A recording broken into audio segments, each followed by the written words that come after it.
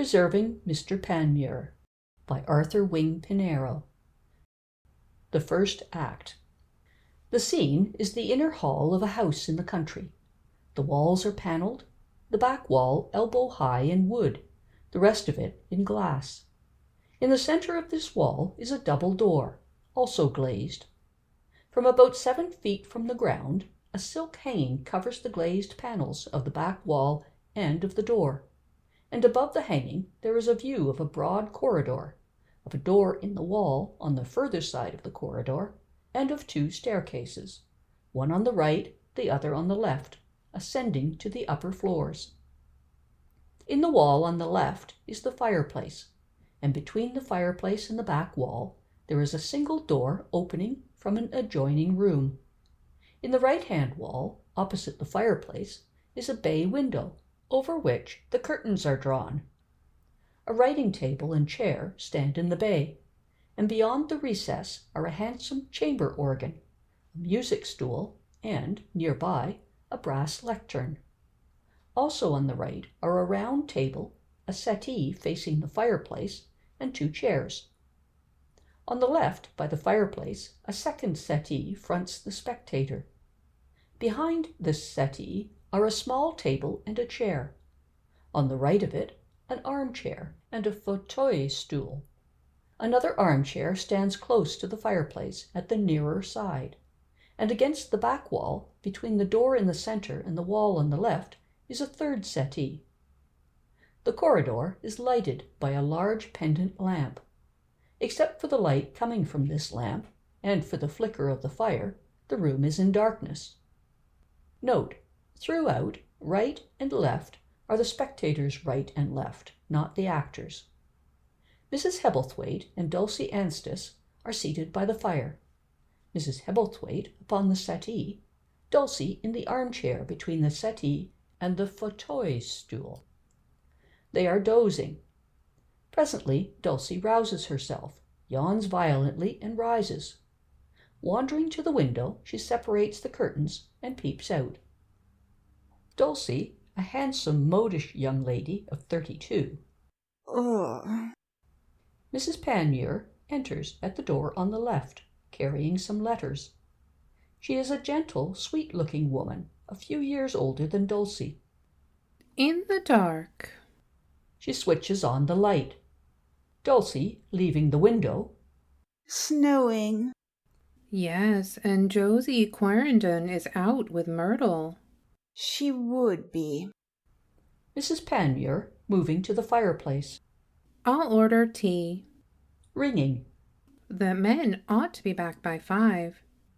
To Mrs. Hebblethwaite, who has opened her eyes and is trying to look wise. Have I disturbed you, Auntie? Mrs. Hebblethwaite, a portly, pleasant lady of 50. Disturbed me, dear? Not in the least. Mrs. Panmure to Dulcie. Has Hugh arrived yet? Hugh? He's not due till dinner, is he?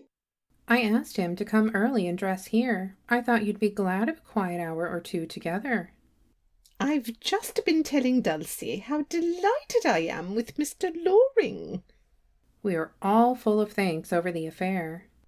Absolutely simple and amiable, if I am any judge of character. Dear old Hughie. When I've enlarged his mental outlook and polished him up generally. Dulcie. Brabner, an elderly manservant, enters at the door in the centre. Mrs. Panmure goes to him and gives him her letters. For the post. Yes, mum.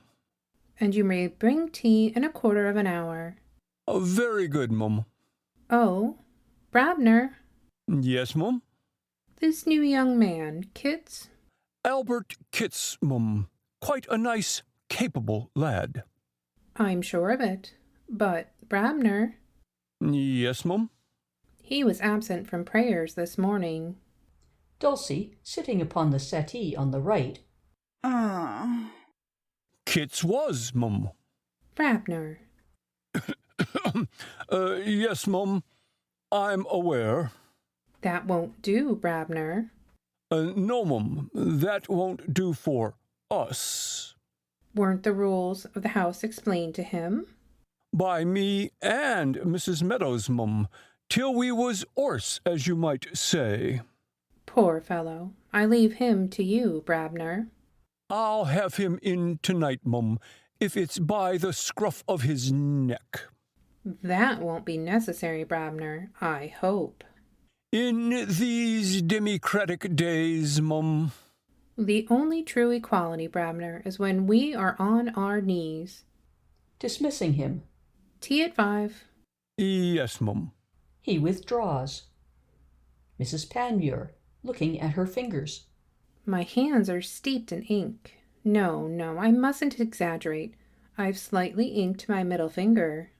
She goes out at the door in the centre and ascends the stairs. Dulcie, reclining upon the settee on the right. Oh, Lord, Lottie's too good for this world. Mrs. Hebblethwaite, rising. If there were more like her. If there were many more like her, the stock of halos would give out. She's worse than ever. You mean better. She has always been devoutly inclined, dear child. In a reasonable, moderate way, but now, sometimes I anathematize the day I came to live with Lottie and St. John. It has got you a husband, at any rate. Yes, and the only decent catch in the neighbourhood. I'm not oblivious of that. Thumping a pillow. Oh, but we're so pious here. Mrs. Hebblethwaite, advancing to Dulcie. You'll soon be out of it. I'm not to be married till June. 5 more mortal months. Settling herself. It's all this Mr. Pruitt's doing, you know, the life we've been leading at the Clewers lately. Mrs. Hebblethwaite, sitting at the round table. The new rector of Polehampton. The man who dined with us last night. Strongly resembling a raven. The Reverend Mervyn Pruin. My sister is completely at his feet. I confess I should never have thought that Lottie would have deserted her own little church at Tellshunt. Poor Mr. Crisp is beating his venerable brow over it. Raising herself upon her elbow to face Mrs. Hebblethwaite. Aunt, Yes, dear? have you heard of the Guild of Fine Souls? Guild of what? Fine Souls. Good gracious! It's a sort of order that Pruin has instituted for pure people. Pruin's Pure People. Suggests pink pills, doesn't it? Dulcie. Lottie is the first to be admitted. Quite right. Didn't you spot the ornament she was wearing in her dress last night? Oh, I wondered. That was it, the badge. The design is a pair of wings sprouting out of a heart.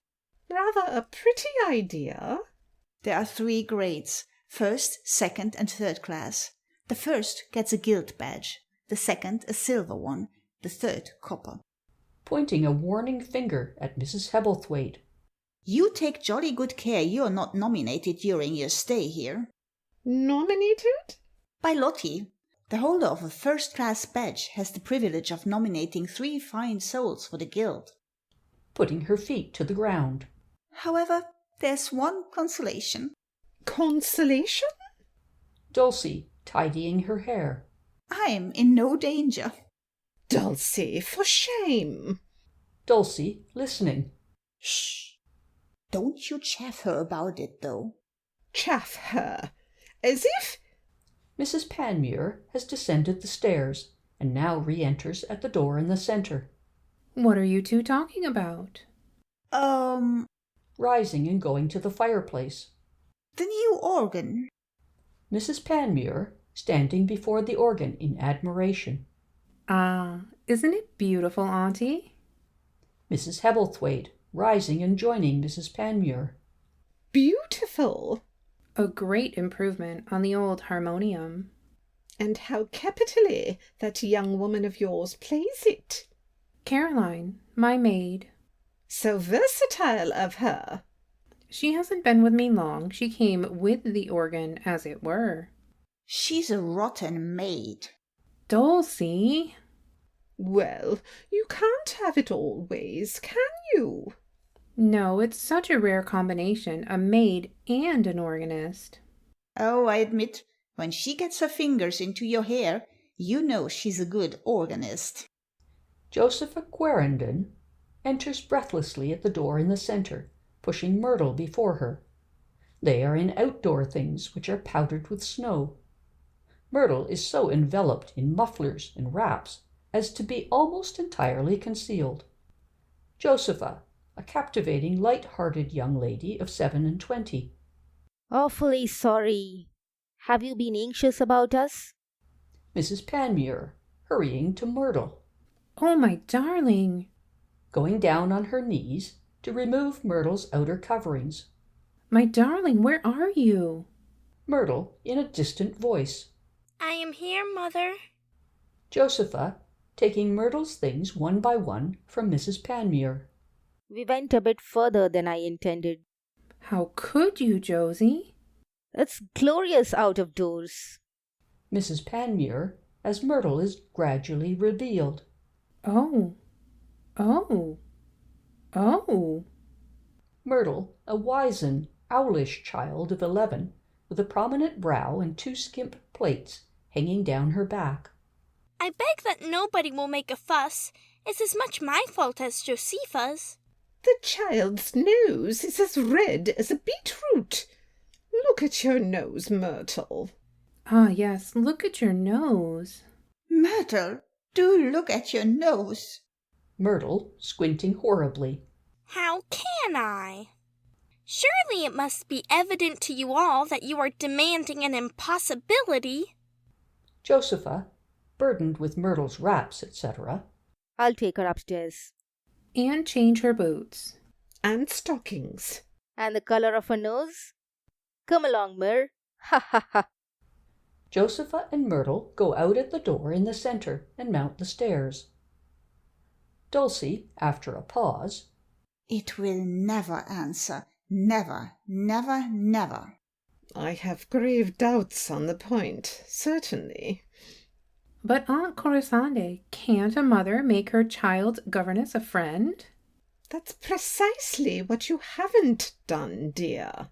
What you've done, Lottie, is to make a friend your child's governess. Mrs. Hebblethwaite to Mrs. Panmure. She was at school with you, wasn't she? At Madame Bignoli's in my last 2 terms. She was the baby of the school when I was senior. Oh, Lottie! She's only 27. Ha ha ha. Mrs. Hebblethwaite, sitting upon the settee on the right. Who is she? Mrs. Panmure, sitting, facing Mrs. Hebblethwaite, upon the fauteuil stool. Her father was Colonel Quarrenden. He was something in the War Office. Our guest, Mr. Stokely, knew him and speaks highly of him. Dulcie, sitting on the settee by the fireplace. Of the father. Mrs. Quarrenden was a Walmsley. There are any number of Walmsleys. She died years ago, the Colonel the year before last. No money? Not a penny. Sad, of course. Josie's had a dreadfully rough time of it. I believe she has known what it is to dine upon an egg. Well, my dear, if it was a fresh egg... Auntie! Her frocks don't give one the notion of poverty. They made up a purse for her in London when it was settled she should come down to me. Who were they? Some friends of her father's. Men friends? I haven't inquired. Anyhow, the figure wasn't a very large one. Her figure? No, the amount subscribed. I thought you were referring to her measurements. Then again, there is the question of Myrtle's education. Is this young person qualified to undertake it? She's exceedingly clever. As clever as she can stick. Cleverness and the capacity for instructing are different matters. Dr. Beaumont says that Myrtle's intellectual development is so extraordinary, so in advance of her years. Perfectly abnormal. That was the expression he used. Abnormal. So abnormal that what she most needs at present is brain rest. Then perhaps Miss Quarrenden is too clever. Ha ha. Do let me finish, Auntie. Brain rest and bright companionship. There's where Josepha is invaluable. In spite of what she has gone through, Josie has the happiest of dispositions. Combined, I am afraid, with a slight freedom of manner. Mrs. Panmure, smiling. You don't like her, Aunt Corisande? That's plain. Nor does Dulcie. The fact is, Aunt, Miss Quarrenden is what is commonly termed a man's woman. The men swallow her at a gulp. I fancy that must be the case. Your Uncle Alfred is positively silly over her. Why is it silly to be kind? She's almost a stranger to him. We haven't been here 48 hours. A man of your uncle's age, too. Mr. Stalkley, the frigid Mr. Stalkley, even he contrives to unbend when he speaks to her. And little Mr. Woodhouse. Absurd! They hover round her like bees round a flower. You see, bees love a sunflower. Ha! You'll never get anything severe out of Lottie, Aunt Corisande, if you try till doomsday.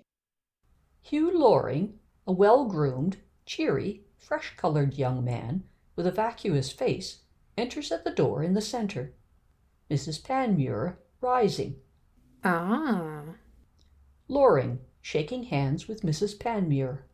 How are you once more? To Dulcie. Hello, Dulce. Hello, old thing. Loring, shaking hands with Mrs. Hebblethwaite. How are you again? Mrs. Panmure to Loring. Have you motored over or driven? Dog cart. Going to the fireplace. Father's took the car to Shobden to hear the political gents. Taken.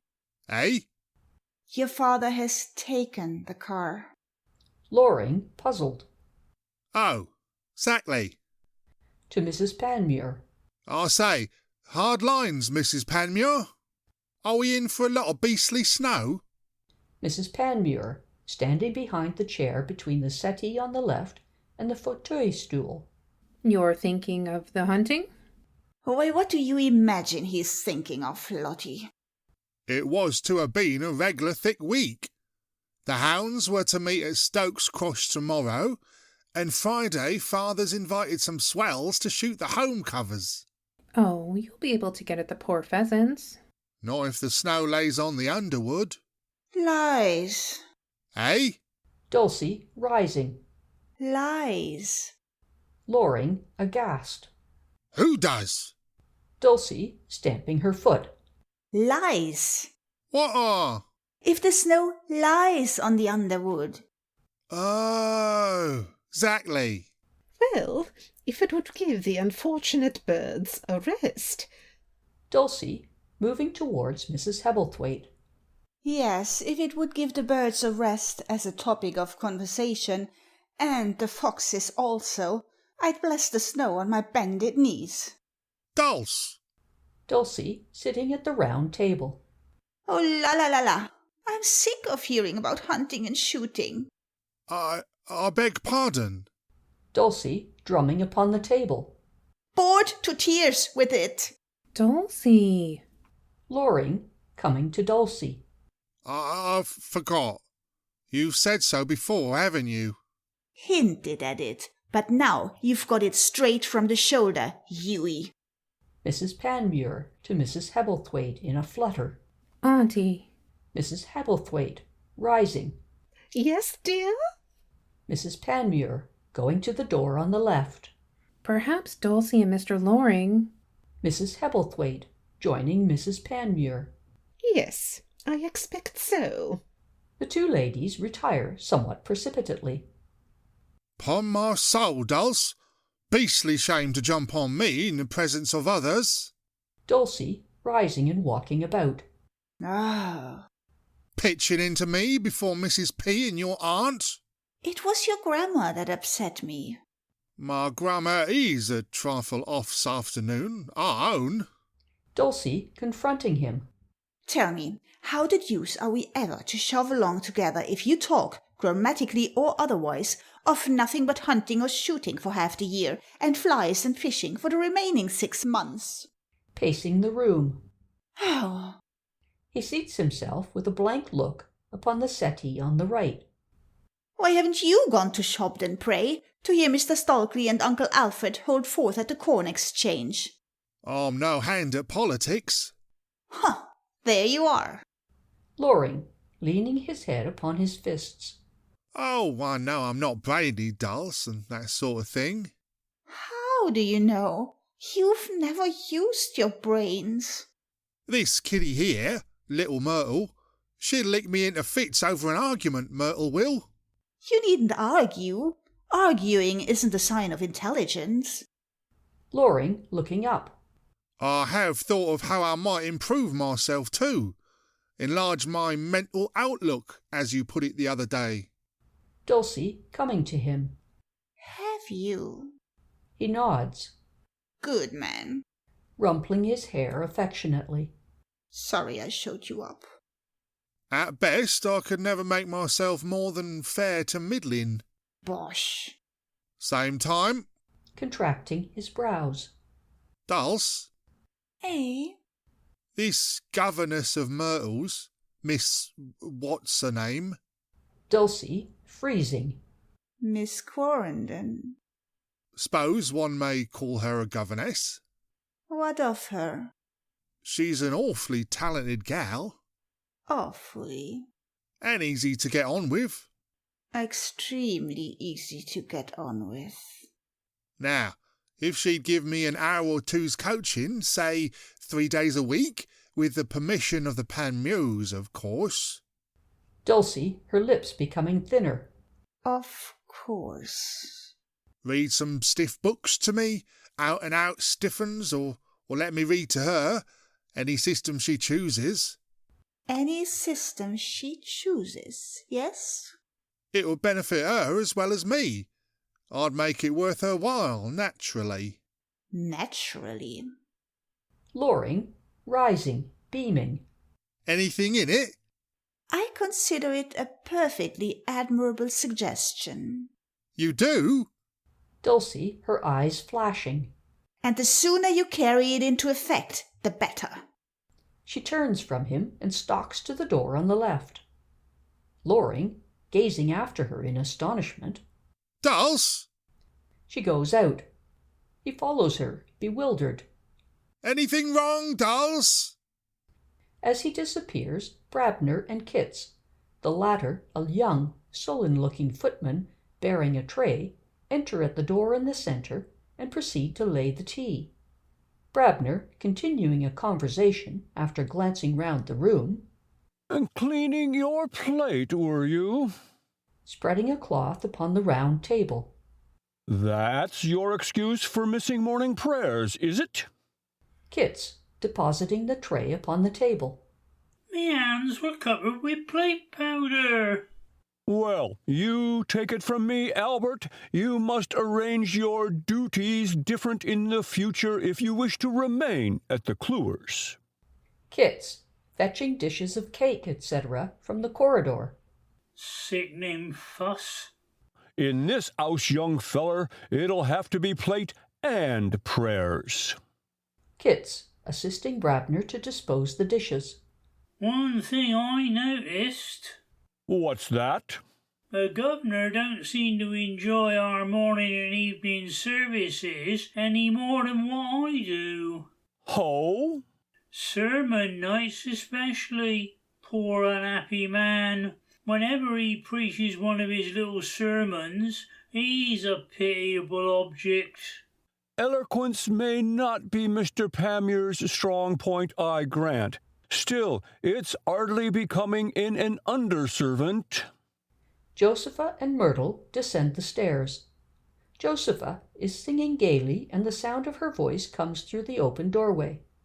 Kitts, with a motion of the head. Ah, that's the most likeable person at this end of the building, Mr. Brabner. Well, I don't say you're far wrong there, my boy. Josepha enters with Myrtle. Brabner smiles benignly on Josepha, who smiles in response, and the two men withdraw. Myrtle, her feet in huge, square-toed shoes, surveying the tea-table. I want my tea. You must wait till the gentlemen return. These visitors of ours disorganize everything. Taking a small cake from the table. Why are we entertaining this Mr. Stolkely, Josepha? Josepha at the fireplace. Mr. Hebblethwaite proposed it, I understand. Myrtle, seating herself at the round table and munching her cake. For what reason? They are friends, political associates. At that rate, my great-uncle might inflict half the House of Commons upon us. Josepha, moving about. You see, Mur, Parliament's not sitting for the moment, and so Mr. Stulkley is on the stump. How vulgar you are! This week he is waving his banner in our district. Tariff reform, I presume? Yes, and Mr. Hebblethwaite thought it would be convenient to Mr. Stulkley and his cousin and secretary, Mr. Woodhouse, Odious creature. if they were allowed to make the Clevers their headquarters. The big meeting is at Polehampton tomorrow. Are the ladies to attend? Rather, I am longing for it. Myrtle, raising her skirt and wiping her fingers upon her petticoat. I shall certainly plead indisposition. Josepha, leaning over Myrtle. Oh, come, Mur. Do buck up. Don't view life in such a grey light. Myrtle, rising. My dear Josepha. It will be ripping fun, being on the platform. Myrtle, walking away to the fireplace. My dear Josepha, sometimes I find your high spirits too terribly oppressive. Do you? Either you've no liver, or your troubles have blunted your finer perceptions. You horrid little pig, Mur. It's because my perceptions are keen that I am as brisk and cheerful as I am. Ah, it would do you good to have a taste of poverty some day. Doubtless. Poverty such as I have experienced. Then your mind would dwell less upon your liver, and you would learn to appraise things at their full value. Comfort, a home, roaring fires, a luxurious bed to lie in, pretty walls to gaze at. Approaching Myrtle. You shrimp! Pig, shrimp. Do you know I have lived in a bare 6 and 7 penny furnished lodging in Bloomsbury? Bloomsbury conveys nothing to me. No, you worm. Worm? The desolation of it, and you dare to sniff at me for feeling joyous? Insect. Insect? Do you love your mother? A strange question. Do you? I trust I am not destitute of natural affection. That alone should make you happy. But no, you haven't a tithe of the love for her that I have. She's my mother, father, sister, brother, friend, all in one, and an angel into the bargain. Don't be rhapsodical, Josie. She's brought me into harbour. After such a tossing about, into harbour. Sitting in the armchair by the fauteuil stool. Myrtle dearie, often and often, when I am by myself, I go down on all fours and kiss the carpet, out of pure thankfulness. Harbours don't have carpets. That comes of employing metaphors. Ha ha! Stretching out her arms to Myrtle, who goes to her and sits upon her lap. But I do. I kiss the carpet in thankfulness. Thankfulness that the earth under me is solid once more. Embracing Myrtle. Oh, Myrtle. Myrtle responding to the embrace. Pig, shrimp, worm, insect. Josepha hugging the child. Precious. The hoot of a motor horn, several times repeated, is heard, proceeding from the right. Josepha jumps up, nearly capsizing Myrtle. Here they are. Putting Myrtle in order. Sorry. Careless. Mrs. Panmure and Mrs. Hebblethwaite enter from the left, go out at the door in the centre and disappear on the right. Kits is seen hurrying along the corridor. Mrs. Panmure as she passes through the room. The car. Mrs. Hebblethwaite at her heels. I hope Alfred hasn't caught a chill. He's one of those who appear robust. Josepha to Myrtle. Scissors! Your nose is still frightfully red, Mer. She produces a little metal box containing a preparation for the face and smears the stuff heedlessly upon Myrtle's nose. Myrtle, resenting the operation, Tcha! Pish!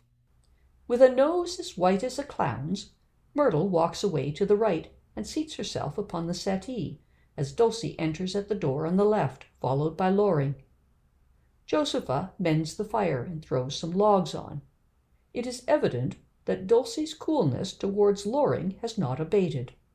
Loring to Dulcie. Dolls? Dulcie, turning to him. Did you speak?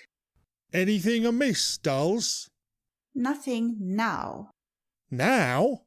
Now that there are a few fairly intelligent men on the premises.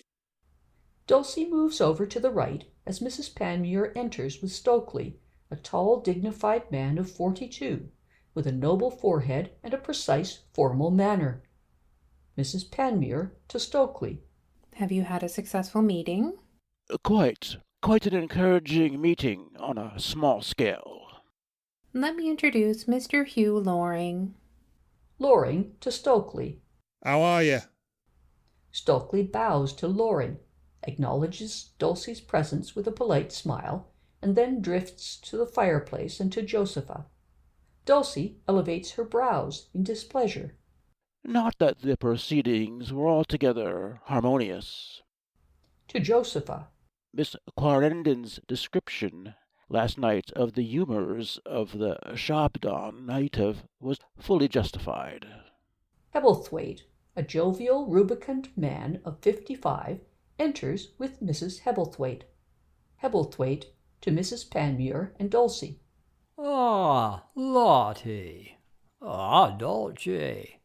Back again, my dears. Glad to see the fire, I can tell you. To Loring, who is sitting wretchedly upon the settee at the back. Hello, Mr. Loring. How are you? Hebblethwaite, joining Josepha and Stokely. Is that little Miss Josie? Mrs. Hebblethwaite also is displeased and glances significantly at Dulcie. Woodhouse and Panmure enter. Woodhouse is a foppishly tailored, finical little gentleman of 30. Panmure, a depressed, sandy man of 44, once good-looking, but now scant of hair and with a variegated, bilious complexion. Woodhouse, holding up his hands. Oh, my dear Mrs. Panmure, my dear Miss Anstice, oh, my dear ladies, I really do congratulate you on not having patronized our show this afternoon. Oh, what an experience! Catching sight of Josepha and joining the group at the fireplace. You were quite right, Miss Clarendon. Primeval savages. I warned you it was a rowdy, one-eyed place. Going to Loring. Hello, Hughie. How are you? Dulcie to Mrs. Panmure and Mrs. Hebblethwaite. Just look. Astonishing. Hush, hush. Gathering round that girl. Brabner enters at the door in the centre, carrying a tea-urn. Kitts follows with dishes of hot toast and muffins. Mrs. Panmure, sitting at the round table. Tea. Poor people, they must want tea badly. Mrs. Hebblethwaite, sitting at the round table. I do. The servants withdraw. Mrs. Panmure pours out tea. Mrs. Hebblethwaite turns in the direction of her husband. Alfred! Alfred! The group at the fireplace breaks up. Josepha moves to the settee at the back and, Loring having risen to talk to Panmure, sits there. Alfred, tea!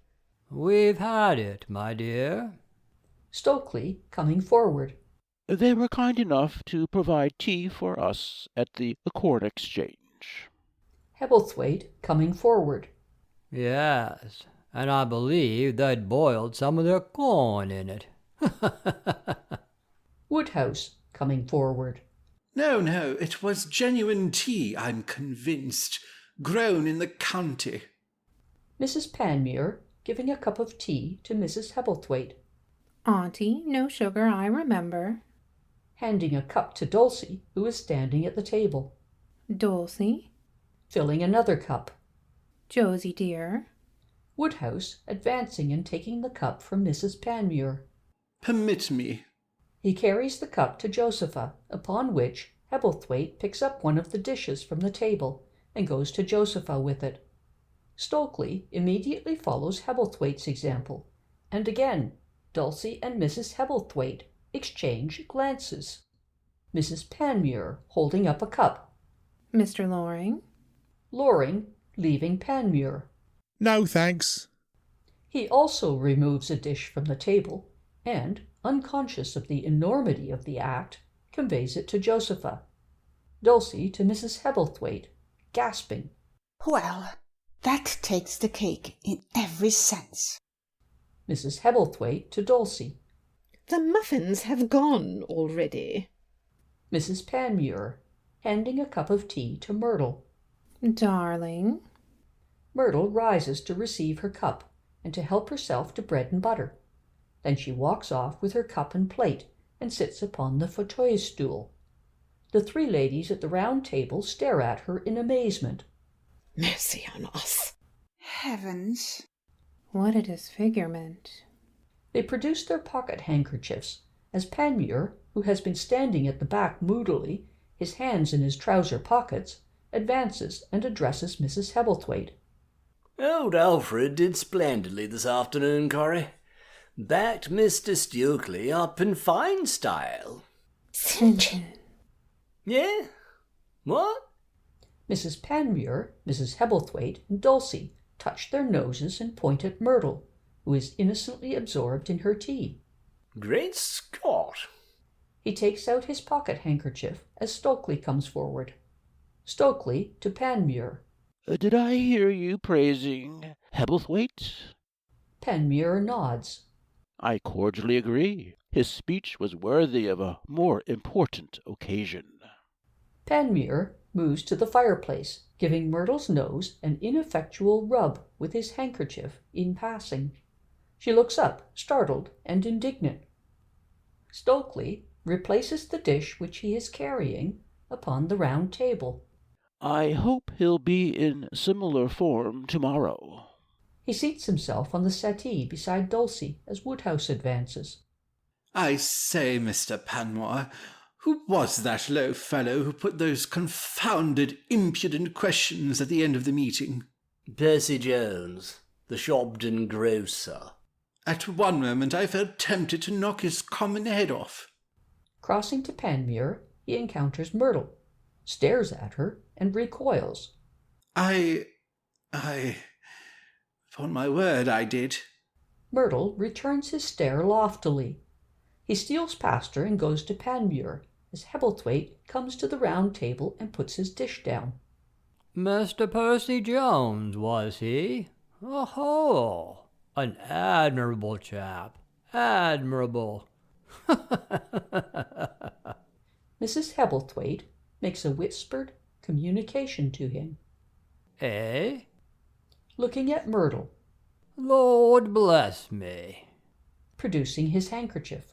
Yes, I should be delighted to improve my acquaintance with Mr. Percy Jones. Delighted. He joins Panmure and Woodhouse, rubbing Myrtle's nose with his handkerchief on his way. There is a fresh display of indignation on Myrtle's part. Loring deposits his dish upon the table on the left and goes to the men at the fireplace. Josepha comes to the round table carrying her teacup, and Mrs. Hebblethwaite and Mrs. Panmure direct her attention to Myrtle. Josepha looks at Myrtle, starts in dismay, and taking out her handkerchief, rubs the child's nose. Gah! To avoid further persecution, Myrtle twists herself round towards the fire, whereupon Panmure again attacks her with his handkerchief. Yeah! She wriggles herself free and marches in high dudgeon to the round table, where she leaves her plate and cup and saucer. Mrs. Panmure, rising. Josie dear, darling Myrtle is to dine with the grown-ups tonight. I think she should have an hour's rest upon her bed. Josepha, seizing Myrtle's arm and leading her to the door in the centre. Yes, yes. Mrs. Panmure to Mrs. Hebblethwaite, inviting her to withdraw. Shall we? Myrtle resisting. You are all worrying me to death. I decline to rest. Mrs. Panmure at the door. Darling, for beauty's sake. I attach no importance to beauty. I'm surprised at you, Mother. Josepha coaxes Myrtle into the corridor, the child still protesting, and they go up the stairs. Mrs. Hebblethwaite and Mrs. Panmure are about to follow when Dulcie joins them. Mrs. Panmure to Dulcie. Dulcie. Glancing at Loring. Mr. Loring. Dulcie shrugging her shoulders. Oh, Hughie must amuse himself. My head's splitting. The three ladies retire, and they too ascend the stairs. Stokely, who has risen with Dulcie, now walks slowly to the door in the centre. Woodhouse going to him. Do you want me, Reggie? No, thank you very much, my dear Talbot. To Hebblethwaite. Hebblethwaite, you'll find me in the library. Hebblethwaite, who is talking to Panmure, to Stokely. I'll come to you. Stokely to Panmure. So kind of you to place your room at my disposal, dear Mr. Panmure. Panmure to Stokely. Don't mention it. You're welcome. I appreciate your self-denial. Stokely goes out, and Loring approaches Woodhouse, who is lighting a cigarette. Loring to Woodhouse. Excuse me, my name's Loring. I'm at home here. Would you care to knock the balls about for half an hour? My dear Mr. Lorry, you are too charming, but I don't play billiards. I wish I did. Buttonholing him. If you could make up a 4 for bridge now. Yes, but cards are barred in this house. Not really. Fact. Woodhouse taking his arm. Then I'll play you 100 up with pleasure. They go out together. Hebblethwaite to Panmure. Well, I'll go and have my talk with Stokely. We've got to arrange the line we take tomorrow. Moving to the door in the centre. What are you going to be up to? I? No, I've got my sermon to prepare. Sermon? Yes, I preach a sort of sermon twice a week at evening prayers. Wednesdays and Saturdays. Hebblethwaite with a twinkle. You do? 7 or 8 minutes, you know. Not more. A mere trifle. Sermonette, I call it. Crossing to the writing table anxiously and fidgeting with some writing paper. By George, though, I haven't the remotest idea what I shall treat you to tonight. Ho, ho, ho, ho, ho. Returning. I must be careful not to catch your eye while you're sermonetting. No, you can jeer. Leaving the writing table. It's an excellent thing for the servants. Besides, I'm not such a duffer at it when I'm in fettle. No, but... Poking him in the ribs. You? Panmure forcing a laugh. Heh. We'd no sermonettes when I was last with you. Simply a chapter and a hymn or two. When did you start sermonetting? About a month after the new parson came to Polehampton. Sitting upon the settee on the right, his tone suddenly changing. Alfred. Eh? Damn him. Ho, ho, ho, ho. Damn him, damn him, damn him, damn him. Wiping his eyes. He doesn't strike me as being a bad chap, either. No, I suppose he ain't a bad chap. I suppose he's what you'd term a good chap. But he's managed to make my home a deuced deal more sanctimonious than it's ever been since I married. and that's saying something. He's put the finishing touch to my missus, but George he has. Hebblethwaite pursing his lips. I thought last night. Panmure looking at Hebblethwaite. You twigged? No cards? Hebblethwaite nods. Lottie's shut the drawing-room up. Why? Because the card tables are there and... As if repeating a lesson. And she doesn't want to pain me while I'm accustoming myself to the deprivation. I know what's going to happen. I know. I'm sure of it. I'm certain of it. What? When the room's reopened, I shall find the tables gone. I shall find 'em clean gone. I know I shall. I know I shall.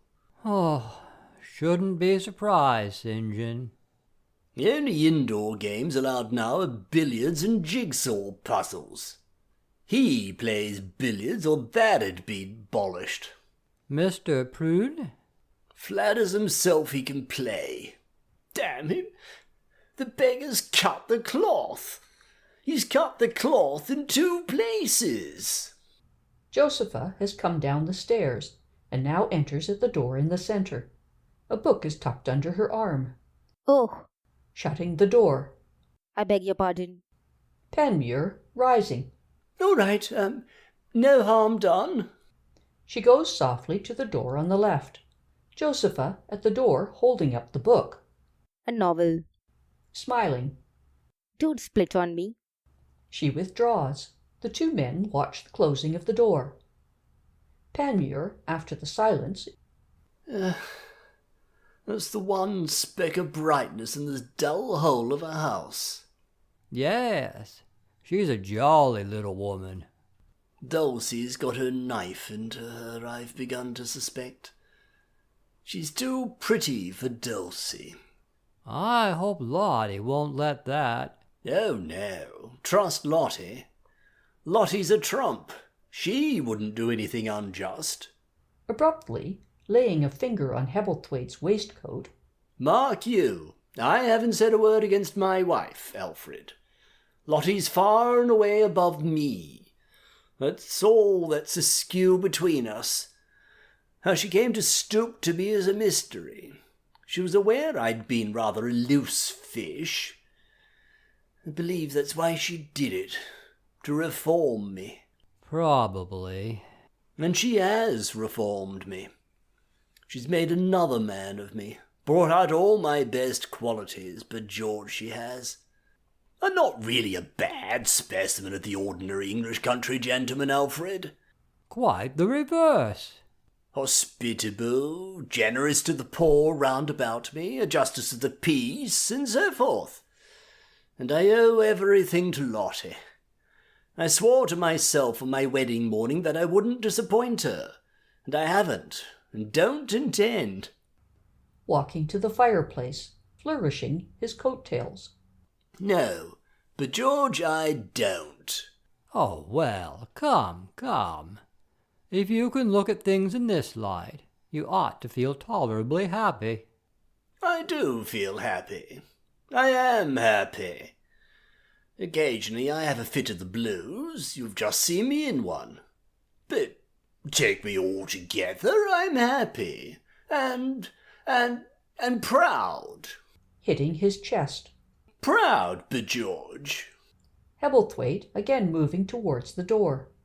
And I dare say that in course of time Lottie's piety'll tone down a bit. Women fluctuate. The more extreme they are, the greater the chance of a change. Turning. I had my difficulties to contend with in my married life some years back. Did you, my dear fella? Before I knew you. But it wasn't piety in Corey's case. No? It was jealousy with her. Panmure raising his eyebrows. Jealousy? Marvellous. Hebblethwaite slightly nettled. What the devil is there that's marvellous in it? Marvellous or not, it was confoundedly inconvenient while it lasted. However, the point is that Corey has become a different woman since those days. A totally different woman. Panmure, not interested. Indeed? Now I might spend a summer afternoon with a siren on a lonely rock. My old lady has the most complete confidence in me. Bless her heart. Opening the door. But you want to get on with your sermonette. If you don't object, old boy. I'll run along to Stukely. He departs, and with an air of determination, Panmure produces his cigar case, lights a cigar, and makes for the writing table. There he sits, and humming the refrain of a faded music hall song, resolutely takes up a pen and proceeds to write.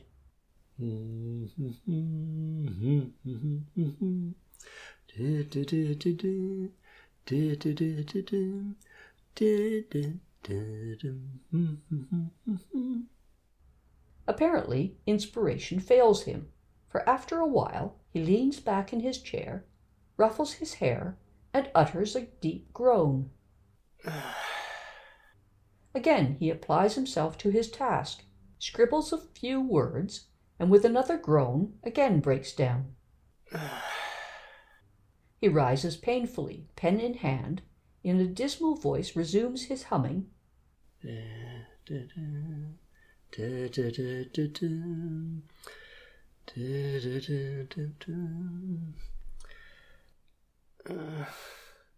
And, helpless and woebegone, wanders about the room. Suddenly his eyes rest upon the door on the left, and an idea occurs to him. He goes to the door, opens it a little way, and pops his head into the adjoining apartment. Hello? Josepha from the next room. Yes? Hi. Come here a second. He moves away from the door, and presently Josepha appears. I'm in such a shocking mess, Miss Quarrenden. A mess? Closing the door and approaching him. Anything I can do for you? My sermon. What about it? My discourse for tonight. Aren't you pleased with it? Pleased with it? It doesn't exist. I haven't written it. Why not? Haven't the ghost of a notion for it. Can't hit on one. Oh, Mr. Panmure, why do you leave your prep till the last moment? I don't. My brain's continually at work, but I'm run dry. I've come to the end of my tether. Your last effort wasn't very impressive, was it? Impressive? An utter fiasco, b'George. Did Lottie scold you for it? She didn't exactly scold, but she opened her eyes at me. You know. Josepha nodding. Damn it. I did want to score top-notch this evening. Pacing the room. These political blokes in the House. Beasts. With their parliamentary airs. Supercilious beasts. I should see 'em bowing their heads to hide their faces. Their attitude will look devotional, but I shall guess what's going on inside 'em. He sits upon the settee by the fireplace in a state of deep dejection. Josepha, coming to the back of the armchair by the settee. Now, Mr. Panmure, listen to me. Shall I tell you where you make a mistake? It doesn't help to bully me. I am not bullying you. Bullying me won't help in the least. Josepha, striking the back of the chair. I am not going to bully you. Very well, then. Mind you don't. The mistake you make is that you rely too much on your own invention. Whose invention should I rely on? Any eminent divine's. You ought to crib. Panmure, turning to her. Crib? Copy other men's sermons and addresses. Make extracts from them. That's unprincipled, ain't it? Half the parsons do it. Ha ha ha. Anything's better than such a performance as you gave us on Saturday. Rub it in. Rub it in. Surely you have some volumes of sermons in the library. Panmure, rising. I don't know what's in the library. It's my poor old dad's library. Never had time to go through the shelves. Never had time? He's been dead 10 years, hasn't he? It's no use bullying me. Bullying isn't of the slightest service. Walking away to the right. What I require is a little assistance to get me over tonight. Shaking his fists in the air. Once I'm over tonight... There's an array of lives of the saints in the library. You could cram from them. Is today a saint's day? Dunno. If it is, we have got a subject for your discourse ready-made. Pointing to the writing table. Look in the calendar, the churchman's calendar. He searches among some books which are in a rack upon the writing table. Oh, do bustle, Mr. Panmure. Panmure, finding the book. Mowbray's Churchman's Calendar. She runs to the settee on the right, and kneeling upon the settee holds out her hand for the book. He stands behind the settee, and they examine the book together. January the 26th. Here we are. Oh, no saint. What a blow. Just my infernal luck. Wait. Turning the leaves of the book. You are so impatient. I rather fancy... Yes! Addenda. January 20th, 24th, 26th. Hooray! Leaving the settee. Saint Polycarp! Saint Polycarp! Panmure, replacing the calendar, and then advancing. Who was he? One of the Apostolic Fathers. We have got the Apostolic Fathers. Bottom shelf. Right-hand side of the door as you go in. Panmure, catching her enthusiasm. You are a brick. It's as easy as ABC. You begin with a short exordium. Panmure, his jaw falling. Oh, law. What's that? An introduction. Improvising. My dear friends. Dear friends? Not the servants. Shh. My dear friends. Hang it all. Class distinctions. My dear friends, I will commence my little talk to you this evening by putting a simple question to you. Hold hard. Walking about. Let me get that into my skull. Mumbling. A simple question to you. I ask you, when we open our eyes on the morning of every succeeding 26th of January, whose name is the first to spring to our lips? Panmure at the back. Whose? Why, Saint Polycarp's. Oh, of course. But lest there should be one or two present who have but an imperfect recollection of the salient incidents of Polycarp's career. Panmure, returning to her. I see. I grasp it. I propose that we briefly refresh our memories as to who and what Polycarp was. Oh, it's lovely. Lovely. Then you give him 5 solid minutes of Saint Polycarp, borrowed from the Apostolic Fathers. It's a knockout. A blooming knockout. And wind up with the deduction. Deduction? The go and do likewise. Oh, come, you're equal to a tag of 20 or 30 words, Mr. Panmure. Panmure, rubbing his hands together. Oh, won't Lottie be struck all of a heap? Hope so. This will show Lottie what I'm worth, and how it will bore those parliamentary bounders, won't it? Ha ha ha. Panmure, pacing the room again. Great Scott, how it'll bore him. Suddenly downcast. Oh, I say. Eh? The Apostolic Fathers are in the library. Well?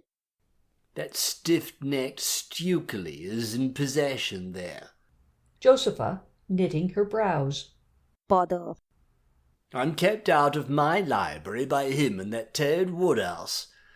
A gentleman under his own roof, by George, is deprived of the companionship of his books. It's atrocious. Oh, it won't take a moment to sneak the Apostolic Fathers. He comes to her, appeased. Just rap at the door and march in boldly. Miss Quarrenden. Josie, I'm tremendously obliged to you. But George, I am. Nonsense. You're a true pal. That's what I reckon you, a true pal. There's a terrific number of saints' days in the calendar, ain't there? Nearly enough to provide you with material for a whole 12 months. And when it isn't a saint's day? You can depend on me for a leg up. I don't know what I should do without you. Life'd be a blank, b'George. Josepha, drawing back. Thanks. But you will have to do without me someday. What do you mean? When Myrtle's outgrown me.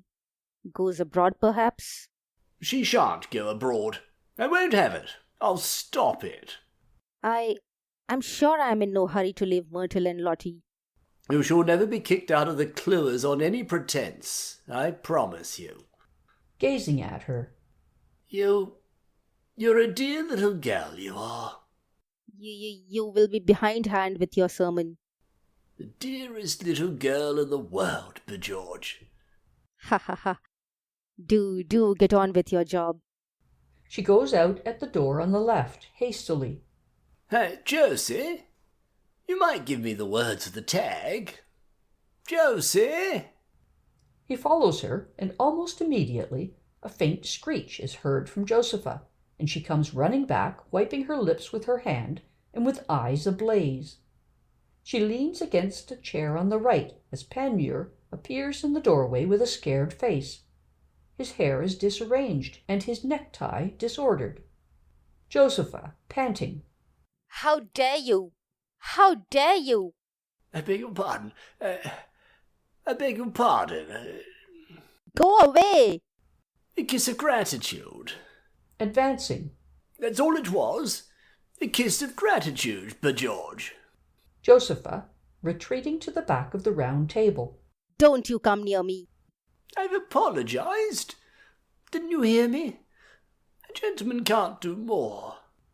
Josepha, picking up a plate threateningly. Go further off. Panmure, turning from her, pressing his temples. I never intended it. I swear I never intended it. Dad! She hurls the plate at him, and it crashes at his heels. He gives a little leap in the air from fright, and then throws himself upon the settee by the fireplace. Panmure, moaning. Oh, I don't know what possessed me to do it. Oh. Josepha, coming from behind the table, weeping into her handkerchief. Oh. A kiss of gratitude. Nothing else.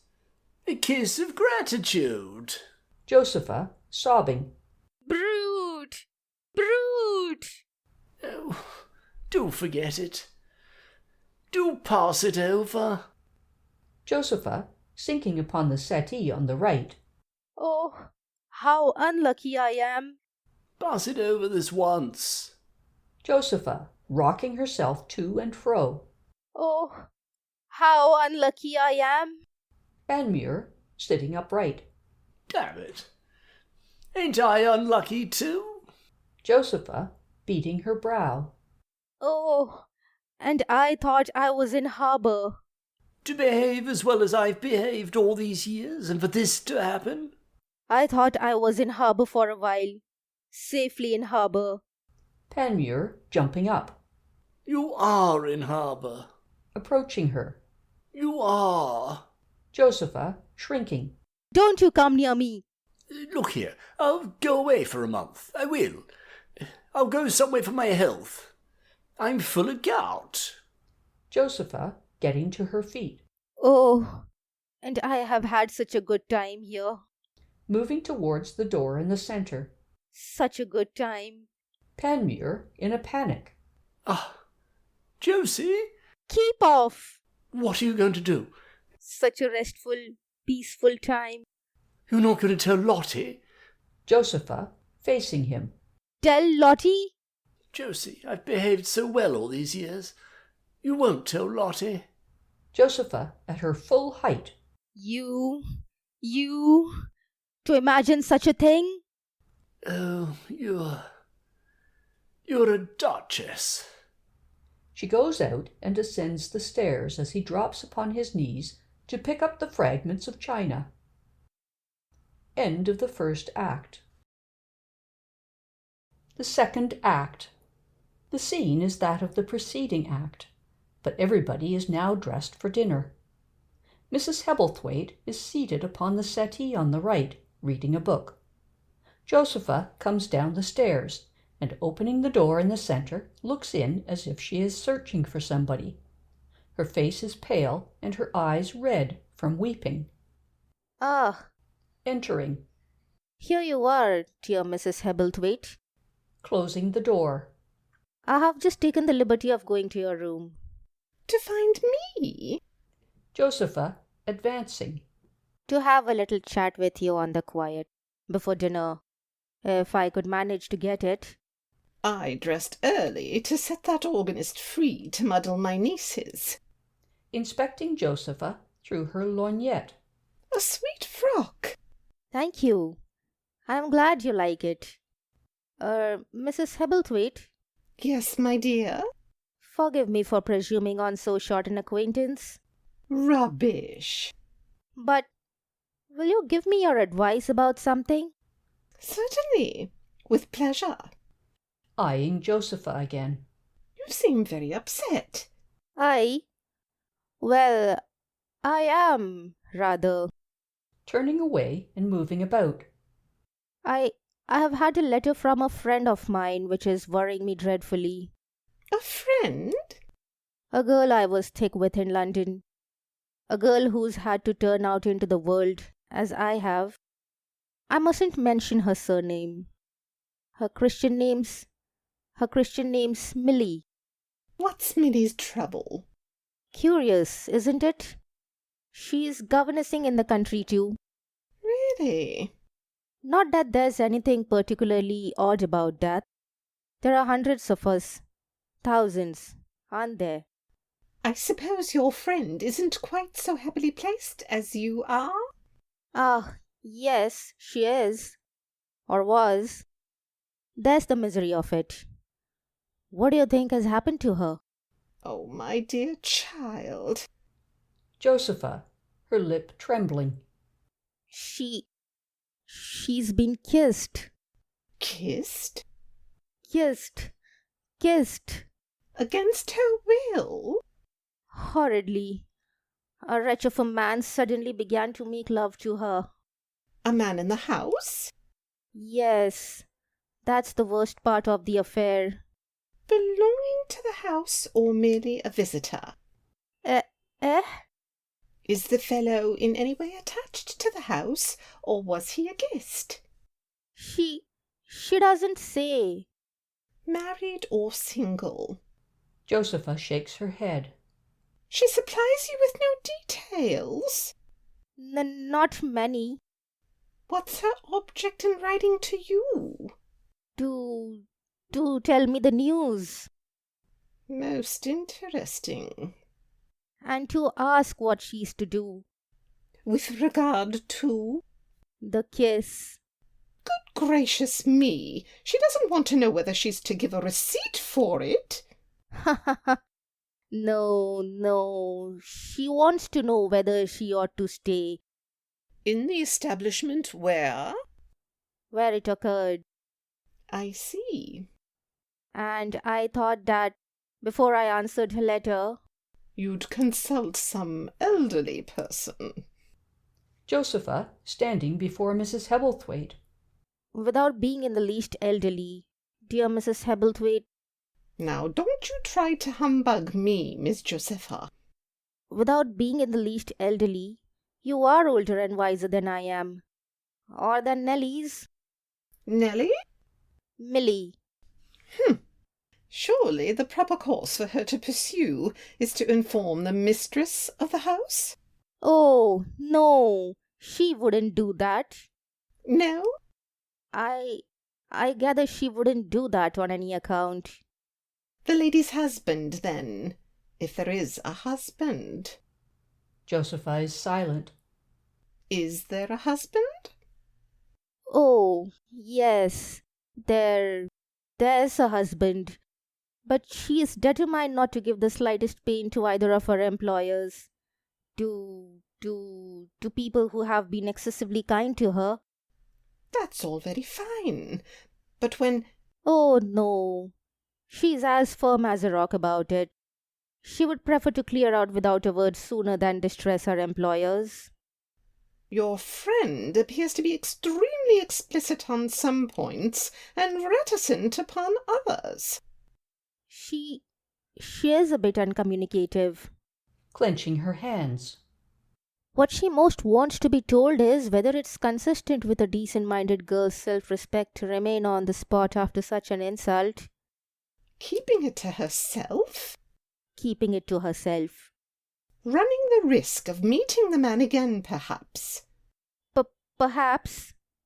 Well, it's difficult for anybody as completely in the dark as I am to express an opinion. Yes, isn't it? Poor Milly! Has she anything to reproach herself with, do you imagine? Reproach herself with? Has she ever given the scamp the smallest encouragement? No. Checking herself. Not intentionally. I swear she hasn't. Of course, she's good-looking. Josepha with a pathetic little nod. Decidedly pretty? The old story. What a curse beauty is to women who have to earn their living. Except on the stage. Or... Mrs. Hebblethwaite, rising. Oh, I wish there were more women cursed with it on the stage. Laying her book aside and crossing to the fireplace. Well, it doesn't do to apply exactly the same standards of conduct to those who work for their bread and butter as to other people. Warming her hands at the fire. I take it that the loss of her position would be a serious thing for Miss Milly? Ah, yes, every way. Girls who have once been petted and spoiled and made princesses of can't stand these knockdown blows as others can. It's cruel. Sitting at the round table. Just as she was getting her plug back and learning to throw her chest out again. Losing control of herself and leaning her head upon her hands. Oh, it's too rough. There is a pause, and then Mrs. Hebblethwaite slowly turns and looks at Josepha half wonderingly, half suspiciously. Mrs. Hebblethwaite, after the silence, advancing a few steps and speaking in an altered tone. Miss Quarrendon. Josepha, raising her head hastily. Yes? You're exceedingly fond of this friend of yours. Yes, I am. You take her misfortunes very much to heart, at any rate. Oh, well... Lowering her eyes under Mrs. Hebblethwaite's gaze and rising. It is rough on her, isn't it? There is another pause. Josepha plays awkwardly with her fingers. Oh, I have left a ring upstairs. She makes a movement towards the door in the center. Mrs. Hebblethwaite intercepts her. Tell me, dear, when did you receive the letter? From? From Milly. This morning. This morning? Then you have known all day? What am I saying? I mean the second post. That's the 1 o'clock post? Yes. But you were as merry as a cricket during the afternoon. And now, quite suddenly... I didn't open the letter. Didn't open it? No. I threw it unopened into my dressing table drawer. I kept it to read later on. Mrs. Hebblethwaite, raising her eyebrows. No curiosity, eh? I had no idea it contained what it did. How could I have had? Smiling politely. Any further questions, Mrs. Hebblethwaite? Oh, my dear, don't think me rude. Brabner enters at the door in the centre, carrying some London evening newspapers, which he proceeds to arrange upon the round table. Taking advantage of the interruption, Josepha passes Mrs. Hebblethwaite and, very softly, goes out at the door on the left. Mrs. Hebblethwaite stands for a moment contemplating, with an unsatisfied air, the door at which Josepha has disappeared, and then turns to Brabner and watches his operations thoughtfully. Are there 3 posts, then, Brabner? No, mum. The evening papers are dropped out at the Toll's Hut by the train that runs through at 6:57. The porter brings 'em up to the house. Mrs. Hebblethwaite, slowly moving to the fireplace. Brabner?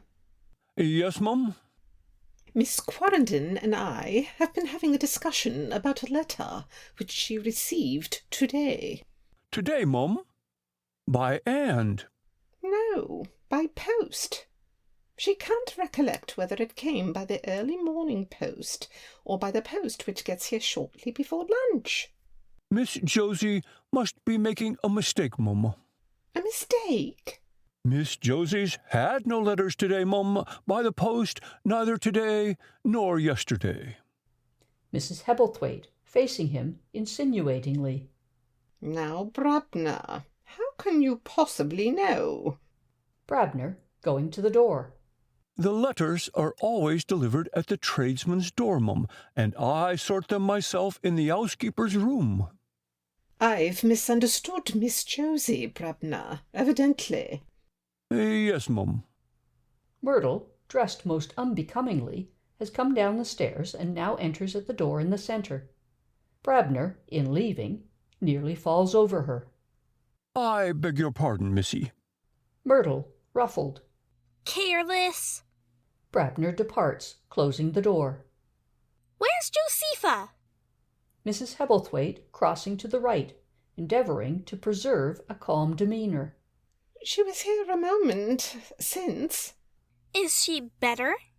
Better? She wasn't at all herself an hour or 2 ago. She looks out of sorts still. Myrtle, shrugging her shoulders.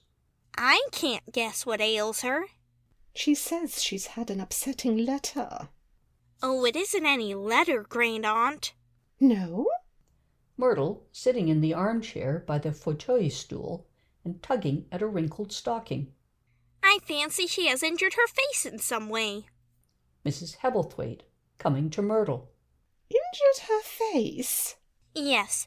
After I'd laid down for a little while this afternoon, I thought I'd go along to her room and resume an argument we had engaged in before tea. Well? And when I opened her door, I found her laving her face in a basin full of water, and then rubbing it as though she'd tear the skin off. Yes? Yes? I said, "What's the matter, Josepha?" And she burst out crying. I had to speak quite sternly to her. The injury? Then she resumed her scouring, saying, "Oh, oh, oh! I shall never get my lips nice again, Myrtle, never!" Her lips? Lips. Her lips? Myrtle, rolling her head from side to side. Tch! Isn't my enunciation distinct, Great Aunt? Mrs. Hebblethwaite, walking about in agitation. Oh, don't keep on calling me Great Aunt, child. You make me feel so stout. Halting. What then? Oh, then she requested me to leave her to herself, and as it is not my practice to bestow my presents where it is not wholly acceptable. Hebblethwaite has come downstairs, and now enters at the door in the centre. Hebblethwaite to Mrs. Hebblethwaite.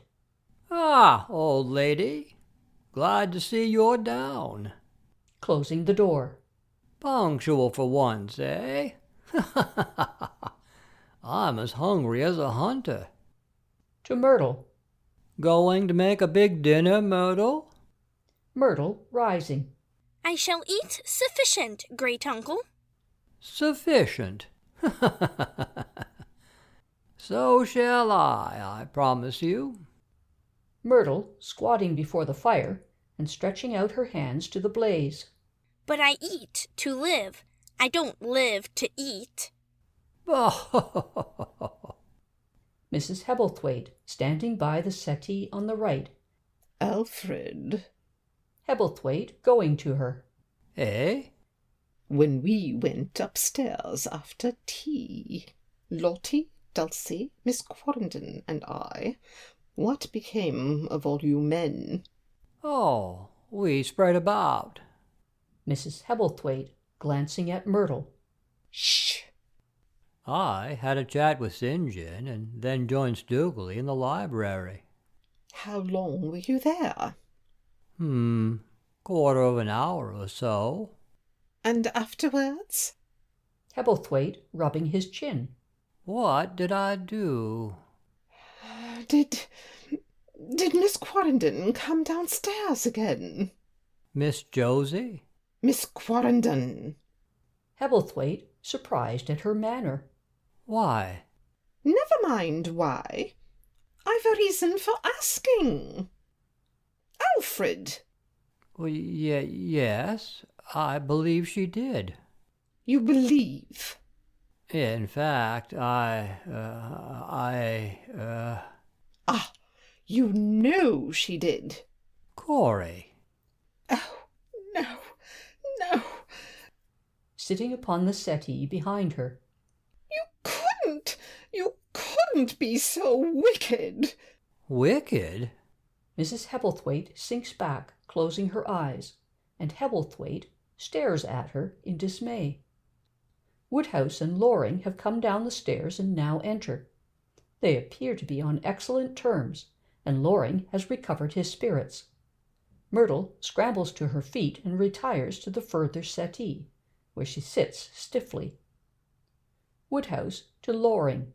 That's understood then, my dear Mr. Loring. A bargain. Hebblethwaite to Mrs. Hebblethwaite. Corey, don't be stupid. Woodhouse to Loring. And you'll drop me a line to 100 St. James Street? A regular night of it, eh? Hebblethwaite to Mrs. Hebblethwaite. What's taken you? Woodhouse moving to the fireplace, followed by Loring. Her Grace is really a remarkable artist. Corey? And the shock of seeing her exhibit herself in a music hall gives you quite an agreeable sensation in the spine. Hebblethwaite mopping his brow with his handkerchief. Phew! Mrs. Panmure and Dulcie have come down the stairs and now enter. Mrs. Panmure is dressed in black, and on her breast is pinned the badge of the Guild of Fine Souls. Mrs. Hebblethwaite opens her eyes, and, with a jerk, sits upright as Hebblethwaite turns to Mrs. Panmure and Dulcie with an assumption of cheerfulness. Ah, my dears, charming gowns you're wearing. You look amazingly handsome in black, Lottie. I love black, but with no thought of looking handsome in it, Uncle. Hebblethwaite discovering the badge. Hello!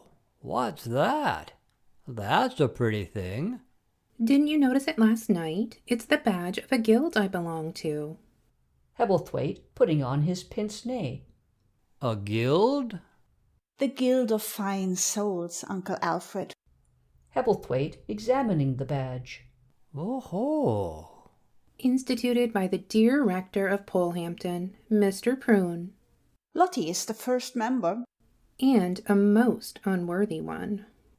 Woodhouse, who has come forward. Guild of Fine Souls. Oh, no, not actually. Mrs. Panmure turns her eyes upon him. What are the qualifications for membership? Modesty and humility are among them, Mr. Woodhouse.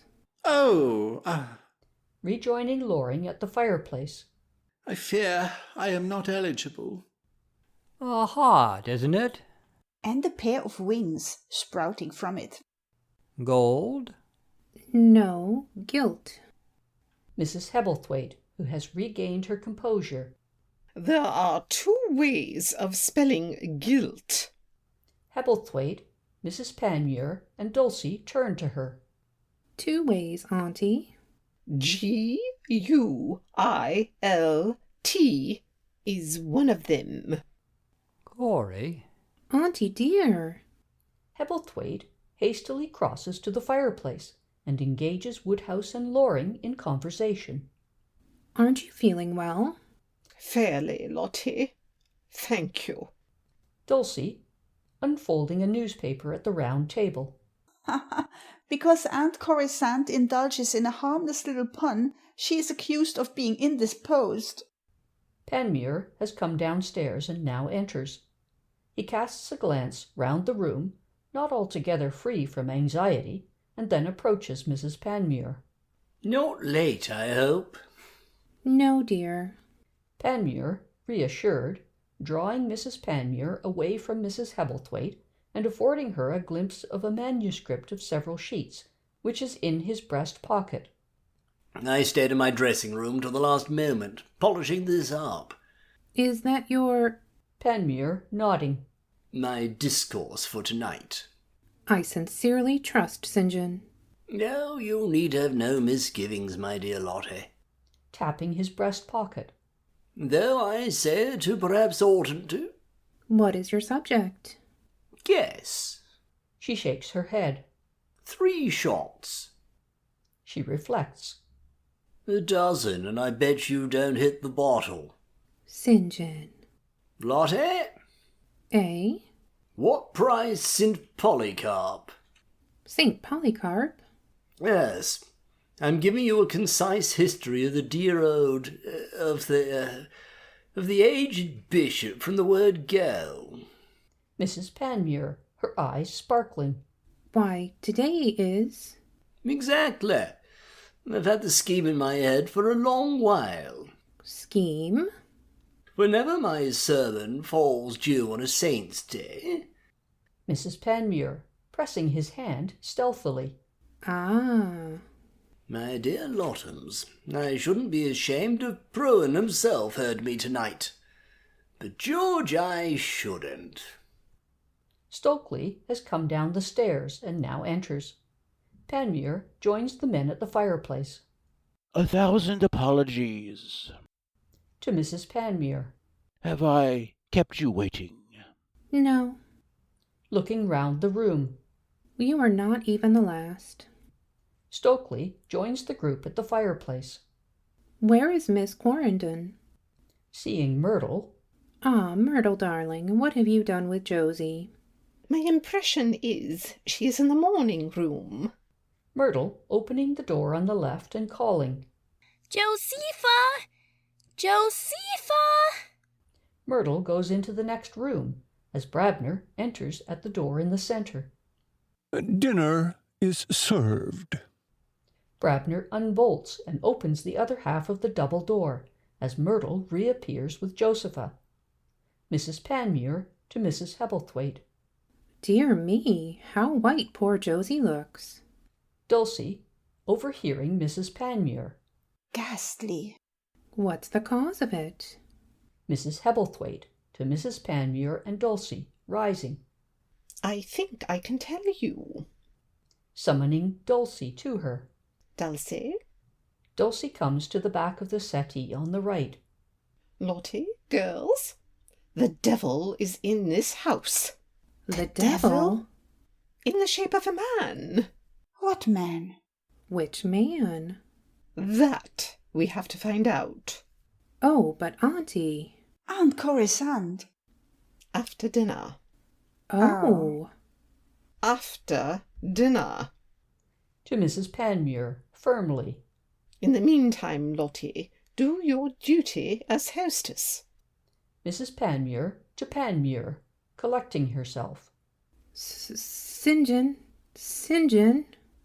Panmure turning to her. Hello? Take Auntie, please. Panmure advances and gives Mrs. Hebblethwaite his arm. Mr. Loring, Dulcie.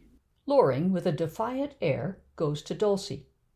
Averting her head disdainfully, she keeps him at as great a distance as is possible in the circumstances. Uncle, will you bring Miss Quarrendon? Mrs. Hebblethwaite, who is going out with Panmure, staggers. Panmure to Mrs. Hebblethwaite. Hold up, Corrie. Twisted a fetlock? Mrs. Panmure to Woodhouse. Mr. Woodhouse, my little daughter. Hebblethwaite takes Josepha. Woodhouse takes Myrtle. Then Mrs. Panmure puts her arm through Stokely's, and the curtain falls. It rises again almost immediately, showing the room in semi-darkness. After a pause, Kits enters at the door in the centre, and switches on the lights and mends the fire. While he is at the fireplace, the ladies return from the dining-room. Mrs. Hebblethwaite entering with Mrs. Panmure. Dulcie, Myrtle, and Josepha following. Mrs. Hebblethwaite, Mrs. Panmure, and Josepha sit. Mrs. Hebblethwaite upon the settee on the right, Mrs. Panmure at the round table, and Josepha on the settee at the back. Myrtle and Dulcie remain standing, the former talking to Josepha, Dulcie beside Mrs. Panmure. Dulcie, her eyes flashing with suppressed excitement. That will do, Kits. Get out. Yes, miss. He withdraws at the door on the left. Dulcie whispers into Mrs. Panmure's ear. Mrs. Panmure, turning to Josepha. Josie, dear. Yes, Lottie? Myrtle to Mrs. Panmure. I am talking to Josepha, Mother. Josie, dear, will you and darling Myrtle play your duets on the morning-room piano? We shall hear you quite clearly. I am disinclined for music tonight. Myrtle! Josepha, who has risen. Oh, Myrtle.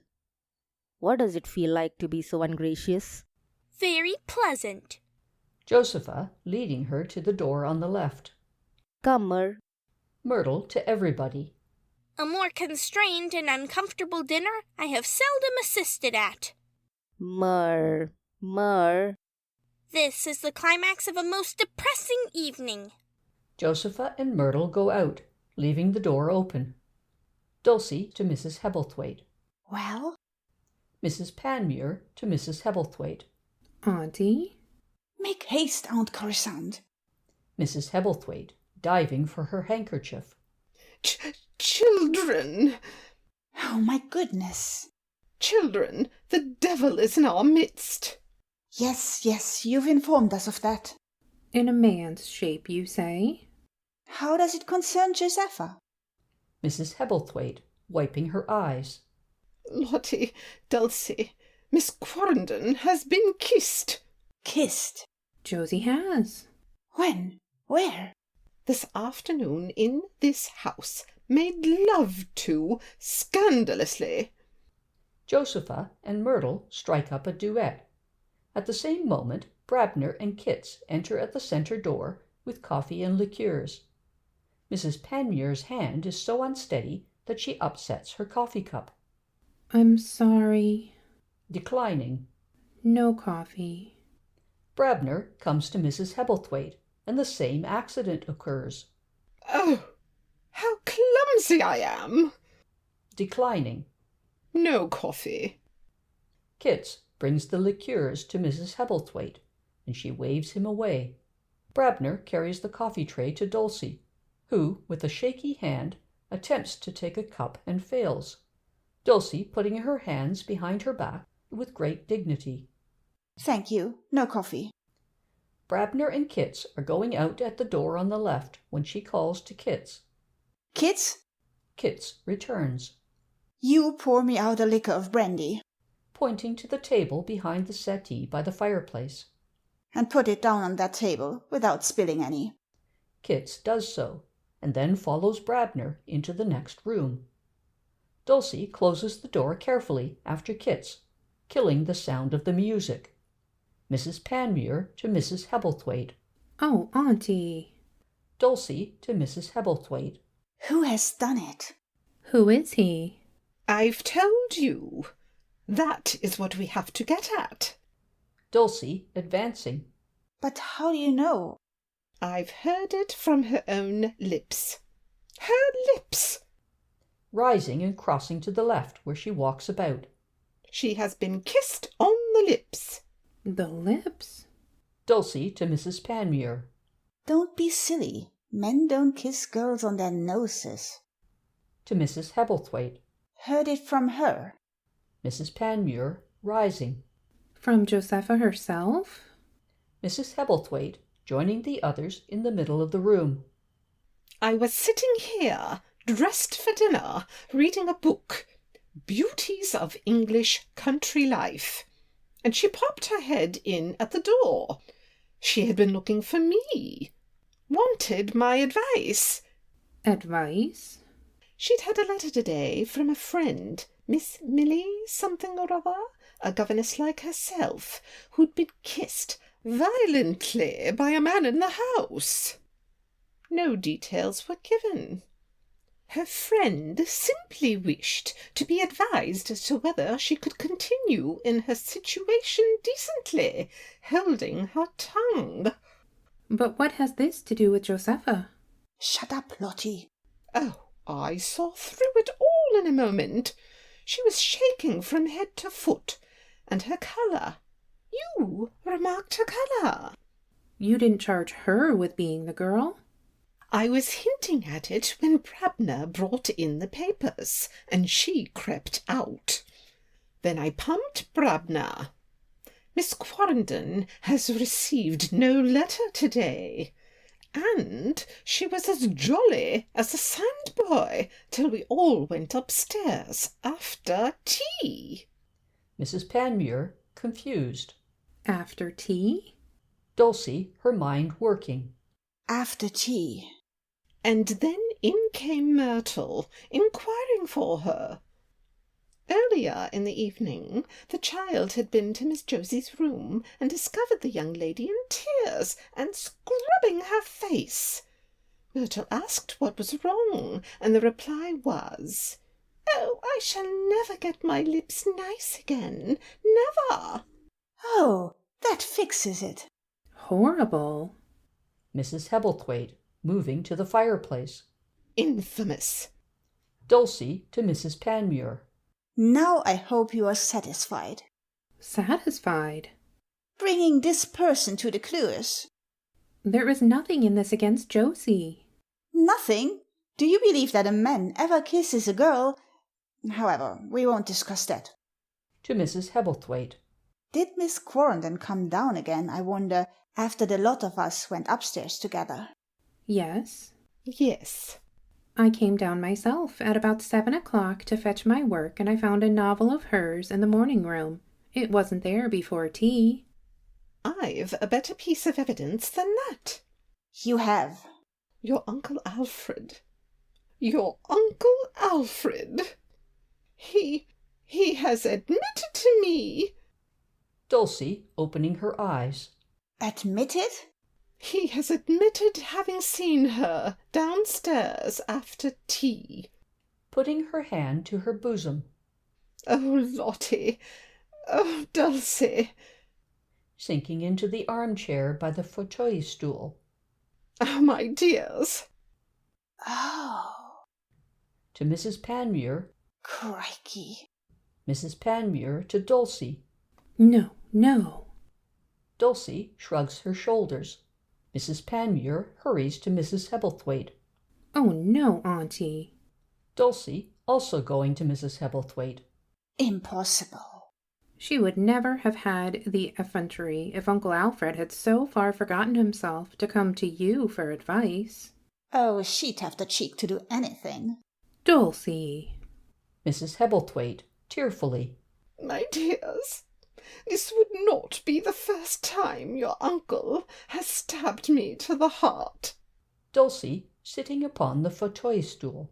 No? Years ago, at Harrogate, a creature in the hotel, a hussy with a ridiculous waist. Mrs. Panmure, taking Mrs. Hebblethwaite's hand. Ah. I walked on to the tennis court one morning and confronted them. What happened? Mrs. Hebblethwaite, struggling to her feet and walking away to the right. I was fined a shilling for damaging the turf with my heels. Dulcie to Mrs. Hebblethwaite.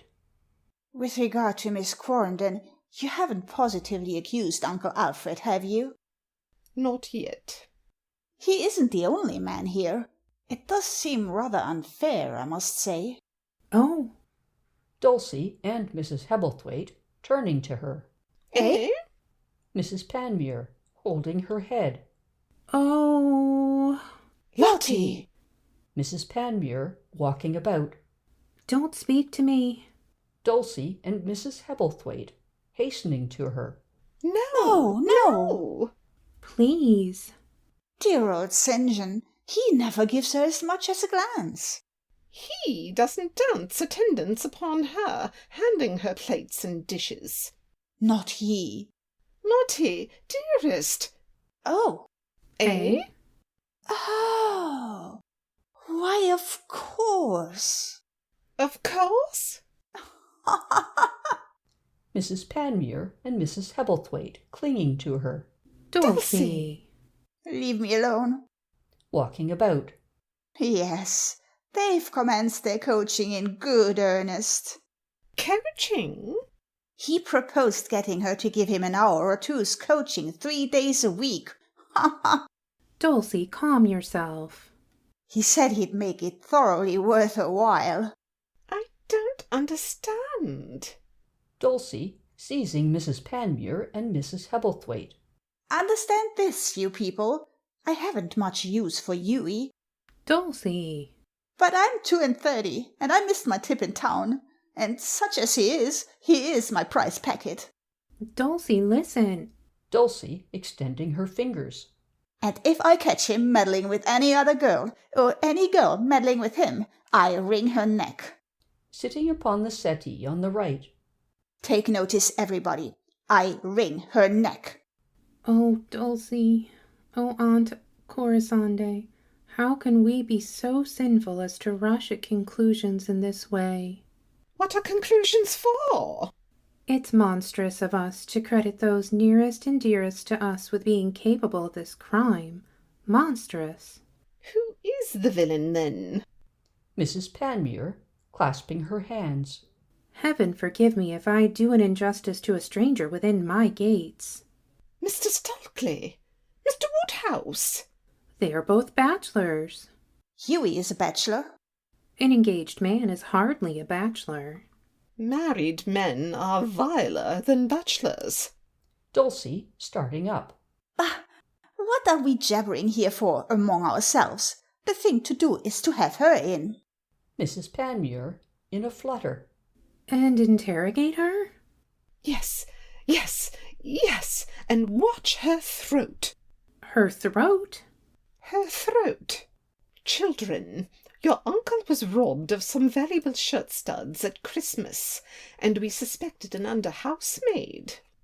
The police instructed us not to take our eyes off her throat while she was answering our questions. If she gulped, so. She was swallowing a lie. It's an infallible test. And did she? Swallow? Repeatedly. The worst of it was, the little wretch, she had already swallowed the shirt studs. Mrs. Panmure makes for the door on the left with uncertain steps. On her way, she picks up the liqueur glass and puts it to her lips. Dulcie rushes at her. Dulcie taking the glass from her. We are all feeling faint, Lottie. Mrs. Hebblethwaite taking the glass from Dulcie. Thank you. Mrs. Panmure opens the door on the left.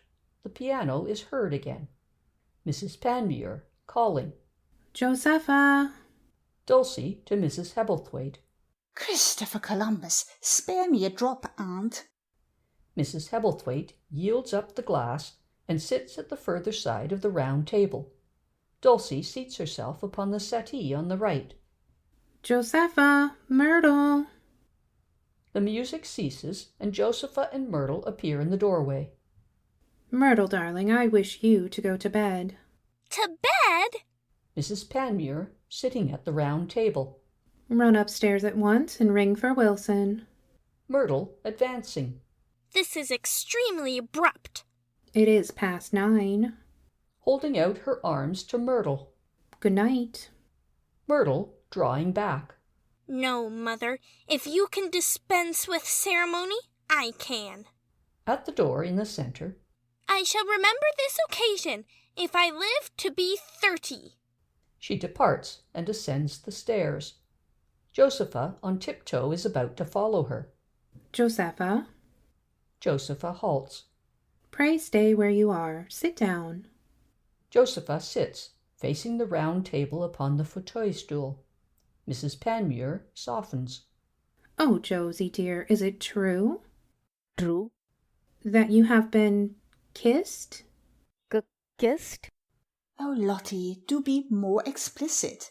Naturally, Miss Quarrendon has been kissed. Allow me, Dulcie. Often and often. Mrs. Panmure to Josepha. I mean by some man? Well, of course. The devil in disguise. In my house? Improperly? This afternoon. Since tea. Mrs. Panmure after a silence. I am waiting for your reply, Josepha. There is a further silence, and then Josepha pulls herself together. Oh. Rising. Oh, I am perfectly well aware what you all are driving at. To Mrs. Hebblethwaite. I'm very much obliged to you, Mrs. Hebblethwaite. Moving about with a great display of indignation. This is too bad. Upon my soul, it is. It will be a lesson to me till the end of my life. When next I have a letter from a girl pal who's got into a bit of a hobble. Josie dear. I am dashed if I go for counsel to a lady who has an amiable and good-natured outside. Josie. Oh, to have the whole thing twisted round and distorted. It's abominable. That's what it is. It's abominable. Josie dear, when did you receive your friend's letter? Josepha standing at the back of the armchair by the fauteuil stool. I've told Mrs. Hebblethwaite. To Mrs. Hebblethwaite. Mrs. Hebblethwaite, didn't I tell you plainly and straightforwardly? By the 1 o'clock post. By the second post. Today? Today. Mrs. Hebblethwaite under her breath. To Mrs. Panmure and Dulcie. Gulps. Where is the letter? Josepha blankly. Where is it? Will you show it to us? Show my friend's confidential letter? Under a strict pledge of secrecy. A pause. Will you show it to me? A pause. You can trust me, Josie. Oh, I know I can, Lottie, but Gulping. I've destroyed it. Mrs. Hebblethwaite nudges Mrs. Panmure and signals to Dulcie. Mrs. Panmure to Josepha. Destroyed it? Torn it up. You don't keep a letter of that sort by you. Josepha. Yes? You have had no letter today. Indeed? No, according to Brabner. Brabner? Neither today nor yesterday. Oh, clever old Brabner. So he has been brought into it, has he? Facing Mrs. Panmure. I say, Lottie, this isn't exactly playing the game. The game? To turn on a servant to help hound down the poor governess? Josie. Only he forgets one thing. The ancient, faithful domestic. He forgets that I may have met Shepherd, the postman, in the drive, and taken my letter from him. Mrs. Panmure gladly, glancing at the others. Ah, yes. Ha ha ha. It can easily be ascertained whether that was so or not. By referring to Shepherd. Tomorrow. Oh, but surely we can accept Josepha's word. Mrs. Hebblethwaite to Mrs. Panmure. I should like to put a question to Miss Quarrendon, Lottie. Mrs. Panmure to Josepha. Josie. Mrs. Hebblethwaite to Josepha. Did you come downstairs again this afternoon, Miss Quarrendon? After tea. After we had all gone to our rooms? Leaving the men here together. Mrs. Panmure to Josepha. Josepha. No. No. Josepha gulping. No, I did not. Oh dear. Mrs. Hebblethwaite to Josepha. I grieve to have to inform you, Miss Quarrendon, that this doesn't tally with certain facts which have come to our knowledge. You were seen downstairs after tea. Mrs. Hebblethwaite, holding her heart. By Mr. Hebblethwaite. If Mr. Hebblethwaite declares that he saw me, he Gulping. is labouring under a delusion. Mrs. Hebblethwaite again makes signs to Mrs. Panmure and Dulcie, agitatedly. Mrs. Panmure to Josepha. I have found a book of yours, Josepha, a novel, in the morning room. It wasn't there before we all moved upstairs. Somebody must have left it there, Lottie. Ah, yes. It must be the book I lent yesterday. Lent? To whom? To whom, Josie?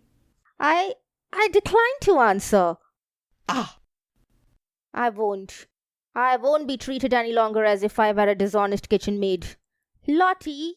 Josepha, darling, Myrtle has given my aunt an account of what she heard and witnessed when she went to your bedroom this evening. Myrtle? My innocent child. Mrs. Hebblethwaite to Josepha. Bathing your face and rubbing it as though you would remove the skin. What? Can't I wash my face in this house without its being used against me? And crying out, I shall never get my lips nice again. Oh. I shall never get my lips nice again. Never! There is a pause, during which Josepha is quite still, and then Mrs. Panmure rises and goes to her. Josepha, look me in the eyes. How do you explain that? I can't explain it, Lottie. You have been lying to us? Josepha slowly draws the back of her hand across her mouth. Mrs. Hebblethwaite and Dulcie, rising. Ah! Hebblethwaite enters at the door in the centre, followed by Loring, and after a while by Panmure. Josepha moves to the fireplace, and Mrs. Hebblethwaite comes to Dulcie. Hebblethwaite to Mrs. Panmure. Lottie, my dear, Mr. Stukeley begs you to excuse him for half an hour. So does Mr. Woodhouse. They've shut themselves up in the library. Beastly fag politics. Just fancy Stukeley grinding away at his speech for tomorrow on top of such a ripping dinner. Mrs. Panmure to Hebblethwaite. Uncle. Eh? Best saddle of mutton I've ever tasted. Mrs. Panmure to Loring. Mr. Loring. Your cook does jug a hare too, Mrs. Panmure. Pardon? Will you go into the next room for a few minutes? Hebblethwaite, surprised. Next room? Next room? You will find some views of Switzerland there in an album. Oh, by all means. Loring not stirring. Pleasure. Hebblethwaite gently pushing Loring towards the door on the left. Come along. At the door to Mrs. Panmure. I hope. Mrs. Panmure joining Mrs. Hebblethwaite and Dulcie. Don't ask me now, Uncle. Hebblethwaite and Loring withdraw. As they disappear, Panmure advances with a startled look. Unseen by the ladies, Josepha faces him quickly and putting her finger to her lips makes him a reassuring sign. At the sound of the closing of the door on the left, Mrs. Panmure turns to Panmure. St. John. What? St. John, dear, something very painful has taken place. Panmure stares at her vacantly. Horribly painful. Painful? I don't say that the smallest blame attaches itself to Miss Quarrendon, to Josepha. Except for her prevarication. Even that is understandable in the circumstances, but the fact remains that she has been kissed. By a man. Outrageously. Here this afternoon. Kissed by a man? We've got to know of it by the merest accident. Yes, I should like Mr. Panmure to hear how it's all come out. Addressing Panmure. I'm not a sneak. No, I am not a sneak.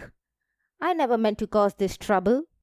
But, idiot that I am, I went to Mrs. Hebblethwaite and laid the case before her, pretending I was seeking advice on behalf of a girl-friend. Miss Milly. Ha ha. Oh, I did make a hash of it, Mr. Panmure. Mrs. Hebblethwaite tumbled to the truth almost at once, and then Myrtle gave away something I had blurted out to her in my bedroom. And after dinner, Lottie and Mrs. Hebblethwaite and Miss Anstice bowled me over completely. Oh, I could knock my head against the wall for my stupidity. To the ladies defiantly. After all, what is a kiss? Oh. Josie. Dulcie to Mrs. Hebblethwaite. Did you ever? A kiss? Pah! I have been kicking up a tremendous fuss about nothing. I was flustered at the moment. But it was simply a bit of fun. Fun? On the part of the other person. And look here, I recognize that I am in disgrace, though Lottie is kind enough to let me down lightly. So be it. I'll leave the Cleovers tomorrow. Early tomorrow. I would be off tonight if it wasn't still snowing. And there's an end of the business. Going to Mrs. Panmure. Goodbye, Lottie. Sorry. I shan't try to see you in the morning. Josepha. Yes? I am shocked at you. Shocked? Such levity. Do you imagine the matter can be passed over in this manner? Josepha sinks down onto the fauteuil stool. Mrs. Panmure goes to Panmure, who has retreated to the back and is standing there with a relaxed body and an expressionless face. St. John. Panmure, straightening himself. Hello? Mrs. Panmure, touching his sleeve trustingly. You are master of this house. By George, yes. The affair is in your hands. I will not go to my bed tonight till you have ascertained who it is who has committed this gross impropriety. Josepha suddenly sits upright with a determined air. I should think not, indeed. Bed? Bed. Mrs. Panmure, motioning Panmure towards Josepha. St. John. There is a pause, and then Panmure approaches Josepha with painful deliberation. Miss Quarrenden? Well? You hear what what Mrs. Panmure says? I am not deaf. Very good. Very good. Now, attend to me. Loosening his shirt collar. Attend to me. Who is this fella? Josepha, raising her head and looking at him fixedly. Nothing on earth would induce me to split on him. Hey? Nothing in the wide world. Miss Quarrenden, do you dare to sit there and treat me with defiance? Absolute defiance. Oh, St. John. I demand the fella's name. Hitting the palm of his hand with his fist. I demand it. Mrs. Hebblethwaite and Dulcie draw nearer. Josepha glances at them. If you stand over me till daybreak, every one of you, you won't succeed in getting anything out of me. Mrs. Hebblethwaite going to Mrs. Panmure. Really, Lottie? Dulcie walking away to the back. Charming. Mrs. Panmure advancing and coming between Josepha and Panmure. Josepha. Panmure wiping his brow. Defied, but George, defied under my own roof. Josepha, you don't seem to see the consequences of the attitude you are taking up. Consequences? By shielding the guilty, you are casting suspicion upon the innocent. Panmure flourishing his handkerchief. Quite so. Cast suspicion on the innocent. There are 4 men in this house, 5 if I include my husband. Mr. Panmure? Shrugging her shoulders. Oh, obviously it wasn't Mr. Panmure. Rising. There. I have told you something. It wasn't Mr. Panmure. Mrs. Panmure turns to Panmure, and with closed eyes prints a remorseful kiss upon his cheek, whereupon Panmure, inflating his chest, moves to the round table and picks up a newspaper. And now I will relieve you of my company. Mrs. Hebblethwaite, coming forward with Dulcie on the left. Certainly not. Josepha to Mrs. Panmure. You won't expect me at prayers tonight, will you? Lottie. Josepha clinging to Mrs. Panmure. Oh, don't let them chivy me anymore. Don't. Josepha, dear, nobody wants to chivvy you, as you rather inelegantly term it. Releasing herself. But you must perceive that the matter cannot rest here. It's not enough, Miss Quarrendon, that you should exonerate only Mr. Panmure. Panmure, opening the newspaper impressively. No, why am I specially favoured, like to know? Dulcie to Josepha. As Lottie says, you've got to clear the innocent. It's a mere form, perhaps, but there is Mr. Hebblethwaite, for instance. Yes, there's dear old Alfred. And Mr. Loring. Hughie Loring. I remember him in Eton jackets, by George. Mrs. Panmure, gently shaking Josepha, who is staring before her. Josepha? Yes, but if I clear first one and then another, you would arrive at the guilty party. Precisely. Now come. Josepha, shaking her head. No. Josepha. I can't. Can't? I can't. Can't clear Mr. Hebblethwaite? Nor Mr. Loring. I'm going to my room. Oh. I'm going to pack. She turns to find Dulcie standing before the door in the centre, and Mrs. Hebblethwaite barring her way to the door on the left. She stamps her foot fiercely. Get away! Get away! To Dulcie. Get away from that door! Dulcie, alarmed, retreats to the right, and Josepha, uttering indignant cries, opens the centre door. Ah! She goes out and flies up the stairs. Mrs. Hebblethwaite coming forward, much discomposed. Oh, good gracious! Dulcie also coming forward.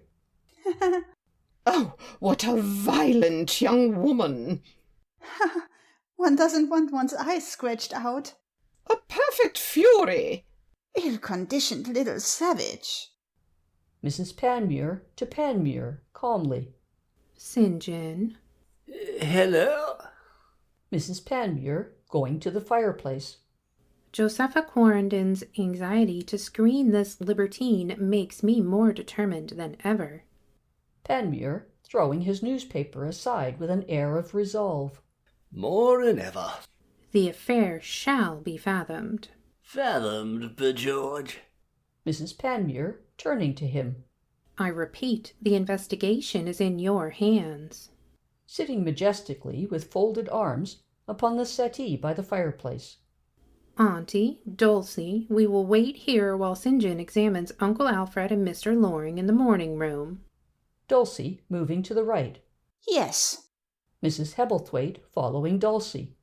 That's the next step. That's the next step.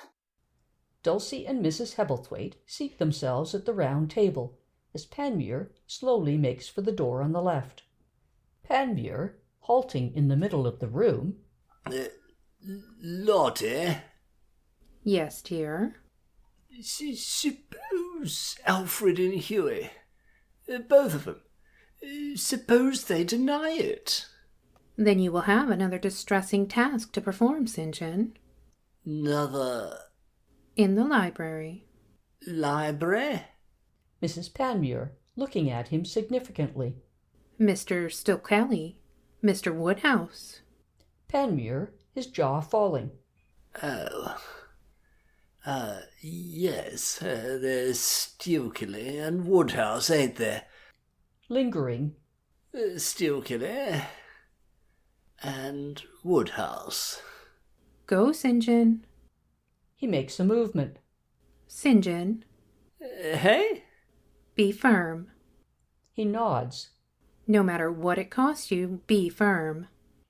Rely on me, Lottie. To Mrs. Hebblethwaite and Dulcie, swelling himself out again. Girls, rely on me. With an important cough, he adjusts his necktie, pulls down his waistcoat, and marches to the door of the morning room. There he pauses, his hand on the door handle, and draws a deep breath. Then he disappears, leaving the three ladies sitting grimly and fixedly. End of the second act. Part 1 of the third act. The scene is a library. In the center of the wall at the back is a fireplace with a fender stool before it. A bright fire of wood is burning in a dog grate. In the right-hand wall, a double door opens into the room from a passage, and in the wall on the left, directly opposite the double door, there is a bay window. Curtains of heavy material are drawn across the opening to the window recess. Bookshelves laden with books almost entirely conceal the rest of the walls, but at the back, between the fireplace and the right-hand wall, there is a single door, light in substance, furnished with dummy books so as to continue the lines of the shelves. This door admits to a small cabinet in which are a washstand, a ewer of water, towels, etc., also a dressing table with a mirror above it. On the table is a set of hairbrushes. Under the table, a pair of wool work slippers, and hanging from a peg is a braided smoking jacket. A little smoking table and a capacious armchair stand on either side of the fireplace. In the left-hand corner of the room, there is a settee. In the right-hand corner, a large circular table with newspapers and magazines upon it. Facing the window are a writing table and chair, and on the other side of the room a small oblong table and an armchair. A writing case containing papers is on the oblong table. The room is lighted by shaded lights in sconces and by a lamp on the writing table. Woodhouse, pen in hand, is seated at the writing table. Some sheets of writing paper, covered with notes, are before him. Stokely is standing with his back to the fire, dictating. Stokely, stroking his brow. Let me see. What shall I touch upon next? Woodhouse, yawning. Pig iron? No. Hebblethwaite is dealing with pig iron. He's splendid on pig iron. I really shouldn't have given him pig iron if I'd been you, Reggie. We're not at all bad on pig iron. Stokely, ignoring Woodhouse's comment. Ah, yes. The duties already existing on imported food. Not again. We fed him with that today at Shobden. My dear fellow, do you remember that a harp has only a certain number of strings? Dictating. Taxation of food and other necessaries of life. No new thing. As Woodhouse writes. No new thing. No new thing. Woodhouse, writing. No new thing. Enumerate the various articles of taxed food. Woodhouse, writing. Sugar. Tea. Stokely, beginning to share Woodhouse's fatigue. Figs, plums, prunes. Woodhouse, writing. Figs, plums, prunes. Raisins, cocoa. Woodhouse, writing. Raisins, cocoa, coffee, currants, chicory. Isn't there something I particularly wish to say about cocoa? I'm blessed if I know. I'm getting stale on it all, frankly. Stokely, searching among the contents of the writing case on the oblong table. Cocoa. Where is cocoa? Woodhouse, leaning back in his chair and staring at the ceiling. Damn cocoa. Stokely, finding a scrap of paper. Ah, here it is. Cocoa. I was sure I had a memorandum on the subject. Reading. Instance of scientific protection practiced by our opponents. Tossing the memorandum back into the writing case and dictating. Cocoa. Cocoa.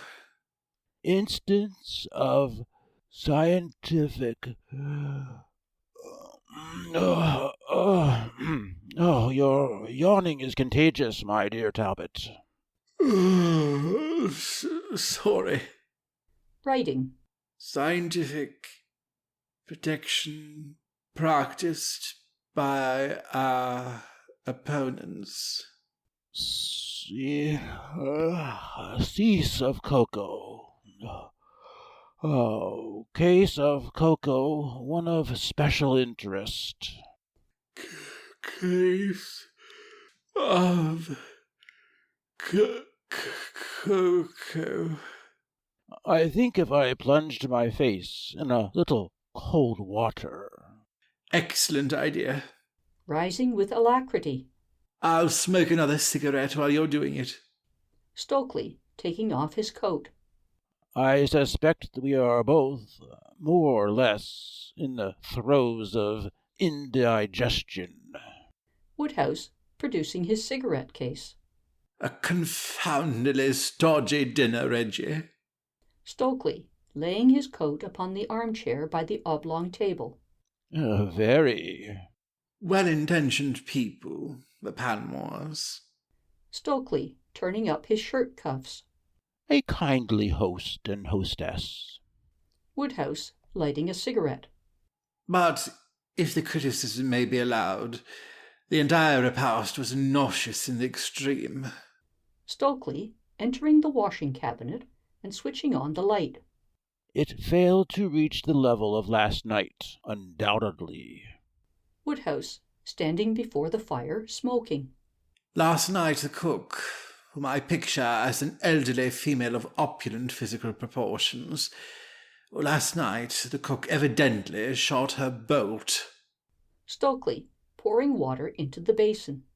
Not only was the dinner unsatisfactory in a material sense, my dear Talbot, but a curious air of oppression seemed to hang over the table. Cause and effect. Stokely, dousing his face.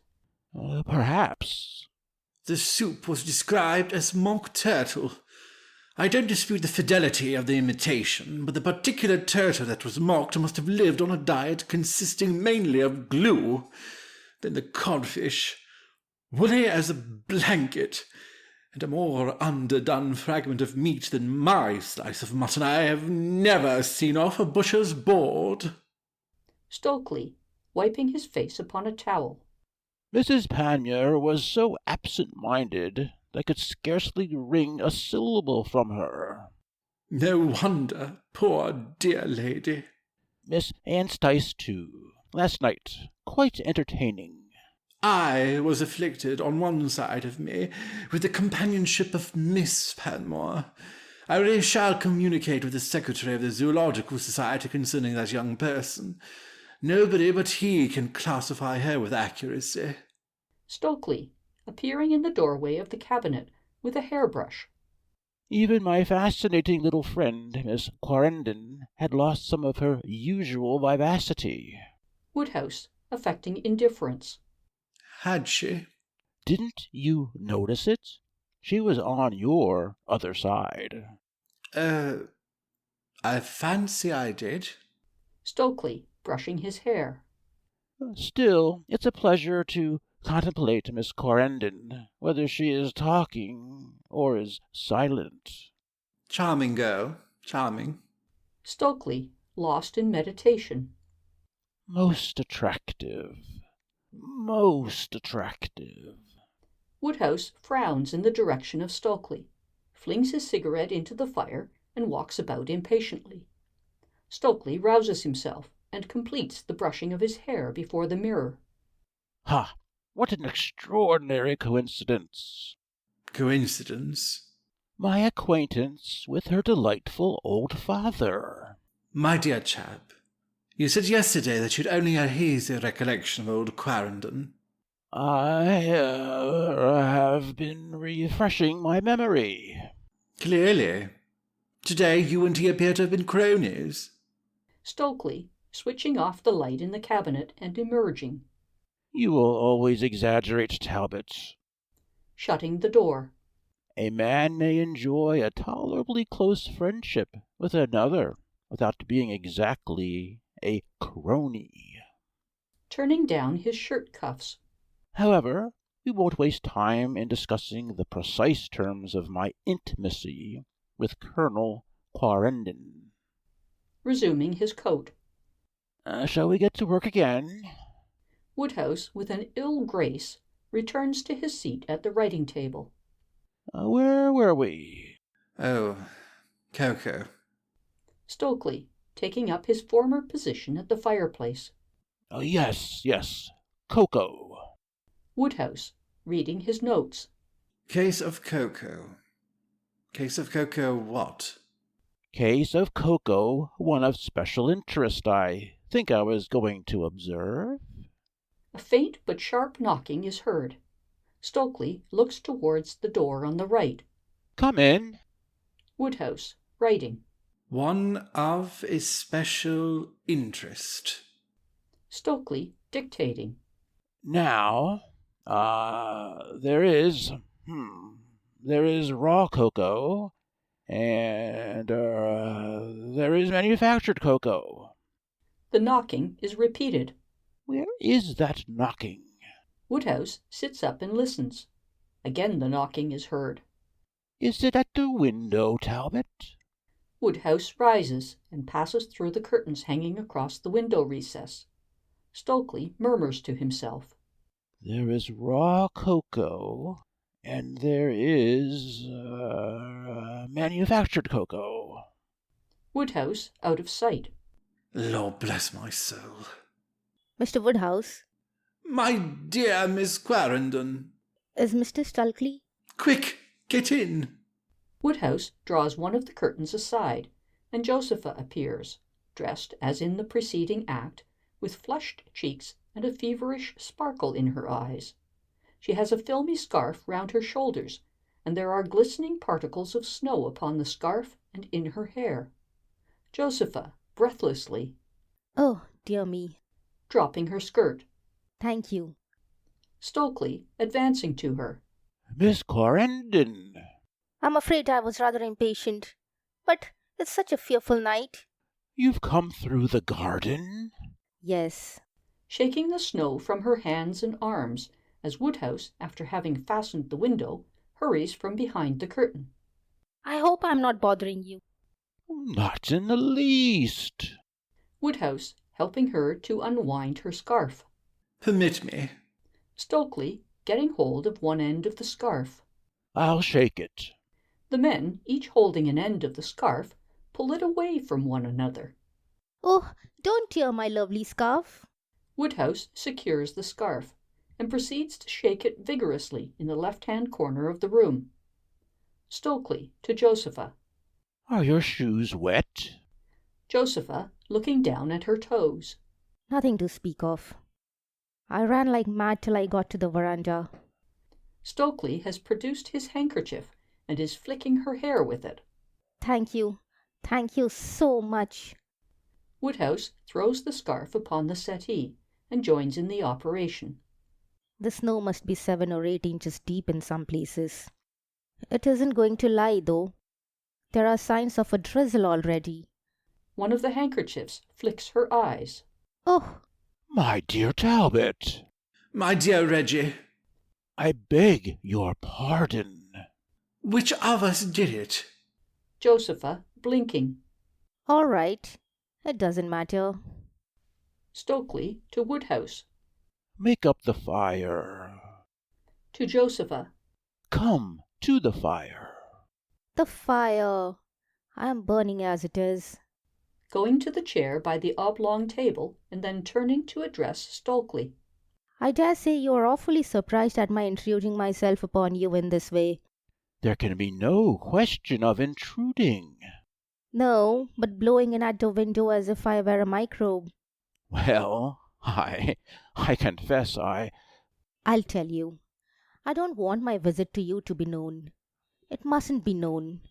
So, to avoid being seen by anyone, I crept down the servant staircase and let myself out at the tradesman's door and sprinted through the grounds. Stokely raising his eyebrows. Can you get back without being discovered? Josepha with a shrug and a wan smile. With luck. All life is luck, it seems to me. Indicating the door on the right. Do you mind turning the key, in case we should be interrupted? Woodhouse, who has replenished the fire, hastens to the door and there pauses. Woodhouse to Stokely, reluctantly. Shall I, Oh, no, please don't. There's no necessity for that. In fact, I think I should prefer your remaining. Woodhouse locks the door. Thank you, ever so much. To both the men. Of course, this isn't deadly confidence. Stokely moving away to the writing table. My dear child. My dear young lady. Stokely to Josepha. Pray sit down. She sits. Woodhouse retires to the fireplace. To what do I owe the gratification? Ha ha! The beginning of a job is always the hardest part of it, isn't it? Nervously stroking the arm of her chair. Mr. Stokely, you knew my father. Yes. I had that privilege. And, judging from what you said to me this morning, you feel a certain amount of interest in his daughter?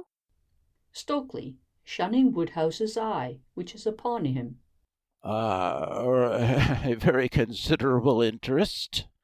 And that emboldens me to approach you in this unceremonious fashion, and to ask a trifling favor of you.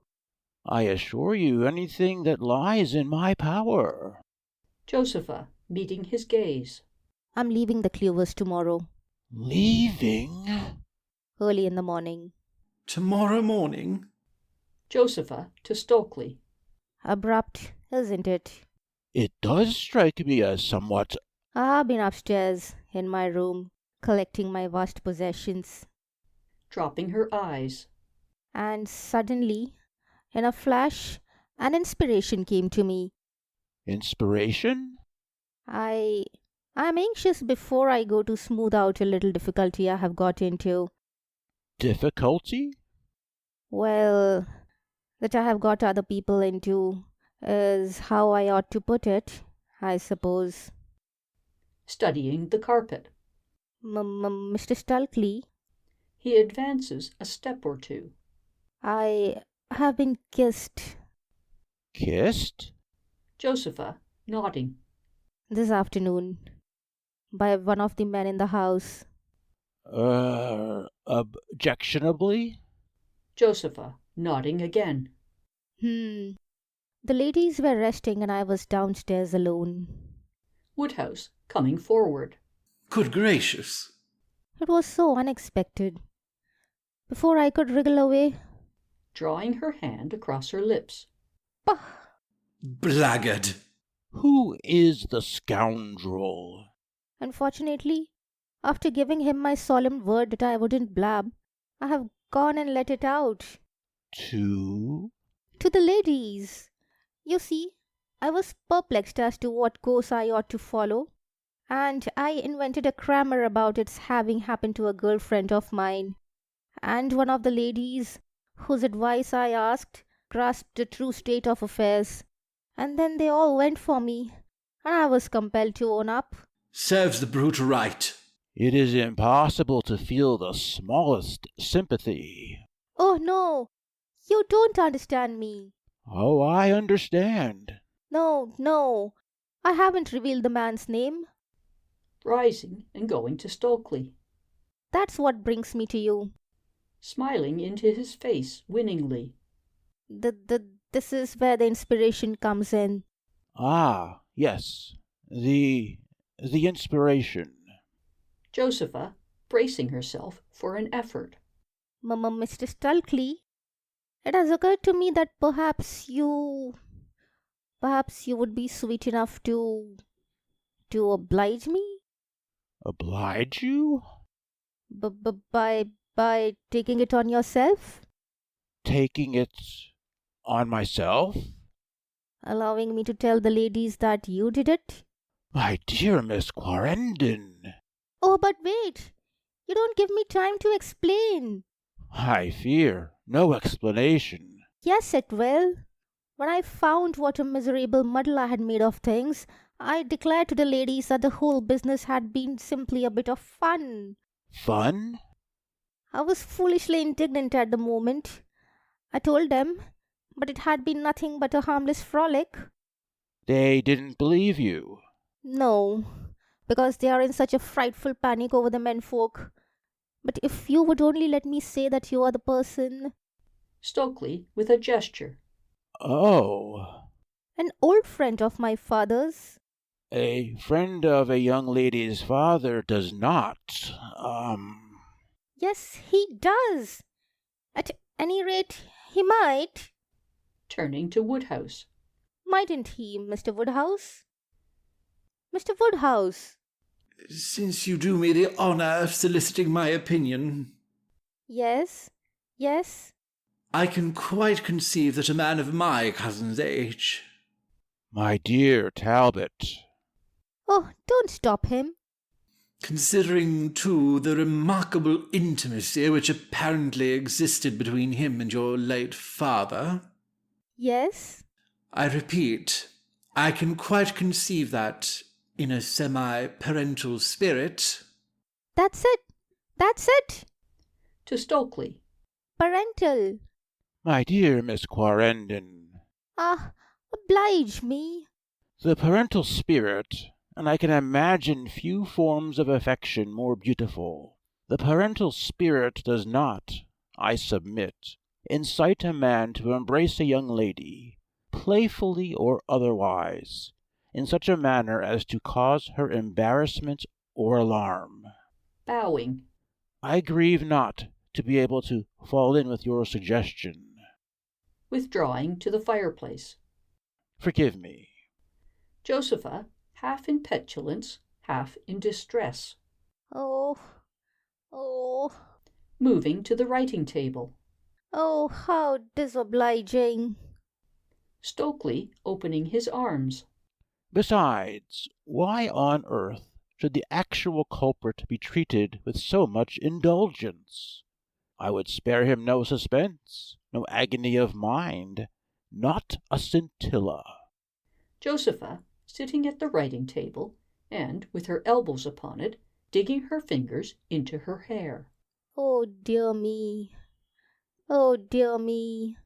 Whether he is to be exposed or not, he deserves to be made as uneasy as possible. Yes, but all the men don't deserve to be made uneasy. Not the women. Woodhouse, knitting his brows. Who are the men? Mr. Panmure? Josepha, turning in her chair hastily. No, it wasn't Mr. Panmure. Not Mr. Panmure. No, that's just who it wasn't. I've cleared him. That leaves us Mr. Loring. Engaged to Miss Anstice? And Hebblethwaite. Stokely, throwing up his hands. Great heavens! And you too. Eh? Mr. Panmure being out of it, it lies between the four of you. The four of us? The four of us? My dear Miss Quarrenden. Woodhouse going to Stokely. My dear Reggie. Stokely to Woodhouse. My dear fellow. The four of us? The four of us? Woodhouse going to Josepha. My dear young lady, whatever pledge may have been extorted from you by this reptile, surely it is due to those to whom chivalry is not yet a dead letter. Josepha shaking her head. No, I can't. You can't. I can't give up the guilty party. But you can exculpate. No, I won't supply the slightest clue. Oh, but really? Josepha turning from him. Don't. You must listen to reason. You really must. I am thinking more of my cousin Reggie than of myself. I am, positively.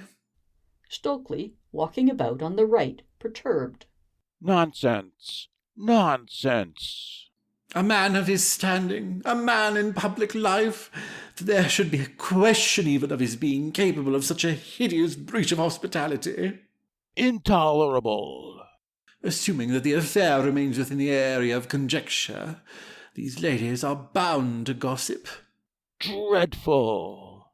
And once a scandal of this sort gets wind. Josepha, her face suddenly lighting up. Ah! Oh? Josepha, rising and seizing his hand. Mr. Woodhouse? Yes? Will you do it? What? Take it on yourself. I? Oh, be sweet to me. Sweet? Oblige me. Woodhouse, freeing his hand. My dear Miss Quarrenden. Chivalry with you isn't a dead letter. You have just said so. Woodhouse at a loss.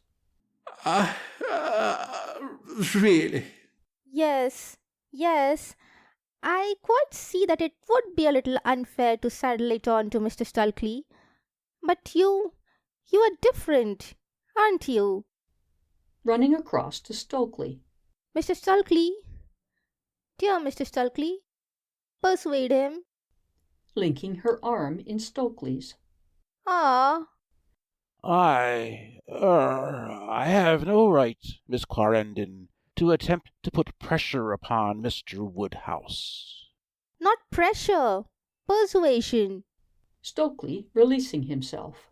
All that I am entitled to do is to express a view which I hold very strongly. Well? That it would be far less extravagant to credit anything of the nature of an unseemly action to my cousin Talbot than to myself. Josepha turning to Woodhouse. There. Upon my word, Reggie. Josepha at Woodhouse's side. Oblige me. Woodhouse edging away from her. I regret profoundly. You won't? Impossible. Oh. Absolutely impossible. Scowling at Stokely. Really, my dear Reggie. He retreats in disorder to the fireplace. There is a pause. Josepha to both the men. So, neither of you? They hang their heads. Thank you. How disobliging. The men eyeing her furtively. Oh, Lala. I suppose I had better make another rush for it and get on with my packing. Snatching up her scarf. If I am pounced upon, I don't care. Moving to the window. I don't care what becomes of me henceforth. Halting. No, by Jove, I won't go into the house yet awhile. If you look out of the window for the next half hour, you will have the pleasure of seeing me tramping steadily to and fro in the snow and slush. Miss Quarrenden. My dear Miss Clarendon. Yes, your consciences will prick you, perhaps when you realize what you have done. Confronting them. I mean it. I swear I don't go into the house again till I have got a jolly good cold on the chest. A fatal one. You watch. To and fro, ankle deep, and with a bare throat. Nodding. Farewell to you. Rolling her scarf into a ball and flinging it towards the men. Here, I shan't need that. She passes through the curtains, dropping them behind her, and there is the sound of the opening and the closing of the window. The men stare at each other, dumbfoundered.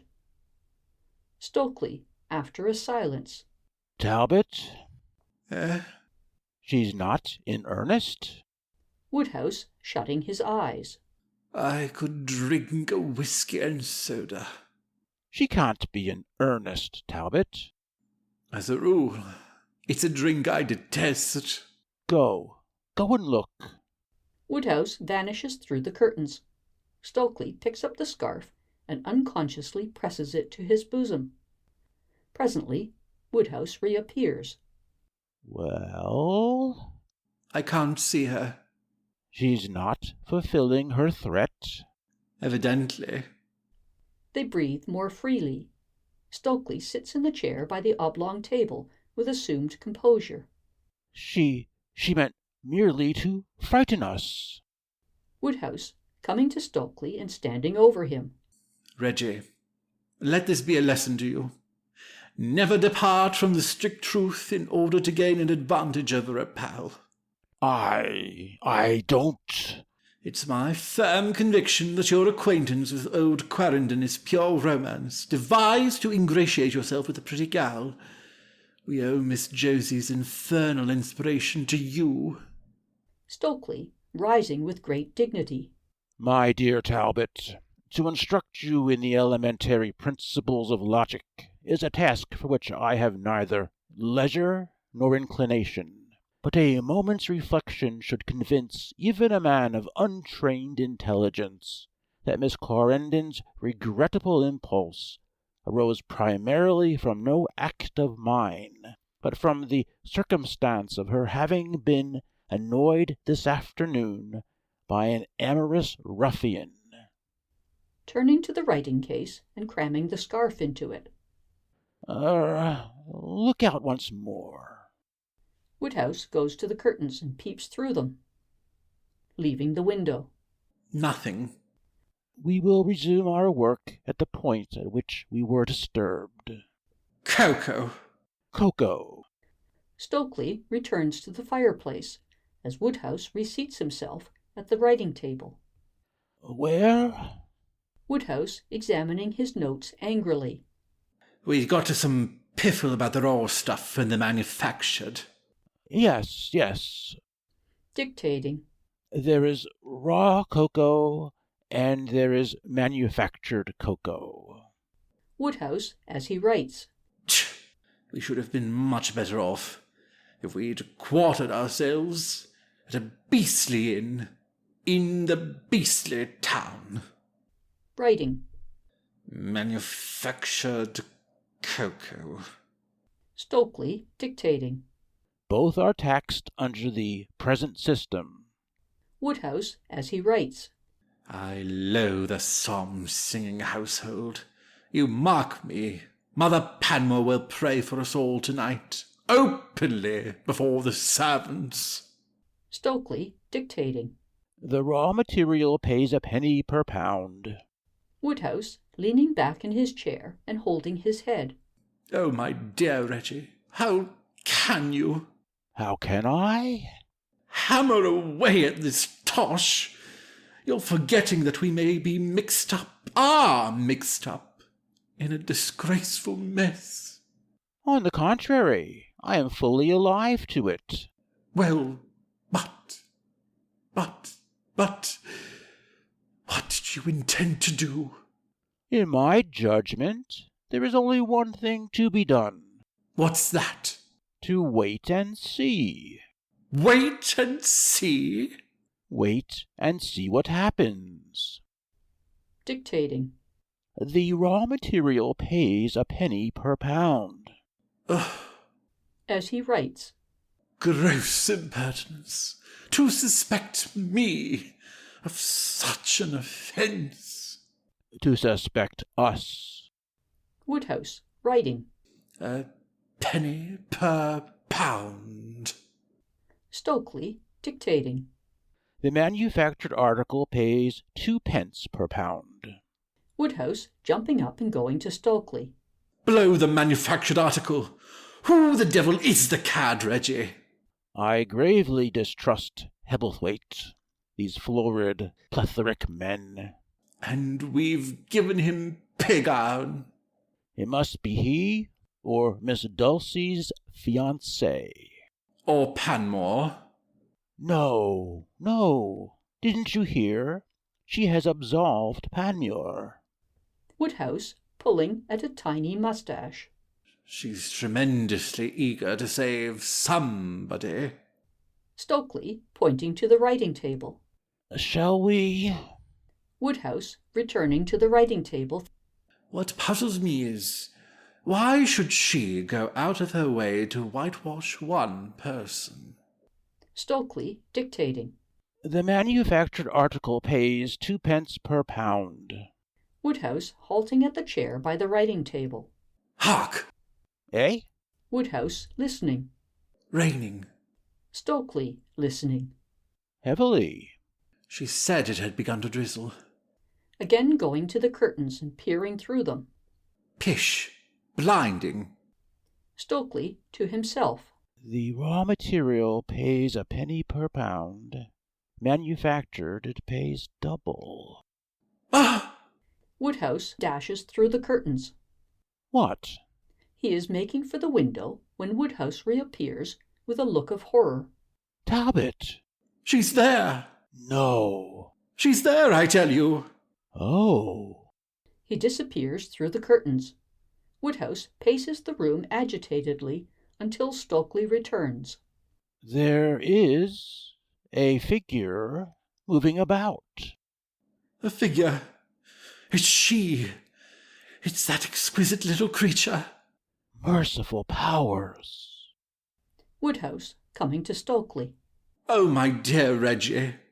A cruel situation to be placed in. Oughtn't we to send a message? To whom? To the Panmures. Stokely, crossing to the right. My dear Talbot, that would involve us still further. Pacing the room. What would these good people think? Woodhouse, turning up his trousers. We can't have her death at our door. Turning up his coat collar. We must get her in. She'll accept that as a tacit consent to her preposterous proposal. Woodhouse, turning down his coat collar. Damn it, I wish she'd never been born. And I, fervently. Woodhouse, peering through the curtains again.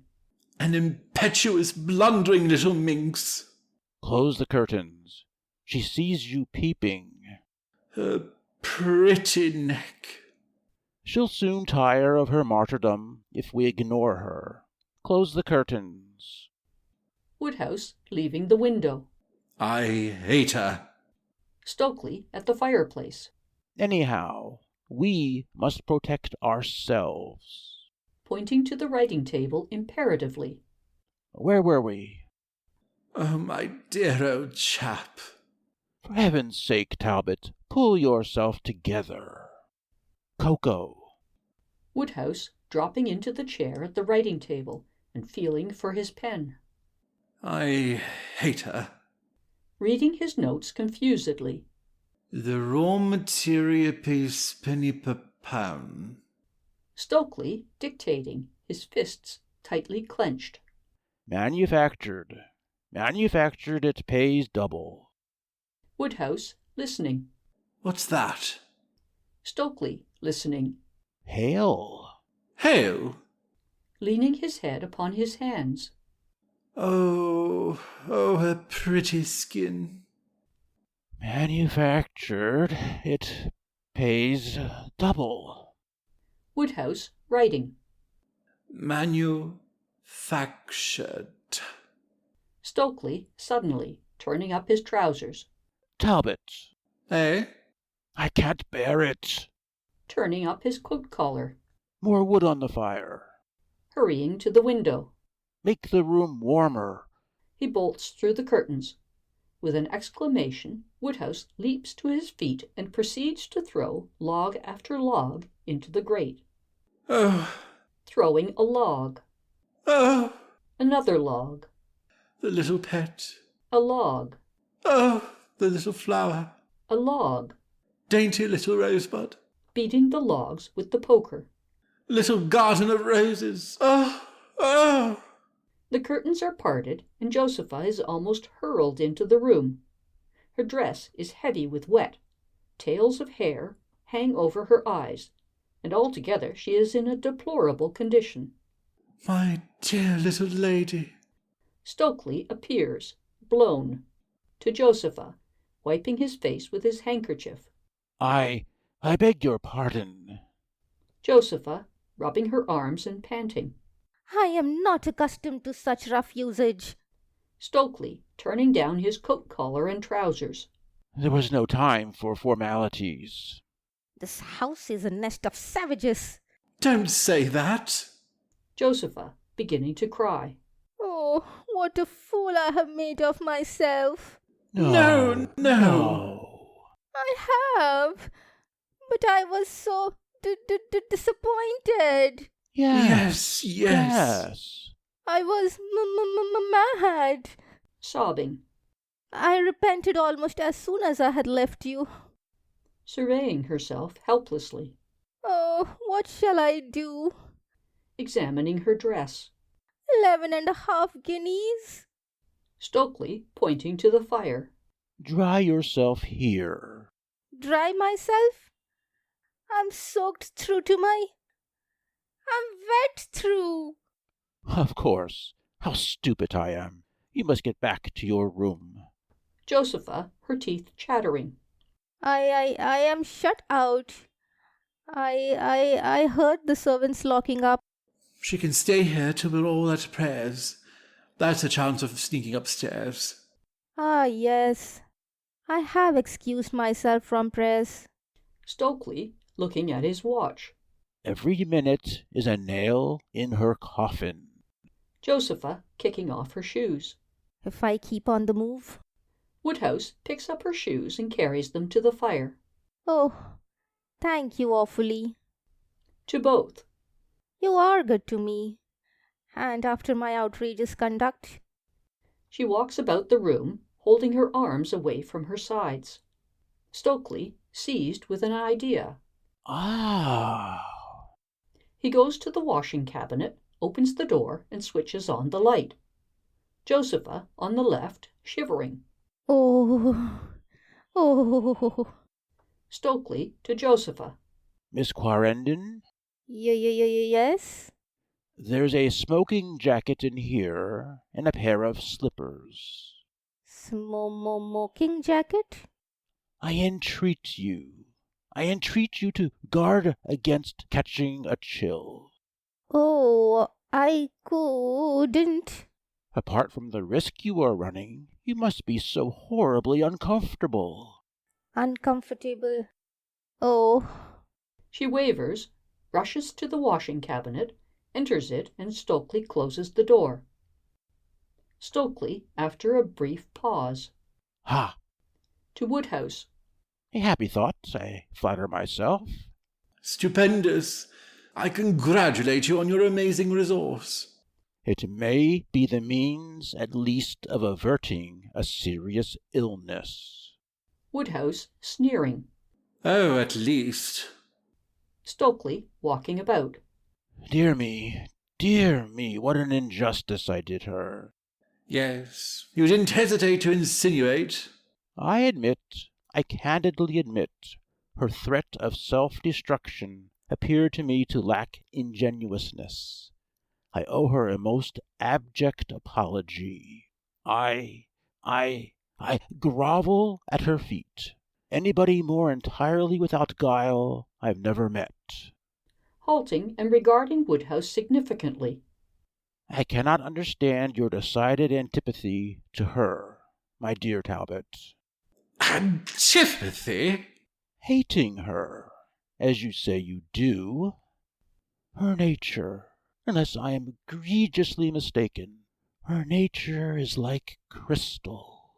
Glancing at the door of the cabinet. It will be delicate of us to show Miss Clarendon that we are engrossed in work. Pointing to the writing table. Let us. Woodhouse, grinding his teeth. Cocoa? Cocoa. Woodhouse takes his seat at the writing table again, first kicking the chair viciously. Where? Woodhouse, referring to his notes. Oh, the blessed old raw material is still paying a penny a pound. Stokely, leaning against the chair on the right of the fireplace, dictating absently.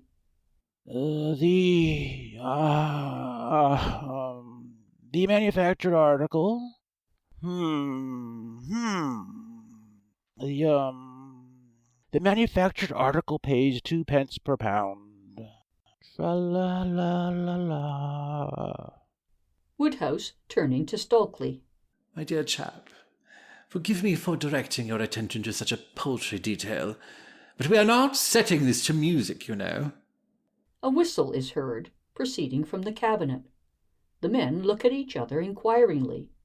The whistle is repeated. Stokely, hastening to the door of the cabinet.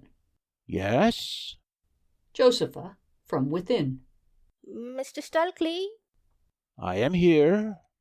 Josepha, opening the door a few inches and handing out her dress. Please hang my frock on the fender. He takes the dress from her. Oh, thank you. She closes the door, and Stokely goes to the fireplace and arranges the dress tenderly but clumsily upon the fender stool. Poor girl. Poor girl. Saturated. Woodhouse, writhing with jealousy. You are bungling that fearfully, my dear Reggie. It will persist in falling into the hearth. Woodhouse, jumping up. Spread it out, man. Grabbing at the dress. Can't you spread it out? Stokely, resigning the dress to Woodhouse. My dear Talbot. Woodhouse, rearranging the dress. If I couldn't made a lady better than you're doing it, I'd poison myself. Stokely, thinking. Talbot. It's steaming. It's steaming beautifully. Stokely, moving to the left. Talbot, I'll send a telegram in the morning to my sister. What about? About Miss Clarendon. A long and explicit telegram.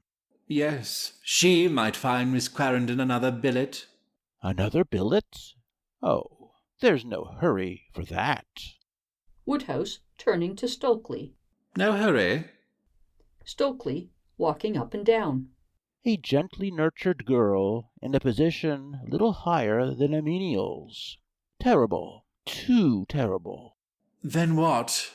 I'll ask Joan to invite her to Eaton Square for a month or two. Woodhouse, between his teeth. To your house? My dear fellow, to whose house, if not mine, could my sister invite her? Woodhouse, glaring at Stokely fiercely. Oh. Perhaps Miss Clarendon can delay her departure tomorrow till it's fixed up. There is a cry from Josepha. The men look at each other in alarm. Eh? Mr. Stokely? Stokely, bounding to the door of the cabinet. What's the matter? Josepha, from within. The matter? I have heard nearly every word you have been saying. Indeed. Your sister, Eaton Square? You're not serious? Do you really think she will have me? Oh, you are the kindest man on earth. Not at all. Mr. Stokely? Yes? Bar politeness, you and Mr. Woodhouse are very busy, aren't you? Very. Because if you wouldn't take any notice of me, I could dry my hair by the fire. I assure you. Oh, thank you. Ha ha ha. Go away. I shall be ready to come out directly. Stokely leaves the door and encounters Woodhouse. They whisper. Reggie. Eh? Heard every word. Phew. Luckily I said nothing but what's pleasant. Pleasant? Extending his arms. I've an antipathy to her. I hate her.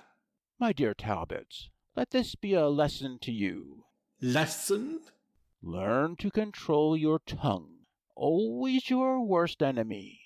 I was agitated, excited. Josepha breaks into song.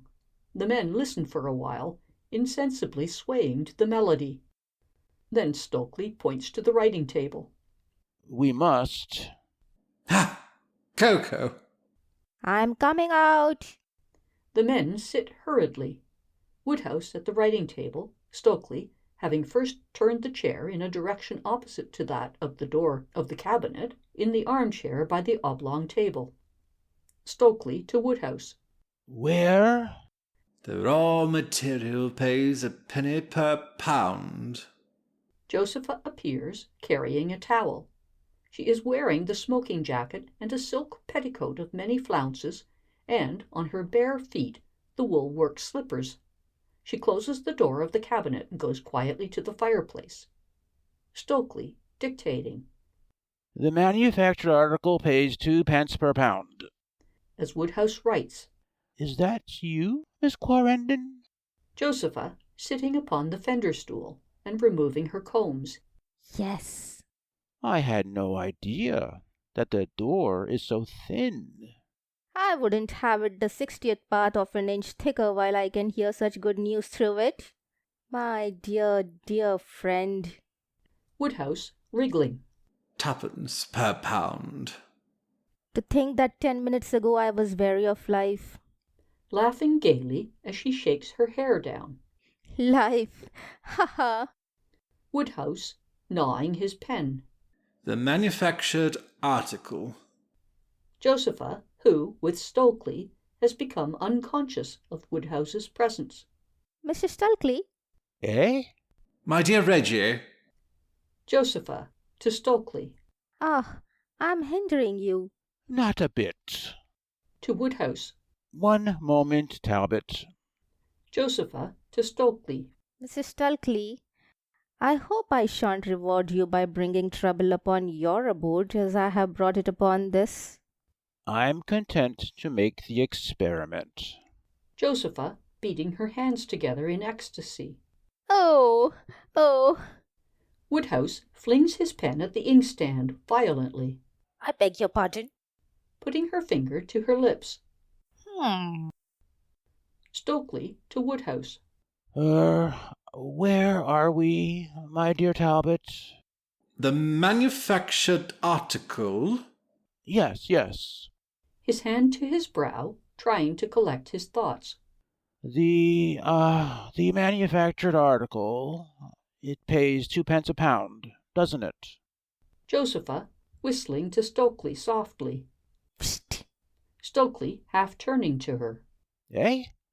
Josepha, slipping her combs into a pocket of the smoking jacket.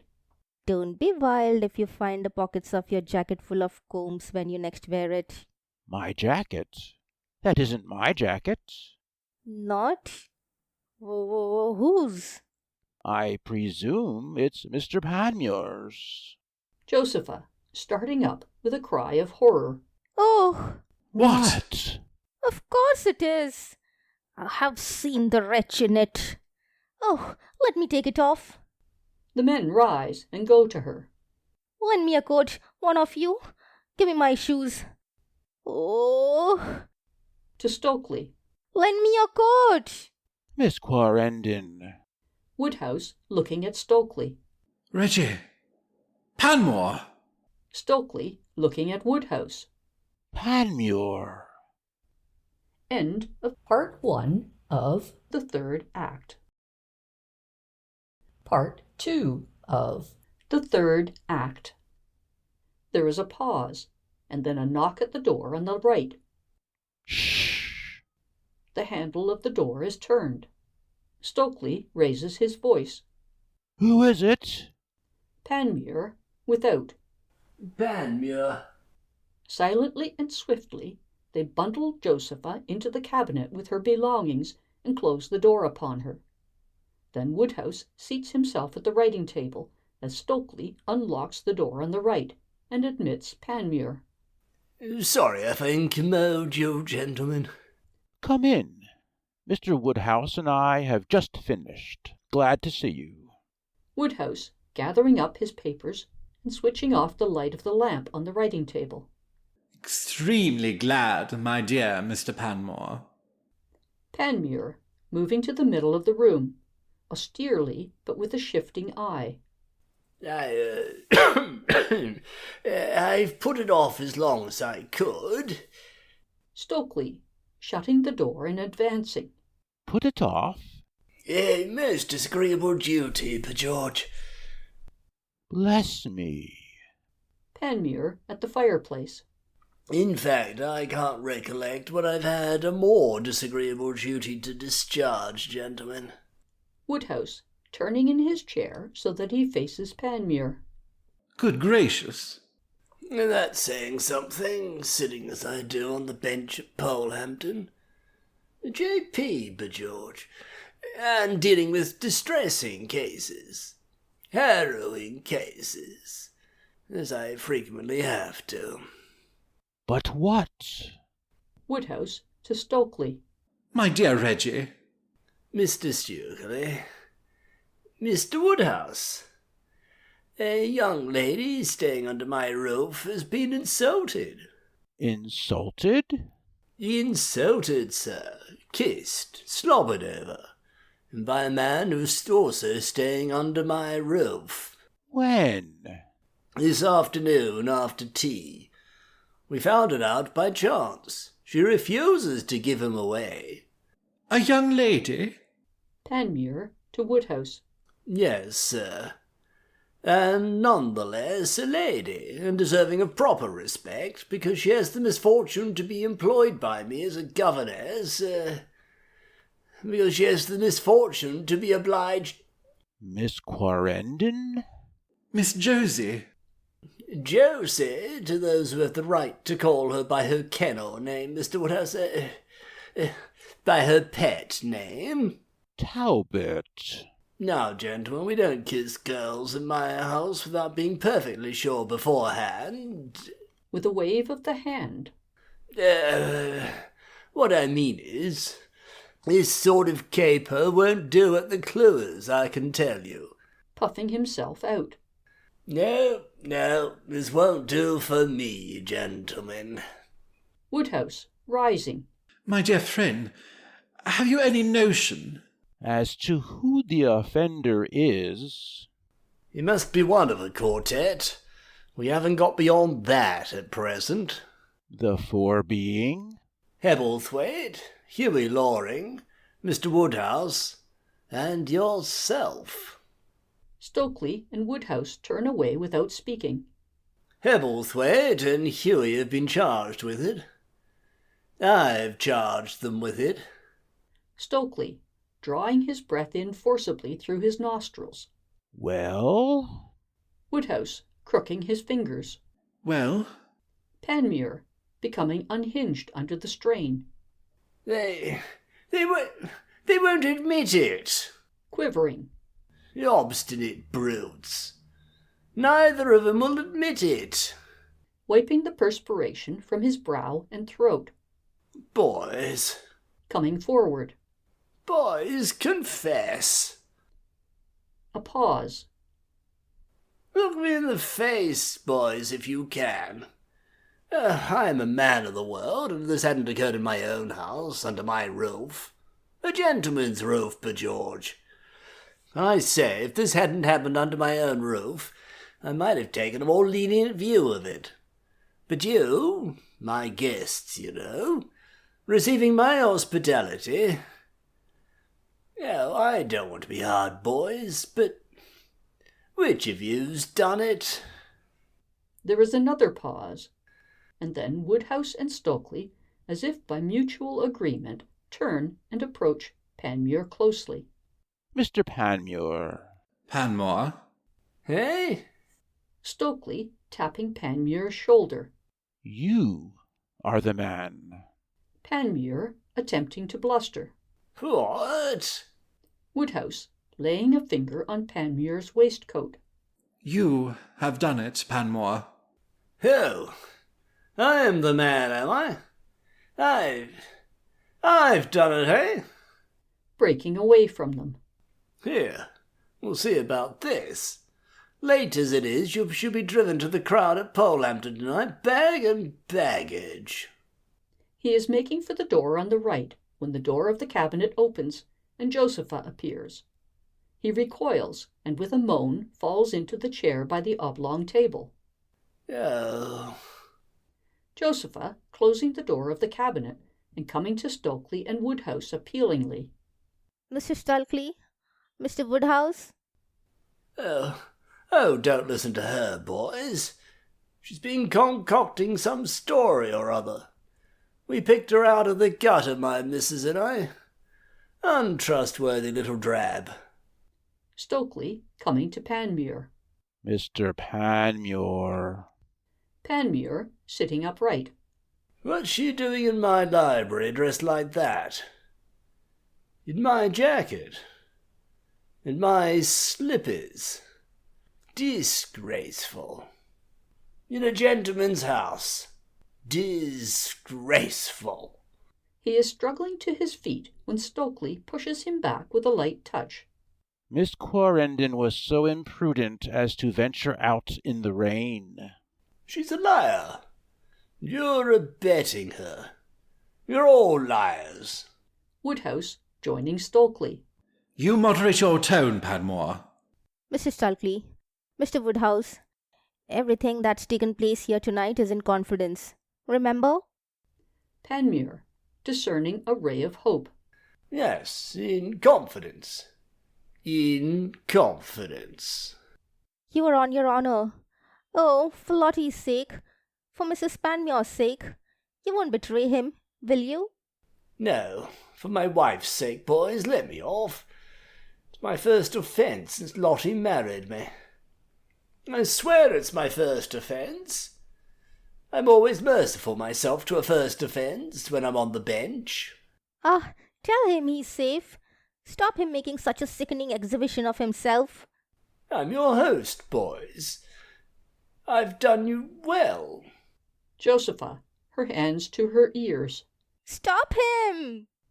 Panmure to Stokely and Woodhouse. You're not struck dumb, are you? You're unnerving me. Don't unnerve me, boys. I've got to preach a sermon to you in a minute or two. Ha ha ha! I have. I've got to read you a discourse. Dragging his manuscript from his pocket. I shan't be able to see a word of it if you unnerve me. Staring at the paper. I can't see a word of it. Oh, do ease my mind, boys. Ease my mind. There's good boys. Josepha, stamping her foot. Stop him! Mr. Panmure? Hey? There is no need for Miss Quarrendon to remind us. None whatever. In confidence? Stokely, after a glance at Josepha. I speak for Mr. Woodhouse and myself. Complete, inviolable confidence. Oh. Pocketing his sermon and jumping up. Oh, boys.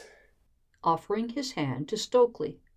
Stokely, I humbly apologize. Stokely turns on his heel and moves away to the right. Panmure offers his hand to Woodhouse. Woodhouse, a gentleman can't do more. Woodhouse stalks disdainfully to the fireplace. Panmure goes to Josepha. Josie, you're a duchess. Josepha, shrinking from him. Ah! Stokely, suddenly. Shh! Silence! Everybody stands quite still, listening to sounds in the passage. Panmure, his eyes bolting. Great Scott! Stokely, opening the door of the cabinet. Miss Quarrenden. Josepha makes a dash for the cabinet and enters it. Stokely closes the door and comes to Panmure. Hebblethwaite. And Hughie. In a whisper, as they all watch the door on the right. They've lost their heads. Woodhouse, joining Stokely. Lost their heads? Oh, there's been a terrific scene. Scene? Panmure, with a queer look. Yes, their women won't believe them. The door on the right is thrown open, and Hebblethwaite enters, followed by Loring. Hebblethwaite is in a state of excitement bordering on apoplexy. Loring is like a man walking in a troubled sleep. Hebblethwaite to Panmure. Well? Panmure goes to him. St. John? Alfred? Yes. Panmure to Loring, who has partly shut the door and joined Hebblethwaite. Hughie? To both. Boys, you must prepare yourselves. Prepare ourselves? Prepare? I can't do anything with him. Can't do anything? Can't. They deny it. Both of them. To Stokely and Woodhouse. Don't you, boys? Hebblethwaite, loosening his collar. Deny it. Oh. Panmure, buttonholing Hebblethwaite. Alfred, try to exercise more self-control, old man. Try to. You'll live it down, old man. You're young enough yet to live it down. Alf. Hebblethwaite, elbowing Panmure aside and confronting Woodhouse and Stokely. Stokely? Woodhouse? Stokely advancing to Hebblethwaite. My dear Hebblethwaite. Stokely, my old lady and I, all these years, she'd been jealous before, never like this. Thought it had died out. It's blazed up again. Awful. Help me, the truth. You or Woodhouse? Rather it were Woodhouse. Always had an esteem for you, Stokely. My dear Hebblethwaite. Yes. I grieve at not being able to aid you in your sad predicament. Not able? My dear fellow. Woodhouse, then? Woodhouse? Stokely steps back to allow Woodhouse to reply for himself. Woodhouse? Woodhouse shrugs his shoulders commiseratively and shakes his head. Hebblethwaite groans. Loring, flapping his arms. Hebblethwaite, slowing, turning to Loring. Yes, you villain! You base, unfeeling villain! Making for him. It is you! Stokely and Woodhouse seizing Hebblethwaite. Hebblethwaite! Villain! Panmure putting himself before Loring. I can't have a scrap here. Hi! Hebblethwaite! From a distance comes the prolonged clang of a gong. A hush falls upon them all. Stokely and Woodhouse lead Hebblethwaite, now unresisting, to the chair by the writing table and seat him there, while Loring drops into the chair by the oblong table. As the sound of the gong ceases, Panmure mops his brow again, pulls down his waistcoat, and adjusts his necktie. Call it a draw, boys. Collect yourselves. Smoothing his hair. Put your hair straight. Hebblethwaite meekly suffers Stokely and Woodhouse to put him in order. Loring experiences some difficulty in finding his head. Good boys. Good boys. Giving a twist to his mustache. Bind yourselves over to keep the peace, or... Taking a peep at the manuscript in his breast pocket. You'll unnerve me. Now then. You ready? Stokely and Woodhouse lift Hebblethwaite out of his chair. Panmure is performing the same office for Loring, when Loring shakes him off and advances to Hebblethwaite threateningly. How dare you? How dare you? How dare you? The hubbub is renewed, and again it is necessary to separate Hebblethwaite and Loring. Hebblethwaite to Loring. You villain! You heartless villain! Hebblethwaite! Loring! No scrap here. Hey! If he wasn't an elderly man. Stokely to Hebblethwaite. Come with me, Hebblethwaite. Heartless villain! Hey! How dare he? Panmure, catch hold of Loring! Ultimately, a procession is formed. Stokely prepares to escort Hebblethwaite, Woodhouse protecting their rear. Panmure guards Loring. Now then, boys, once again. I say, Stokely, can't you tidy your man's head? A simple thing, I should have thought. God, look at Hughie's collar. You ready? I'll switch the lights off. 1, 2, 3. Go. They are moving to the door on the right when the door is pushed open, and Mrs. Hebblethwaite appears. Her face is blotchy from weeping, and her hair is disarranged. She leans against the door, exhausted. Dulcie is behind her, white and with a set mouth and flaming eyes. Mrs. Hebblethwaite, after a pause, convulsively. Tell me! This suspense is killing me! Get along, Aunt. Don't stick in the doorway. As Mrs. Hebblethwaite advances, Panmure retreats to the fireplace, and Stokely and Woodhouse withdraw to the left. Mrs. Hebblethwaite to Hebblethwaite. Alfred Hebblethwaite! Dulcie, crossing swiftly to Loring, leaping over the train of Mrs. Hebblethwaite's dress on her way. Mr. Loring. Panmure, raising his hands. Girls! Girls! Mrs. Hebblethwaite to Hebblethwaite.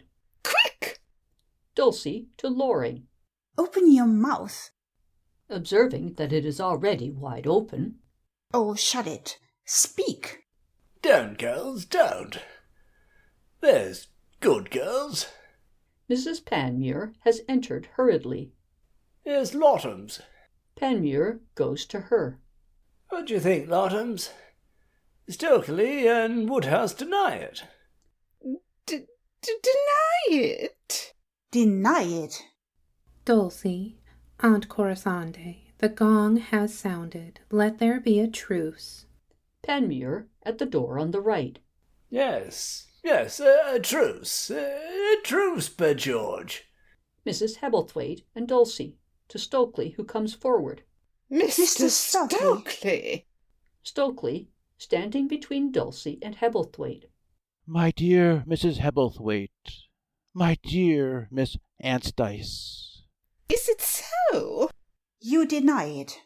Stokely, drawing himself up. Oh, certainly. With a stately bow. We deny it. Mrs. Hebblethwaite sinks into the chair by the oblong table, as Mrs. Panmure goes to Stokely penitently. My dear Mr. Stokely. Hebblethwaite, bending over Mrs. Hebblethwaite. Corey. Hush, uncle. Hush, Dulcie. We will resume this by and by. Loring, who has dropped into the chair by the writing table, to Dulcie. Ask my mother what sort of life I've always led. Ask her. Corey, old lady. Ask my sister Edith. Hush, oh hush. Corey, it must be that young man Loring. It must be. Loring, leaping to his feet. Ah! There's no one else. How dare you? Oh. Loring, trying to get at Hebblethwaite. How dare you? Hebblethwaite, shaking his fist at Loring. You selfish, cold-blooded villain. Hey, no scrap in the presence of ladies. Stokely to Hebblethwaite. Be quiet, Hebblethwaite. Uncle Alfred. Loring in the grip of Dulcie. How dare he? Mr. Loring. Heel up. This won't do for me. Hey. Ask my mother. Ask my sister Edie. Dulcie, thrusting Loring back into his chair. Here, I say. Again the clang of the gong is heard, and again silence falls upon the assembly. Mrs. Panmure, as the sound dies out, The servants are waiting. wringing her hands, Oh dear, oh dear. looking round beseechingly. Come, everybody. Panmure opening the door on the right. Tidy your heads, boys. Mrs. Panmure to Stokely. Shall we lead the way? Mrs. Panmure and Stokely are moving towards the door when Mrs. Hebblethwaite rises. No, Lottie. Auntie. The servants can wait. It won't hurt them. I insist upon Miss Quarrendon being brought down from her room and being made to confront my husband and these gentlemen. No, no, not now. Not now. Not now. Not now. Now, before we go into prayers. I agree. Quite right, Aunt. I'll fetch her myself. Going to the door. If I have to use main force. Dulcie running to Mrs. Hebblethwaite. I'll help you. Panmure in the doorway. Here. Who's master in this house? Move away, St. John. Don't be a fool, St. John. Lottie? Mrs. Panmure going to Mrs. Hebblethwaite and Dulcie. Dulcie. Aunt Corisande. Panmure to Stokely, who is engaged in parting Loring and Hebblethwaite, between whom a violent altercation has again broken out. Stokely! Woodhouse has been standing by the settee, following events with varying sensations. At this juncture, with a wild look, but with an air of determination, he pushes Hebblethwaite aside, and coming between him and Stokely, advances to the middle of the room. Excuse me. Mrs. Panmure? Everybody turns to him, surprised. The time has arrived, perhaps, when it is due to all parties that this mystery should be cleared up. Perhaps. Mr. Woodhouse. My dear Talbot. What? Eh? Woodhouse digging his nails into his palms. I have an announcement. An interesting announcement to make to you. There is a low murmur of inquiry as Panmure, his eyes starting from his head, comes through the group of women. What are you talking about? Mrs. Panmure restraining him. St. John, dear. Mrs. Hebblethwaite advancing to the further side of the oblong table. Hold your tongue, St. John. Dulcie to Panmure. Shut up. What's he talking about? The gong's gone twice. When are the rules of my house broken? Dulcie holds him by his coat. Stokely! My dear Mr. and Mrs. Panmure, my dear friends, I deplore exceedingly the confusion and derangement I have brought upon the establishment by my misbehaviour towards a most admirable and circumspect young lady. Oh. He. Mr. Woodhouse. Woodhouse, steeling himself for a final effort. I am the man. There is a general, half-suppressed exclamation. Panmure is thunderstruck. Stokely, close to Woodhouse. You? Woodhouse giving Stokely a look of mingled cunning and triumph. Yes, Reggie, I have deceived you. I did it. Stokely returns the look understandingly as Mrs. Hebblethwaite totters across to Hebblethwaite and falls upon his neck. Mrs. Hebblethwaite, bursting into tears. Alfred! Stokely to Mrs. Panmure. My dear Mrs. Panmure. To Woodhouse. Talbot. Woodhouse at the point of collapse. Dear chap. Please don't address me familiarly. I am disgusted with you. Disgusted. Going to Mrs. Panmure. Mrs. Panmure. Mrs. Panmure, embracing Dulcie. Oh, Dulcie, darling. Going to the Hebblethwaites. Auntie, Uncle Alfred. Shaking hands with Loring. Mr. Loring. Panmure, recovering himself and shaking hands warmly with Dulcie. Sure all along it wasn't Hughie. Finding Stokely by his side. What the devil do you mean, sir, by introducing this class of person into my house? A gentleman's house, by George. What the... Stokely grasps the lapel of Panmure's coat wrathfully as Dulcie advances to Woodhouse. You vicious, dissolute little creature. Woodhouse hangs his head. You deserve to be... Becoming conscious that Loring, with outstretched arms, is beaming upon her. Well, what's the matter with you? Dolls. Dulcie, leaving Woodhouse and going to Loring. Yes, I might have known you haven't the pluck to have done it. Loring, staggered. Dolls.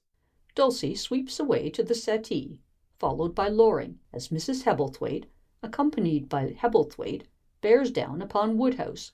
Panmure, expostulating with Stokely under his breath. Don't. Can't help myself. Stokely, releasing him and pacing the room on the right. Ha! Mrs. Hebblethwaite to Woodhouse. Mr. Woodhouse? Dear lady. Don't dear lady me. Oh, if I were a man and could wield a horsewhip. Going to Stokely. I compliment you upon your associates, Mr. Stokely.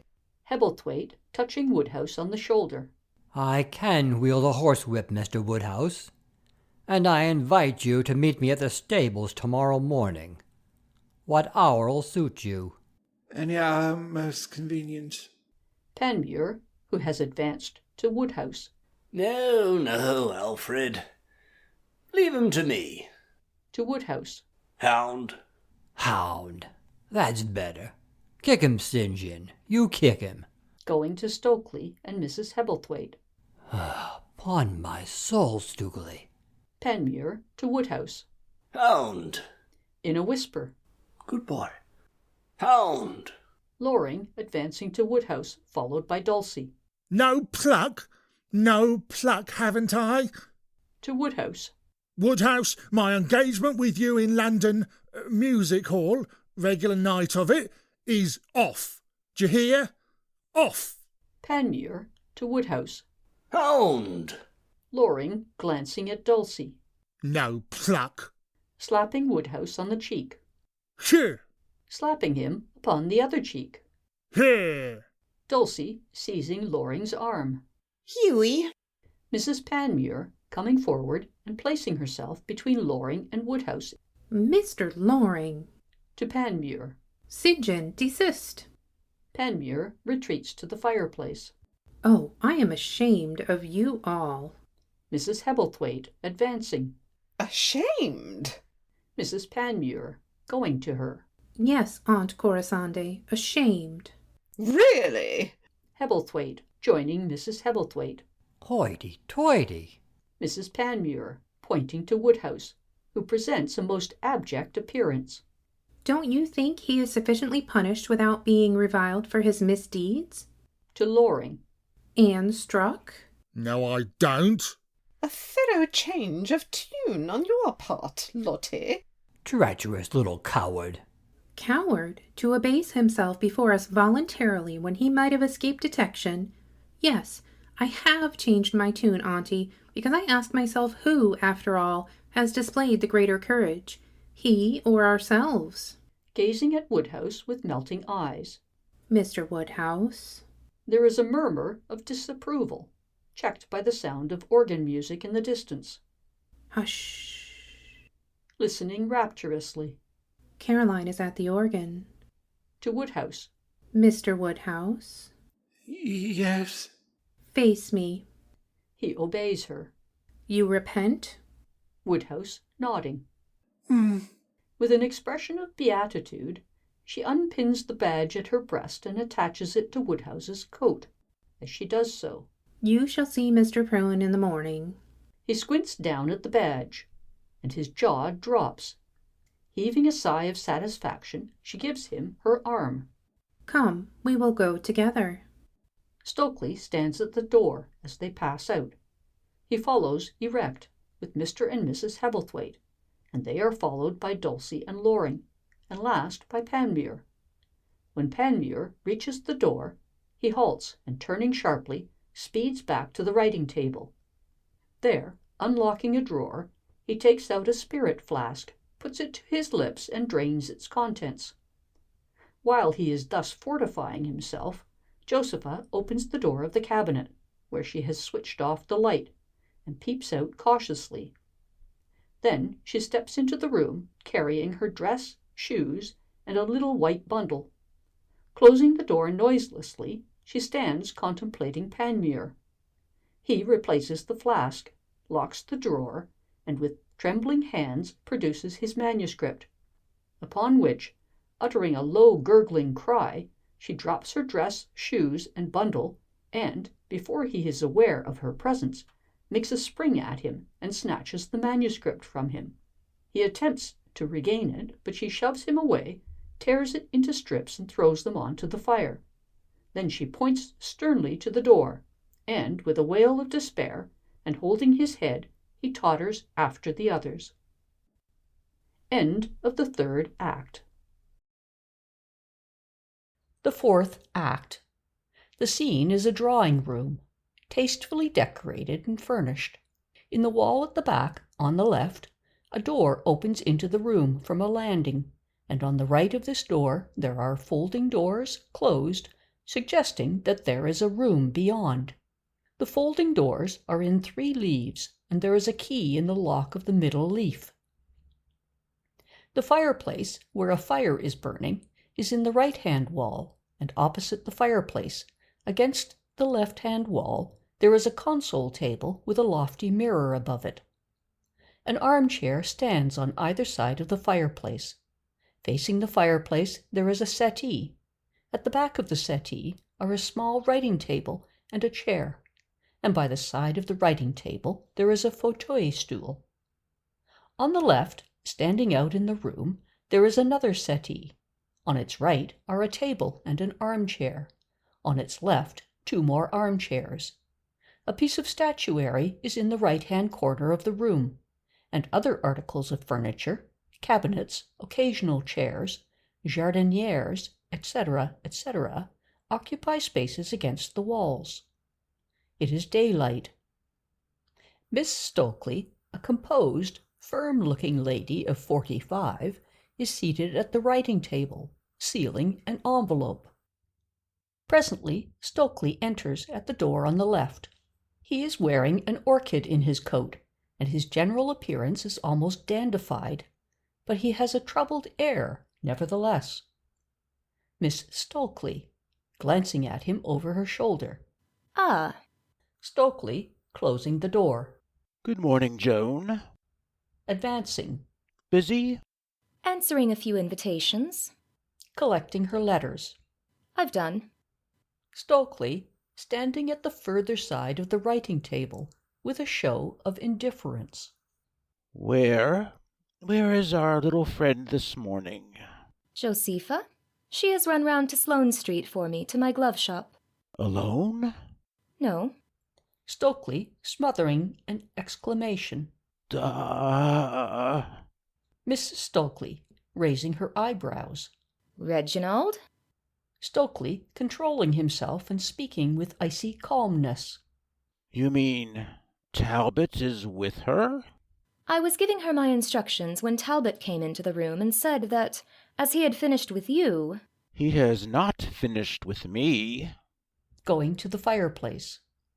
At any rate, I have not finished with him. There is still a considerable amount of work lying on my table downstairs. I am merely telling you what he said. Stokely, poking the fire. He has been neglecting his duties shamefully during the past week. Ever since that disagreeable incident at the Panmures, in fact. Miss Stokely, rising, her letters in her hand. Indeed.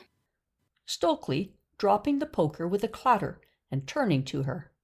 The proposal that he should escort Miss Quarrendon to Sloane Street didn't proceed from her, I assume. Miss Stokely, laying her letters upon the table on the left. From him. Precisely. Miss Stokely seats herself upon the settee on the left. My dear Joan, the airs of proprietorship he adopts towards this unfortunate young lady are insufferable. It doesn't appear to weigh on her spirits.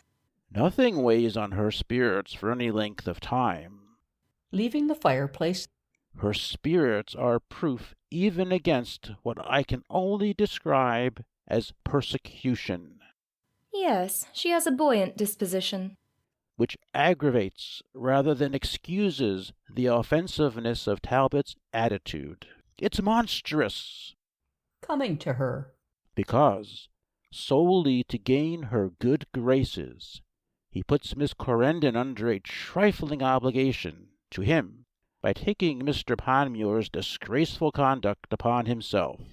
He treats her as if she were his property, his pet dog. I almost expect to hear him whistling for her.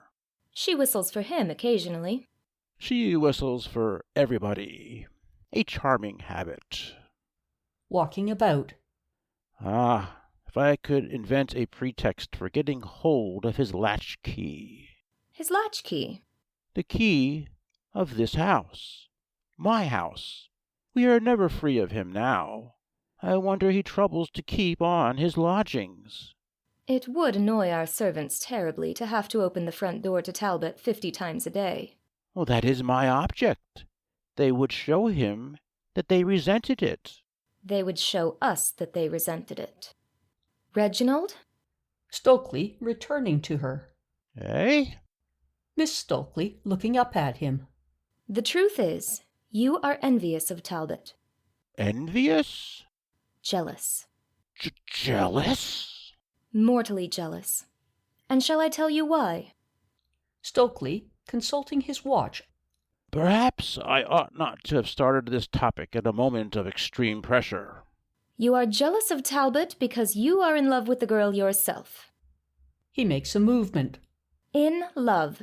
Everything supports me. The radical change in you. Radical? I am not speaking politically. The alteration in your style of dressing. The flower in your buttonhole. Your demeanor in her presence. Rising. And it is having a bad effect on you. In what way, pray? Miss Stokely moving to the fireplace. Your speech last night at the 70 Club. Tame and unconvincing. The newspapers report me most inadequately. Their circulation has to be considered. Stokely biting his nails. I made a hit again with cocoa. That cocoa of yours seems always to be simmering on the hob. Stokely sitting in the chair by the table on the left and throwing one leg over the other. Upon my word, Joan. Miss Stokely facing him. Reginald, acknowledge it. Acknowledge what? Your love for Josepha. Stokely with a wave of the hand. It is impossible for anybody to be in her society. Miss Stokely approaching him. Let us avoid generalities. At his side. I will be frank with you. From a common-sense point of view, your marrying Miss Quarrendon would be open to every objection. But, on the other hand, she's a sweet thing. You like her? It is impossible for anyone to be in her society. Tish, generalities. Bless me, yes. Very well, then, I admit. You admit? She is one of the few among my sex for whom I would willingly move my bedroom a floor higher. Stokely taking her hand. My dear Joan. Miss Stokely losing her composure. Oh, Reginald. This is what I have been waiting for. A revelation of your feeling towards Josepha. I confess. Confess? To a dread I have had of late years. A terror. Terror? That a time might come when you would place a woman in authority in this house. A middle-aged, unpliable creature. I understand. But Josepha? Exactly. Listen to me. You value my advice? Value it? Bring matters to a head at once, and stop Talbot from trampling over you. Stokely, in a flutter. At once, at once. This paltry service he has rendered her. Who knows to what extent it has captured her imagination, eh? There's the great danger. Oh, my dear Joan. Miss Stokely, listening. Shh. Stokely jumps up. Miss Stokely touches his arm significantly and drops her voice to a whisper. I'll take my exercise alone this morning. She moves to the fireplace as Josepha enters breathlessly, still dressed for walking, followed by Woodhouse. Woodhouse, who is wearing no overcoat, also has a flower in his buttonhole and is aggressively self-satisfied and patronizing in his bearing. By an accident, his keys, which he carries at the end of a chain, are hanging at his side. Josepha, running to Miss Stokely. Sorry to have been so long, dearest. That's Madame Deniso's fault. She is such a chatbox. Go and put your things on. There's a sun in the sky that belongs to last summer. To Woodhouse. Isn't there? Woodhouse, advancing. Belongs to last summer. Capital. Josepha to Miss Stokely. Make haste. I will help you to tie your veil. Woodhouse to Miss Stokely. Yes, look sharp, Joan. I'll trot you both into the park. Involuntarily, Stokely gives a short, ironical laugh. As he does so, he catches sight of Woodhouse's keys, and his eyes gleam. Woodhouse turns to him. Eh? Nothing.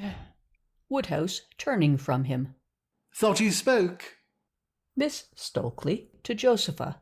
Josepha, I am going out by myself this morning. By yourself? Yes. I've a particular reason for desiring you to remain indoors. Particular reason? What reason? No questions. Patting her cloak caressingly. I shan't be more than an hour. Woodhouse to Miss Stokely. Oh, I'll amuse her while you're gone. Miss Stokely and Josepha move to the door, the former pausing to pick up her letters. Stokely has seated himself upon the settee on the left, and is trying to withstand the temptation to abstract the latch-key from Woodhouse's key-ring.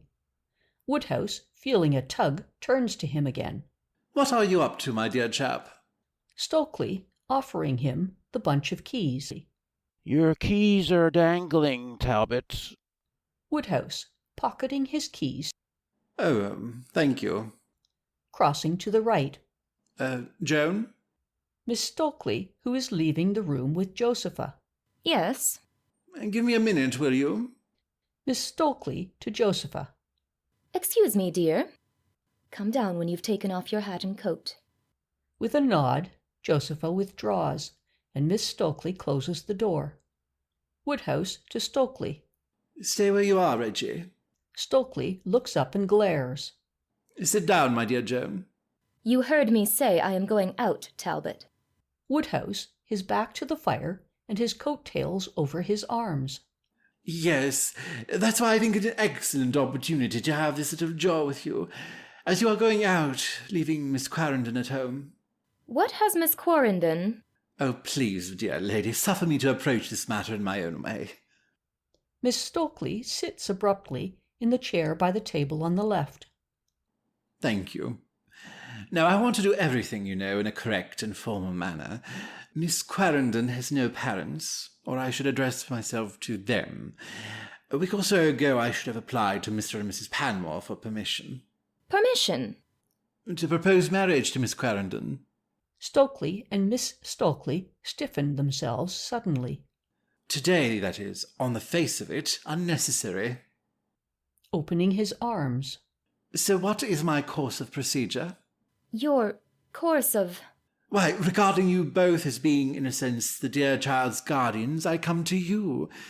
You have given her the protection of your friendship and the shelter of your very comfortable establishment. Advancing. And by the by, while I am about it, let me express my grateful appreciation of your kindness to Josepha, a kindness which naturally I feel all the more deeply. Talbot? Woodhouse going to her. Eh? Josepha doesn't suspect Suspect? that you have an affection for her? Woodhouse shrugging his shoulders complacently. What she suspects? But you haven't breathed a syllable. My dear Joan, I've told you I wish to conduct this affair with the utmost formality. My motive for asking is that Reginald... Looking at Stokely. Reginald? Reginald? My dear brother... Yes, I myself. Miss Stokely pointing to Stokely. He... Oh, no, not really. Stokely and Miss Stokely rise simultaneously. No, do let's be serious. Miss Stokely walking away to the back. Serious. Stokely crossing to the fireplace. Serious. Woodhouse on the left. Oh, my dear Reggie. Oh, my dear Joan. This is grotesque. Grotesque? Miss Stokely crossing to Woodhouse. So grotesque is it that I have expressly arranged to leave Josepha at home this morning in order that Reginald may declare himself. Grotesque. Don't you use that word again, Talbot. I won't have it. Grow? Meeting her eye. Grow ridiculous. Stokely joining Miss Stokely. Anyhow, it is my intention to speak to Miss Quarrendon without delay. Without delay. Oh, but I put it to you, two mature, usually sensible people. Sitting upon the settee on the left, nursing his leg. I put it to you, Joan. You needn't. Woodhouse to Miss Stokely. I put it to you. Supposing I were to efface myself, if one could suppose anything so wildly improbable, but supposing I were to, and Josie could be induced to look favourably on darling old Reggie, what a calamity! Calamity? Nothing of the sort. I abhor our vulgar English proverbs. I really do. But May and December, you know. I beg your pardon? Worse. May and December 12-month. Talbot, you're rude. June and October at the outside. Josepha is 27, Reginald 42. And then, apart from that, Reggie and this dainty little fairy. Oh, grow! Meeting Miss Stokely's eye again. Grow absurd. Well, Miss Quarrendon may be down at any moment. True. Looking at his watch. You will be absent for about an hour, you say, Joan? Why? I suggest that Reggie accompanies you, or that he goes for a stroll on his own account. Miss Stokely to Woodhouse. Reginald. Allowing me at least 20 minutes. 20 minutes? Miss Stokely to Woodhouse. What for? For my interview with Josepha. Not at all. What next? Oh, Reggie will come next. Stokely pacing the room at the back. Audacious. Miss Stokely to Woodhouse. No. You will go for a stroll, Talbot, and if after that, though it is scarcely conceivable... Stokely halting. Quite so. If, after I have had my interview with Miss Quarrendon, there remains the faintest ray of hope for Talbot... Woodhouse rising. My dear Reggie, my dear Joan, you make me blush for you. You do, positively. Blush? Blush. Blush. Crossing to the fireplace. To take such an unfair advantage of me, a relative too, a first cousin. It's shabby to a degree, it is really. Unfair? Distinctly unfair. Facing them. This is my reward for behaving in an honourable, high-minded fashion. Oh, it's lamentable. I don't deny. Stokely resuming his walk. Neither of us denies. You can't. You are perfectly well aware that I could have offered marriage to Miss Quarrendon without paying you the compliment of consulting you. This morning, for example, in Sloane Street, The east side of Stone Street is admirably adapted for that kind of thing. Stokely, now on the left, in front of the settee. Joan. Eh? Stokely, his hands in his pockets. Talbot's behavior has been irreproachable, undoubtedly. Miss Stokely, sharing Stokely's uneasiness. Oh, undoubtedly. Stokely, rattling his money. If some sort of compromise could be arrived at. Compromise? Stokely, unconsciously producing a piece of money and gently tossing it over in his palm. Very little is accomplished in these days without compromise. Miss Stokely, grasping his arm and pointing to the coin. Oh, but you wouldn't. Stokely, hastily pocketing the coin. No, not with a coin. Woodhouse, raising his hands. Oh, pothouse. Would it be equally objectionable if Talbot and I were to draw lots? Lots? To decide who shall be the first to, Miss Stokely, turning to Woodhouse. Talbot? Lots? 2 pieces of paper dropped into a vase, a number written upon each of them. Woodhouse, walking away to the back in disgust. Good heavens, a sweepstake! Confound it, man. Is there no satisfying you? A most generous concession. Stokely, striding to the fireplace and taking up a position there. Very well, then. I adhere to my sister's original plan. Miss Stokely, sitting upon the settee on the left. We adhere to our original plan. Which leaves me no alternative, my dear fellow, but to request you to withdraw. Miss Stokely, folding her arms. To request you to withdraw, Talbot. Ha! At the door. I repeat, I blush for you. Stokely, with a stately bow. I am greatly obliged. We are greatly obliged. Woodhouse, opening the door. Blush for you. So that you blush in the street, Talbot. Ah! He goes out, slamming the door. Stokely advances to Miss Stokely, and she, with a sigh of relief, rises and embraces him. Miss Stokely, kissing him on both cheeks. Oh, Reginald, my dear brother. Woodhouse returns. Miss Stokely and Stokely, separating hastily, regard him with surprise and displeasure. Woodhouse closes the door and comes forward. What? Talbot? I consent. Consent? You consent. A vase, 2 pieces of paper. Oh, by all means. Certainly. On one condition. Condition. I am not sure that Talbot is entitled to dictate.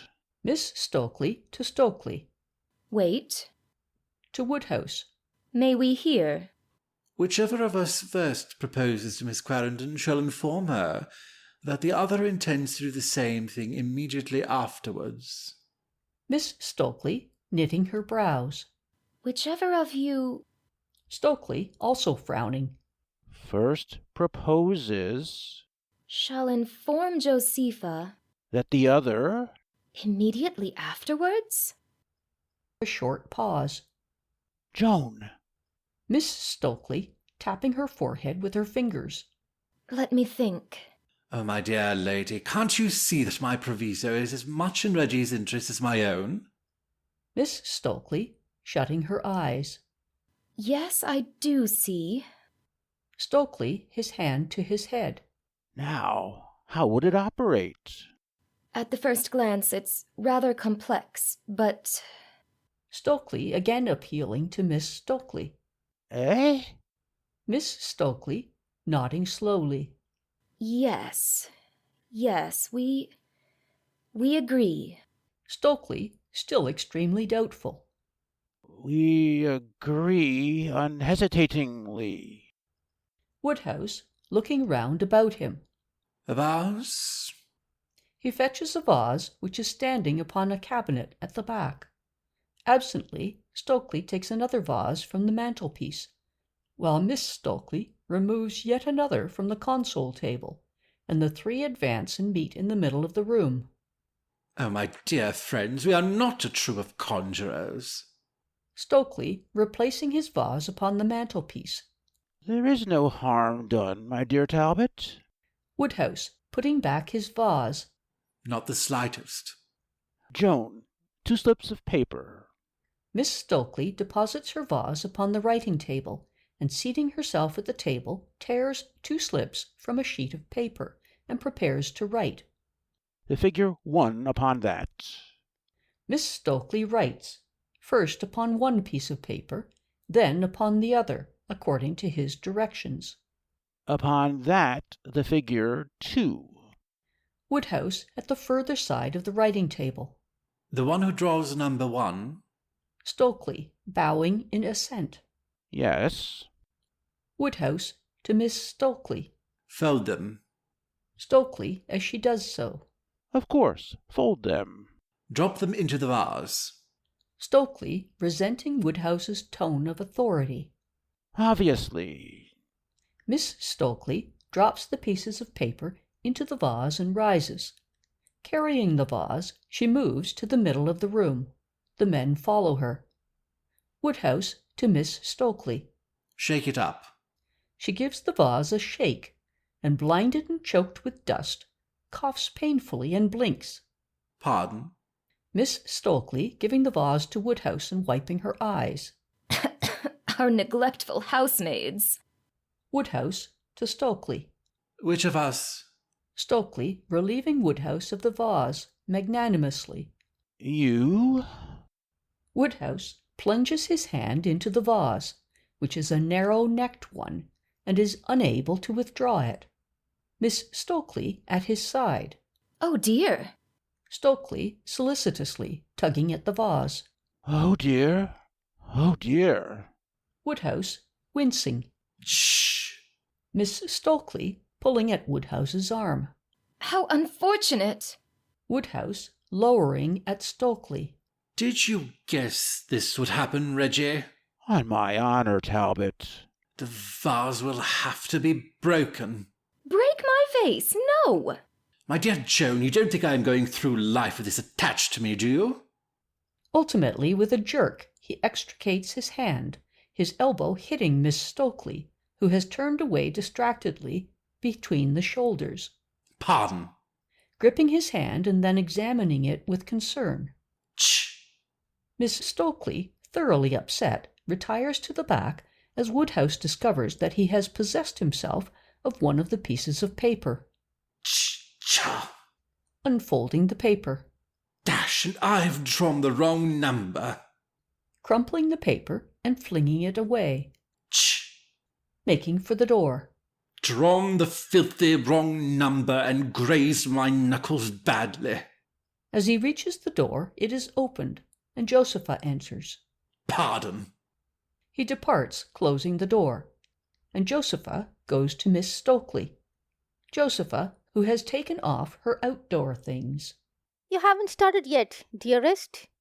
Miss Stokely, passing Josepha. I'm only just at liberty. Josepha, following her. Mayn't I help you with your hat? No. Gilmore will attend to me. Turning to Josepha. Stay here. Josepha, looking into Miss Stokely's face. Why? Is anything the matter?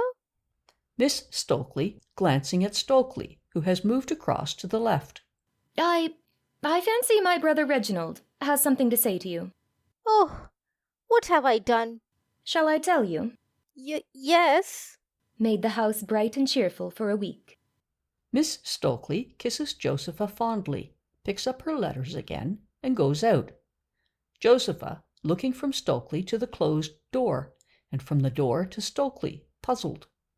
I'm afraid I must have been up to some naughty trick or other. Advancing a step or two. Have I? He turns to her, unconscious of the fact that he is still holding the vase.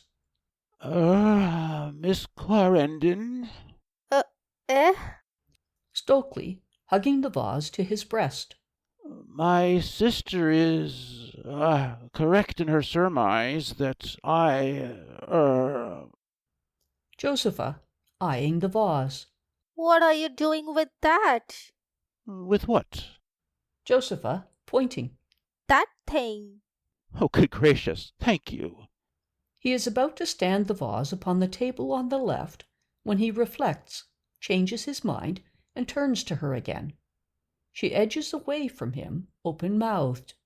No, this will assist me to explain. Josepha, growing more and more frightened by his manner. To explain? Stokely, coming to her and presenting the mouth of the vase to her. Dip your hand into it. Dip my hand into it? Stokely, gazing at her earnestly. Yours is a small hand, a delicately shaped hand. Josepha, putting her hands behind her. Oh, I don't know. There is no danger of your having to go through life with this attached to you. Josepha, her fright increasing. Oh, Mr. Stokely? Dip your hand into it. Aren't you well? Quite. Shaking the vase invitingly. Come. What for? You will find a slip of paper at the bottom. Slip of paper? Insignificant in itself, but big with fate.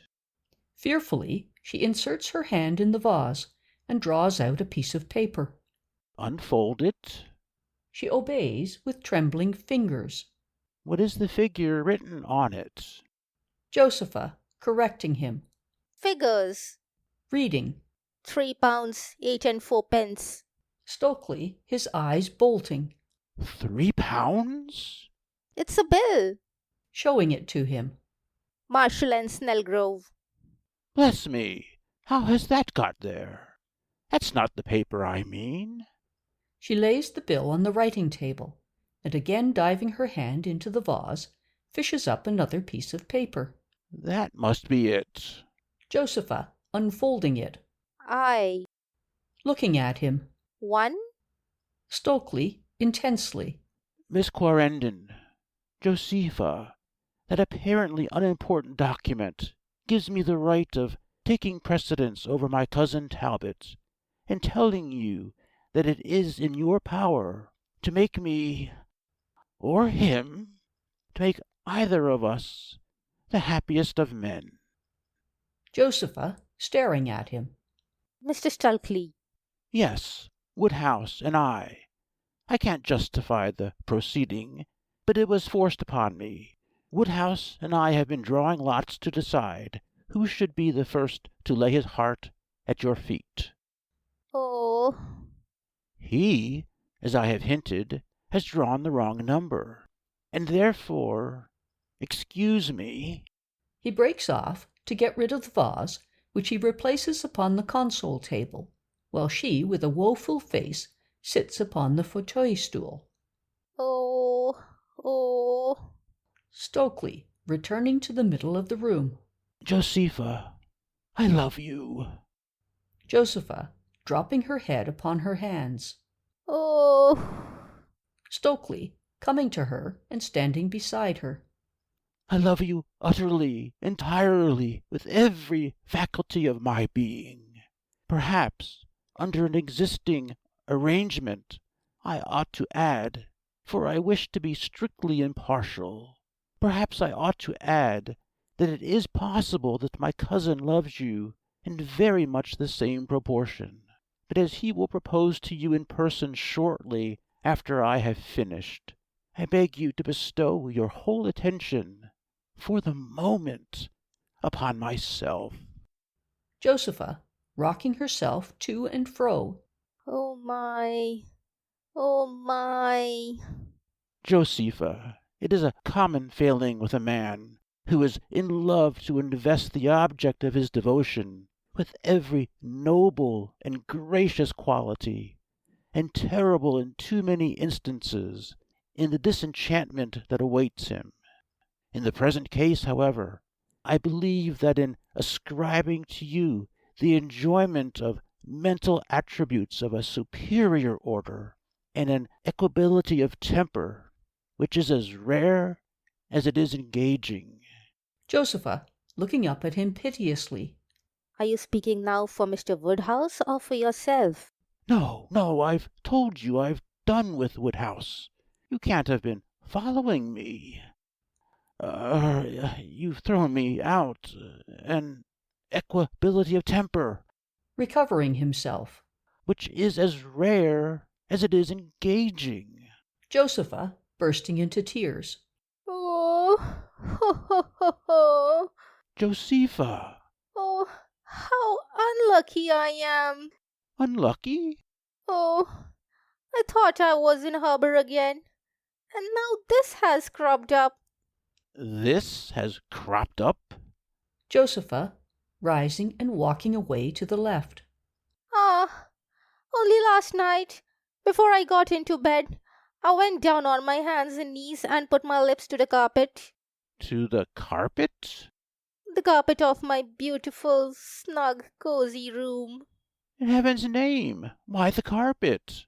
Out of gratitude for finding myself in your care, and your sister's. Sinking into a chair. And now I am adrift once more. Oh, how unlucky I am. Josepha. Oh, don't. Even if I am unacceptable to you, you can continue to kiss your present carpet until some more fortunate individual, Woodhouse, or another. Josepha, sitting upright, sobbing. How can I? It seems to me to be sheer waste. But what's to prevent your doing so? Suppose Miss Stulkley came to know that you... Came to know? She does know. Does she? Opening her eyes widely. And about little Mr. Woodhouse also? Tish! And about him also. And about the drawing lots?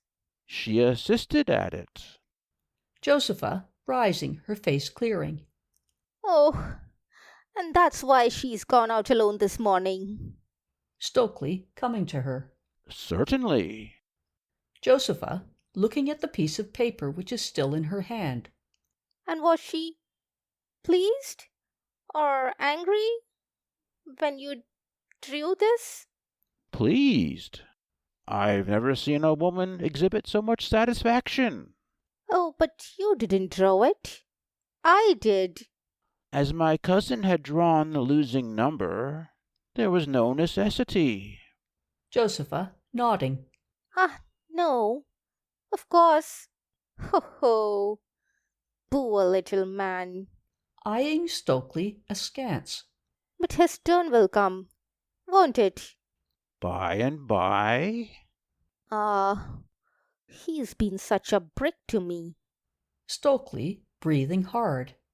A brick? A trump. That was fine of him, his sacrificing himself for me at Declure's, wasn't it? Extremely. Josepha, softly, drying her eyes. Was he very crushed just now, when he fished out the wrong number? Crushed, literally. A most ludicrous business. His hand got stuck in the vase. Got stuck in the vase? Stuck fast. Josepha, unable to restrain her merriment. No. We had the greatest difficulty, Joan and I. How did you? I tugged at the vase. Joan pulled at his elbow. Stokely, enjoying his success. Taking her hand and stroking it. That's why I remarked that your perfect little hand. I wondered. Suddenly, Shh. She sobers herself instantly as Stokely slowly turns his head in the direction of the folding doors. What? Did you hear anything? No. Josepha? Eh? Surely my cousin Talbot has not been so despicably mean. Mean? As to creep into that room. Oh, no. And put his ear to the keyhole. The understanding was that he, too, was to take the air. Go on talking. Moving to the writing table. What brilliant weather we are having, aren't we? Stokely, watching her in astonishment. Delightful. Josepha, taking a long quill pen from the inkstand. We generally get a blue sky and plenty of sunshine after snow, don't we? It's not, unusual. Josepha, edging towards the folding doors. Tra-la-la-la. Giving Stokely a mischievous look. Tra-la. Introducing the end of the pen into the keyhole. Tra-la-la. Josie. Ha-ha. Thrusting the pen through the keyhole. Ha-ha-ha. There is a sound from the adjoining room as of the overturning of a chair. Oh. Stokely, going to her. What have you done? Josepha, horrified. Oh, why didn't you stop me? She is about to unlock the center leaf of the folding doors when Grant, a manservant, enters, carrying a salver upon which is a heap of visiting cards. Josepha retreats to the fireplace as Stokely examines the cards. Stokely, taking up the cards indiscriminately, one by one. Mrs. Panmure, Miss Anstice, Mr. Hebblethwaite, Mr. Panmure, Mr. Hugh Loring, Mrs. Hebblethwaite, Mr. Panmure, Mr. Hebblethwaite, Mrs. Panmure, Mr. Hugh Loring, Mrs. Hebblethwaite, Miss Anstice. To Grant, bewildered. They're not? Yes, sir. Downstairs, sir. All? Several, sir. I said Miss Stokely's out walking, sir, but they'd like to see you and Miss Quarrendon and Mr. Woodhouse. Stokely, after a glance at Josepha. Oh, show them up, Grant. Grant, at the door. Yes, sir. Has Mr. Woodhouse gone out again? Believe not, sir. His hat's in the hall. Find him. Yes, sir. Grant withdraws with the salver and cards as Josepha throws the pen into the fire and comes to Stokely. What an odd call. Call? It's a conference. Josepha, clinging to Stokely's arm. They haven't come to ask me to go back to the Cleovers, have they? No, no. I adore Lottie. Shuddering. But Mr. Panmure...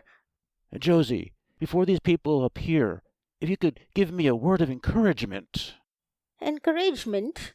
Tell me that I may hope. Hope? Repulsing him. When perhaps you have made me hurt that little hero. End of Part 1 of Act 4. Part 2 of the 4th Act. The door reopens, and Grant ushers in Mrs. Panmure, Mrs. Hebblethwaite, Panmure, Dulcie, and Loring. Mrs. Panmure's expression is very glum, but Panmure has a smug, sanctified air. The others seem to be on excellent terms with themselves, the Hebblethwaites looking particularly contented and jolly. Grant retires, closing the door. Stokely, shaking hands with Mrs. Panmure. My sister will be very sorry. Shaking hands with Mrs. Hebblethwaite. How do you do? Mrs. Panmure, going to Josepha. How are you, Josepha? Josepha, kissing Mrs. Panmure shyly. How are you, Lottie? Mrs. Panmure accepts Josepha's kiss unresponsively and moves to the fireplace as Josepha shakes hands with Mrs. Hebblethwaite. How do you do, Mrs. Hebblethwaite? Mrs. Hebblethwaite, turning away to the settee on the left. Thank you. I am in perfect health. Hebblethwaite, after greeting Stokely. Coming down on you like an avalanche, eh? Seeing Josepha. Ah, and here's little Miss Jo. He is about to shake hands with her when he thinks better of it, and nodding to Josepha, joins Mrs. Hebblethwaite. Panmure, who has been received in a distant manner by Stokely, approaches Josepha while Stokely is shaking hands with Dulcie and Loring. Panmure to Josepha. I trust you are well, Miss Quarrenden? She gives him a limp hand. And happy. Oh, happy. In your new temporary home? Exceedingly. We're all much happier than when we saw you last. He moves away as Dulcie advances to Josepha and proffers a finger. How do you do? Loring on the left, nodding to Josepha. How are you, Miss Quarrenden? Stokely to everybody. Pray sit down. Pray sit down. Mr. and Mrs. Hebblethwaite seat themselves upon the settee on the left. Dulcie and Loring in the chairs at the end of the settee. Panmure in the chair by the table on the left, and Josepha upon the fauteuil stool. My sister will be sorry. Mrs. Panmure, who has been gazing into the fire, to Stokely. Oh, this is not an ordinary visit of friendship, Mr. Stokely. Stokely, puzzled. No? As you may gather from the hour at which it is paid, and as Miss Stokely is not so intimately connected with a certain event as the rest of us, it is better, in my opinion, that she should be out of the way. Dear me. Is Mr. Woodhouse? I've sent for him. We won't lose time. To Panmure. Are you ready, St. John? Yeah, more than ready. More than ready. My husband is here, Mr. Stokely, at the command of Mr. Pruin, the rector of Polehampton, to perform an act of expiation. Expiation? Of self-abasement. Sitting upon the settee before the fire. Uncle Alfred? Hebblethwaite, clearing his throat. Ahem. To Stokely. The fact is, Stokely, that our friend Panmure, my nephew-in-law, has been found out. No, not found out. Casting his eyes up to the ceiling. He has confessed. Well, he confessed after he was found out. Oh, please don't laugh, Uncle. Your uncle is a fluent speaker, Lottie, if he is allowed his own methods. Stokely, sitting in the chair at the writing table. Confessed? To being the chap who kissed Miss Quarrenden. Who kissed Miss Quarrenden? Kissed Miss Quarrenden. Kissed Miss Quarrenden. Josepha, involuntarily giving a shrill, prolonged whistle. The men are startled. The women look at Josepha indignantly. Josepha. Josepha, clapping her hand to her mouth. Oh, my. Mrs. Panmure, her head bowed. Yes, it was my husband who kissed Josepha. Kissed little Joe. Finding his wife's eye upon him. Kissed Miss Quarrenden. Yielded to temptation. Looking round. Oh, beware of temptation, boys. Stokely, Hughie, Alfred. You needn't lay such stress on Alfred, St. John. Hebblethwaite, nudging Mrs. Hebblethwaite affectionately. Ah, old lady. Mrs. Hebblethwaite, slipping her arm through Hebblethwaite's. Alfred has never given me a moment's anxiety, and never will. Hebblethwaite, patting Mrs. Hebblethwaite's hand, and then rising and going to Stokely. You see, what's occurred is this. Kits, the footman. Loring, who has been preparing himself for an oratorical effort. Before Hebblethwaite goes any further, Dulcie to Loring. What is it, old thing? Before Hebblethwaite goes any further, I want it to be clearly understood that, though I've consented to be present at this act of, what do you call it, him and me are not on friendly terms. Him and me? I and him Hebblethwaite and I are not on friendly terms. Oh, come, Loring. Come. Loring to Hebblethwaite, wagging his head. No, not after the way you tried to land me in the ditch over Miss Quarrendon. Oh, Mr. Loring. No, it ain't no good, Mrs. Heb. As the saying goes, the relations between me and Hebblethwaite are strained, and I am not the sort. Strained. Eh? Strained. What'd I say? You said your relations are sprained. Oh, ain't much difference, is there? Go on, Uncle. Hebblethwaite, shrugging his shoulders good-humouredly. Well, this is what occurred, Stukely. Kit, the footman, was passing the hall door on that memorable Wednesday afternoon, and he heard the smashing of china. 'Twas a plate she shied at me, Stukely. Miss Quarrendon aimed a plate at me. To Josepha. Didn't you? Oh. The smashing of china, and voices raised above concert pitch. And the lad took it into his head to hang about. I don't blame Miss Quarrendon. Not for that. I deserved it. It's a pity it struck the floor instead of hitting me. And presently he saw Miss Quarrendon coming upstairs with a scared face. And when he went into the hall, there was Panmure picking up the bits and shaking all over.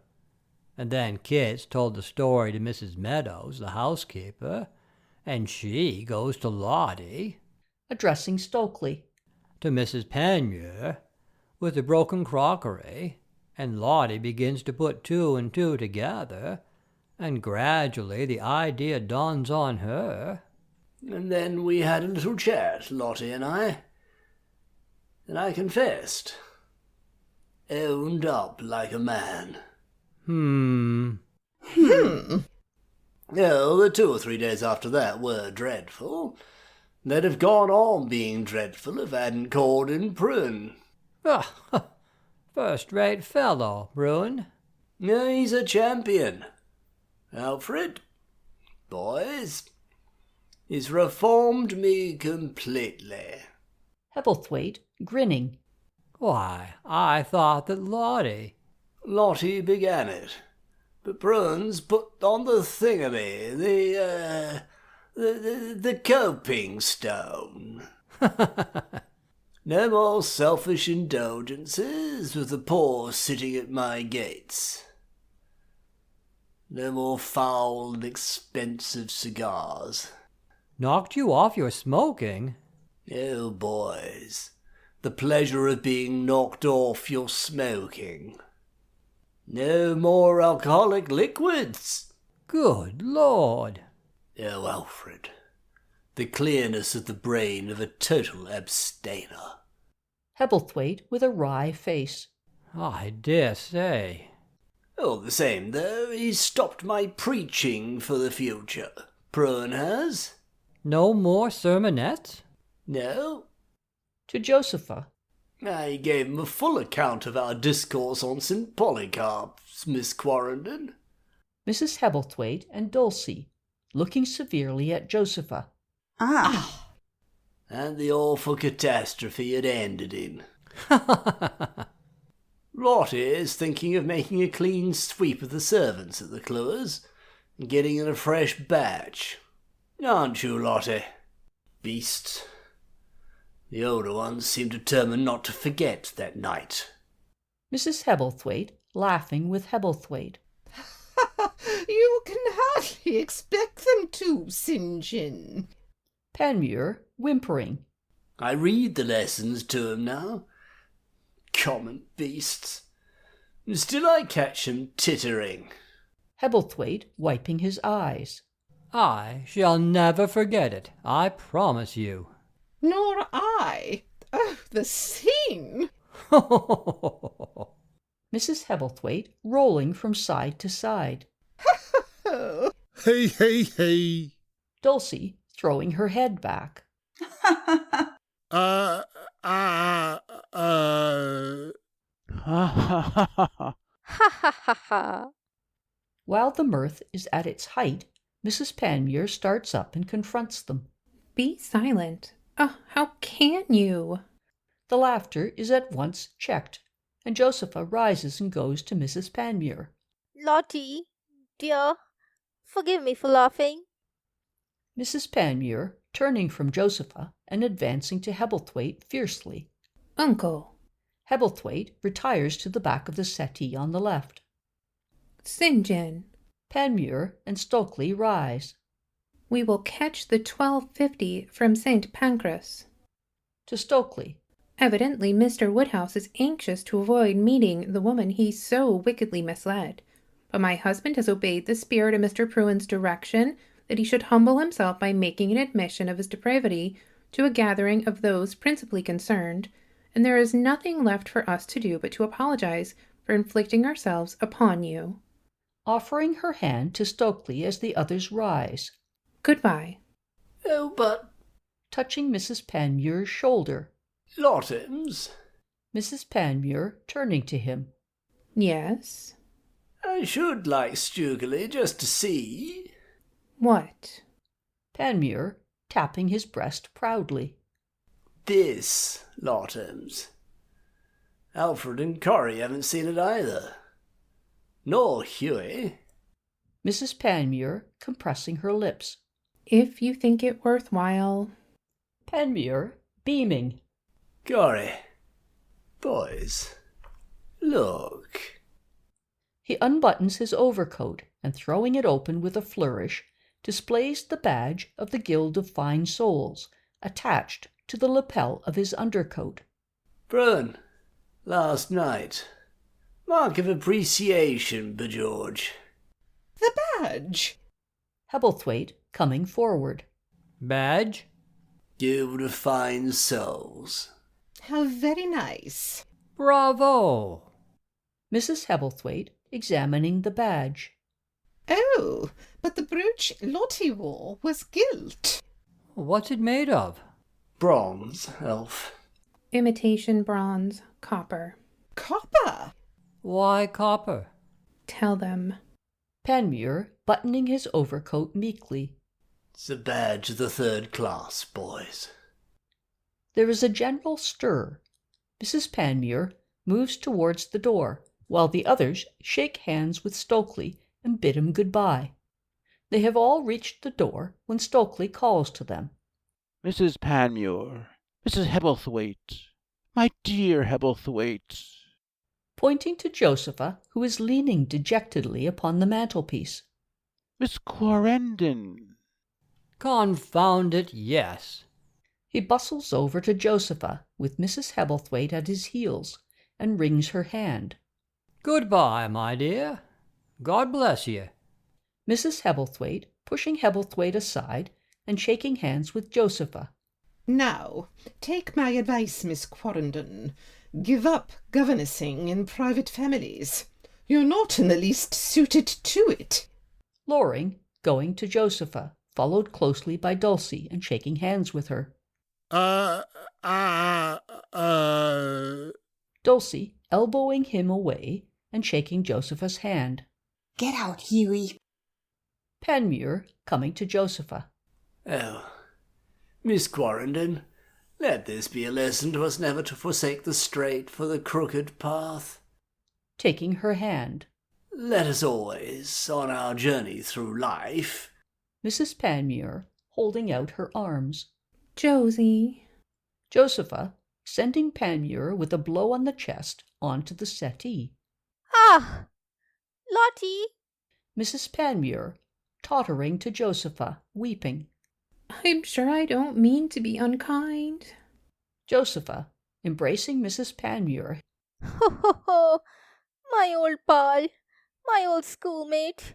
Ho ho ho ho! The door opens and Woodhouse enters with an attempt at briskness. He is wearing a black shade with some cotton wool beneath it over his right eye, and there are some patches of court plaster on his knuckles. Stokely aghast. My dear Talbot. Josepha coming forward in horror. Oh! Coal dust. Just as I was leaving the house. Cart full of damn walls and... Pardon. Adjusting his shade. Joan's maid found this in the medicine cupboard. Stokely and Josepha to each other. Oh! Woodhouse to Mrs. Panmure, extending his hand. My dear Mrs. Panmure. To the others. My dear friends. But what delight! Mrs. Panmure, not accepting his hand. Mr. Woodhouse. You will learn from your cousin the object of my husband's visit, and why I and my relatives, if I may include Mr. Loring under that denomination, why I and my relatives have accompanied him. Dear lady. Sir, I am willing to credit you with having been animated by good intentions, but even good intentions do not justify the falsehood and deception lately practiced by you while a guest under my roof. Panmure at her side. No, by George. A gentleman's roof, by George. And there is an oft-quoted dictum concerning good intentions which you would do well to ponder over at your leisure. Glancing at Stokely, who is now on the left. How far Mr. Stokely was your confederate, if confederate he was, I do not seek to inquire. I will content myself with requesting that you will return to me, by registered post, the emblem of purity which you so impudently obtained and are so unworthy to wear. Inclining her head. If ever we meet again, it will be as strangers. Stokely opens the door for her, and she passes out. Panmure winks solemnly at Woodhouse and follows his wife. Then comes Mrs. Hebblethwaite, who gives Woodhouse a frosty bow, and Hebblethwaite, who, with a silent chuckle, digs him in the ribs. Loring comes next, and pauses to regard Woodhouse with scorn, whereupon, in a fright, Woodhouse puts his hands protectingly to his cheeks. Dulcie to Loring coaxingly. No, not today, Hughie. Sniffing at Woodhouse, she pushes Loring before her, and they go out, followed by Stokely. Woodhouse as the door closes. Vulgar crew! Vulgar crew! Devil take him! Josepha, coming to him. Oh, Mr. Woodhouse, it's out. So I conclude. Devil take him. Mr. Panmure has confessed everything. Glad of it. Nasty slap for your saintly friend. Crossing to the fireplace. To dare to address me in those terms. If a man presumed to speak to me like that, I'd write him such a letter. Josepha, sitting upon the settee on the left. Poor Lottie. Oh, poor Lottie. Woodhouse, composing himself. Anyhow, my dear Miss Clarendon, I did my best to avert the ugly disclosure. Ah, yes. It was tremendously noble of you. No. Advancing. Because, I admit it, the act was not wholly a disinterested one on my part. Halting in the middle of the room. Josie, even then the seed which has since blossomed into a flower had begun to germinate in my breast. Josepha, with a sickly expression. Oh. Yes, as you have doubtless already gathered from another source. I love you. Mr. Stokely has mentioned. He was bound in honour to do so. Coming nearer. Josie, I am not blind to the fact that a paltry secretaryship, a settled income of barely $1,200 a year, and the possession of a few rubber shares, the moment less elastic than you would infer from the nature of the substance they represent. I am not, I say, blind to the fact that my financial position compares unfavourably with my cousin Reggie's. On the other hand... Josepha, raising her eyes. Oh, must you? On the other hand, I have the advantage of youth, a taste for literature and the arts, the power, developed to a remarkable pitch, of playing by ear the current popular melodies on the piano, and the reputation, not, if I may say so, ill-deserved, of being an amusing raconteur. The two latter qualifications have gained for me a considerable place in what survives in this country of refined society, and I cannot but think that, with a wife endowed, in a measure, with modest but attractive gifts similar to my own. Noticing that she is observing him with a twitching face. Did you... She covers her mouth with her handkerchief convulsively. What? Josepha, her shoulders heaving. Oh. My dear Josie. Oh. Darling. Oh, how funny you look. Funny? Josepha, rising. Pointing at him. That damn waltz end. They join hands and are laughing together in their different moods when Stokely returns. Talbot. Josepha and Woodhouse separate, and Stokely comes between them.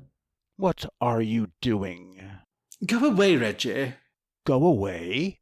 My dear fellow, I've not nearly finished with Miss Quarrendon. I can't help it. Referring to his watch.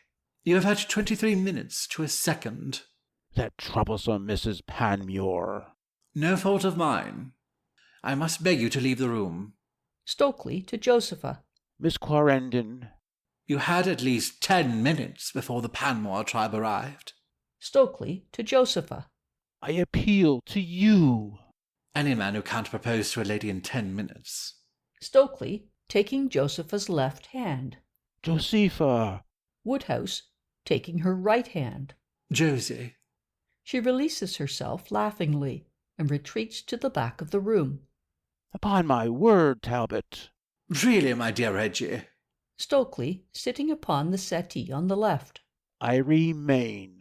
Woodhouse also sitting upon the settee. And I. Finding himself beside Stokely, he rises and reseats himself in the chair farthest from the end of the settee. I remain.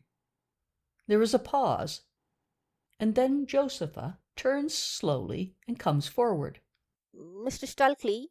Stokely rises. Mr. Woodhouse. Woodhouse jumps up. She looks at them sweetly.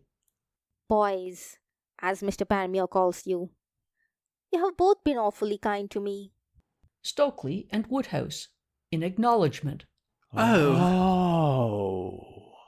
Josepha, her hand to her brow. And it's difficult, isn't it? Without saying no to the two of you. Stokely and Woodhouse, moving a step towards her. It's difficult to decide what answer to make. After another pause. Look here. Again they take a step towards her. She faces them deliberately. Draw lots for me. My dear Miss Quarrendon. My dear young lady. Why? You have already drawn lots for the privilege of being first to propose. To Woodhouse. Mr. Stokely told me so, Mr. Woodhouse. Shameful breach of confidence. Talbot? So why hesitate to go a step further? No. Impossible. Why? I couldn't. Why not? Most unseemly. Most unseemly. Not only is it unseemly, but I might lose again. Or I. No. No. Josepha, shrugging her shoulders. Well, as you please. She darts to the door, and they after her. Stokely, preventing her from opening the door. Josepha? Josie. Josepha, looking from one to the other. Shall I prepare the bits of paper? The men hold their heads and groan. Shall I? Oh. Ha ha ha. She runs to the writing table, and seating herself there, tears 2 strips from a sheet of paper. The vase. Woodhouse brings the vase from the cabinet at the back, Stokely the vase from the console table, and the 2 men meet in the middle of the room. Woodhouse, pointing to the vase which Stokely is carrying. Reggie. My dear fellow, so it is. Hastily replacing the vase upon the console table. I sincerely, Beg your pardon. Did you select that accursed jar designedly? Stokely, coming to Woodhouse. I swear to you, my dear Talbot. Singular forgetfulness. Stokely, taking Woodhouse's vase from him. Try it. Woodhouse cautiously inserts his hand in the vase. Do, pray, be careful. Woodhouse several times repeating the process of dipping his hand into the vase. Thank you for your courtesy. Josepha, who, glancing more than once over her shoulder at the men, has written upon the slips of paper and hurriedly folded them. Vase. Stokely carries the vase to Josepha, while Woodhouse, with a look of resolve, turns up his shirt cuff. Josepha rises and drops the pieces of paper singly into the vase. What have you written? What have you written? Lucky man. Lucky man? Lucky man? Lucky man wins you? Lucky man wins you? Josepha, nodding. Yes. Josepha, taking the vase from Stokely. I'll hold the vase. Stokely is pulling up his coat sleeve when Woodhouse presses forward and is about to thrust his hand into the vase. Ah, no! No? No. Mr. Stokely draws first. By all means. Retiring to the further side of the writing table. I yield to my cousin's decided seniority. Controlling himself with difficulty, Stokely dips his hand into the vase and extracts one of the slips of paper. Stokely unfolding it with quivering fingers.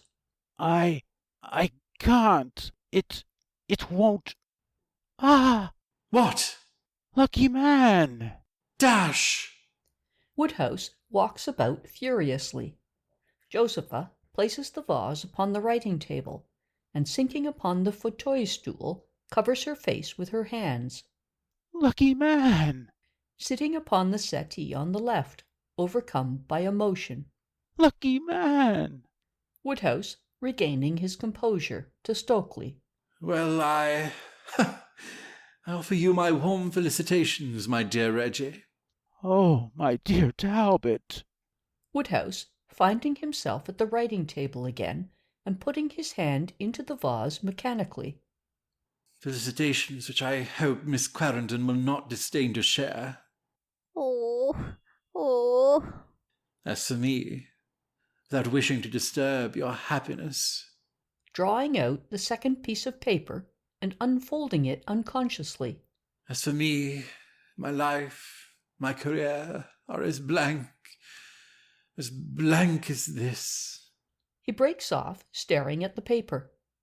Raising her head and turning it quickly, Josepha realizes what has happened, and with a gasp starts up and rushes at Woodhouse. Ah, no! Don't! You mustn't! Seeing that she is too late. Oh. Lucky man? Stokely rises, appalled. Woodhouse looks at Josepha. Lucky man? Josepha, her chin on her breast. Yes, but... But? Josepha, with a motion of her head towards Stokely. He drew it first. Woodhouse, after a pause. I understand. Stokely goes quietly to Josepha, touches her arm, and then retires to the back. Josepha, moving away from Woodhouse, crying. Po. Oh, Mr. Woodhouse, I didn't want to wound your feelings by refusing you. I thought it would make it easier for you if you believed you had lost me by chance. Turning to Woodhouse, who has followed her, and taking his hand. Forgive me. He sighs heavily. Who knows? Perhaps, after all, the real lucky man is the man I don't marry. A quibble. Josepha, pressing his hand to her heart. Yes, forgive me and forget me. Go abroad for a time. Be a great traveller, a discoverer. Woodhouse, withdrawing his hand. Ha! How easy it is to talk. The only spot on earth left to be discovered is the end of the Cromwell Road. He leaves her, and she sits at the writing table, and with her elbows upon it, leans her head upon her hands. Oh, oh. Woodhouse, pausing on his way to the door, at the table on the left, and addressing Stokely, who is now at the fireplace. Reggie, I fancied I detected you a little while ago in an attempt to purloin my latchkey. He produces his key ring and detaches a key from it. Stokely hurrying to him. My dear fellow. Woodhouse laying the key upon the table. There it is. I insist on your retaining it. Woodhouse going to the door. No. Talbot. No. I entreat. No. No. His hand upon the door handle. Besides, I have a duplicate. He departs, closing the door. Stokely, turning to Josepha with outstretched arms. Josepha! She rises and goes to him, and he, putting his arms about her, kisses her rapturously. Josepha, releasing herself, and with a pout, drawing her hand across her lips. Oh, men will kiss me. The door is thrown open, and Miss Stokely, in her outdoor things, enters excitedly. Tell me, which is it? Josepha. Josepha advances to her. Talbot or Reginald? Josepha, dropping her head upon Miss Stokely's bosom. I suppose it's Reginald. End of Act 4. End of Preserving Mr. Panmure by Arthur Wing Pinero.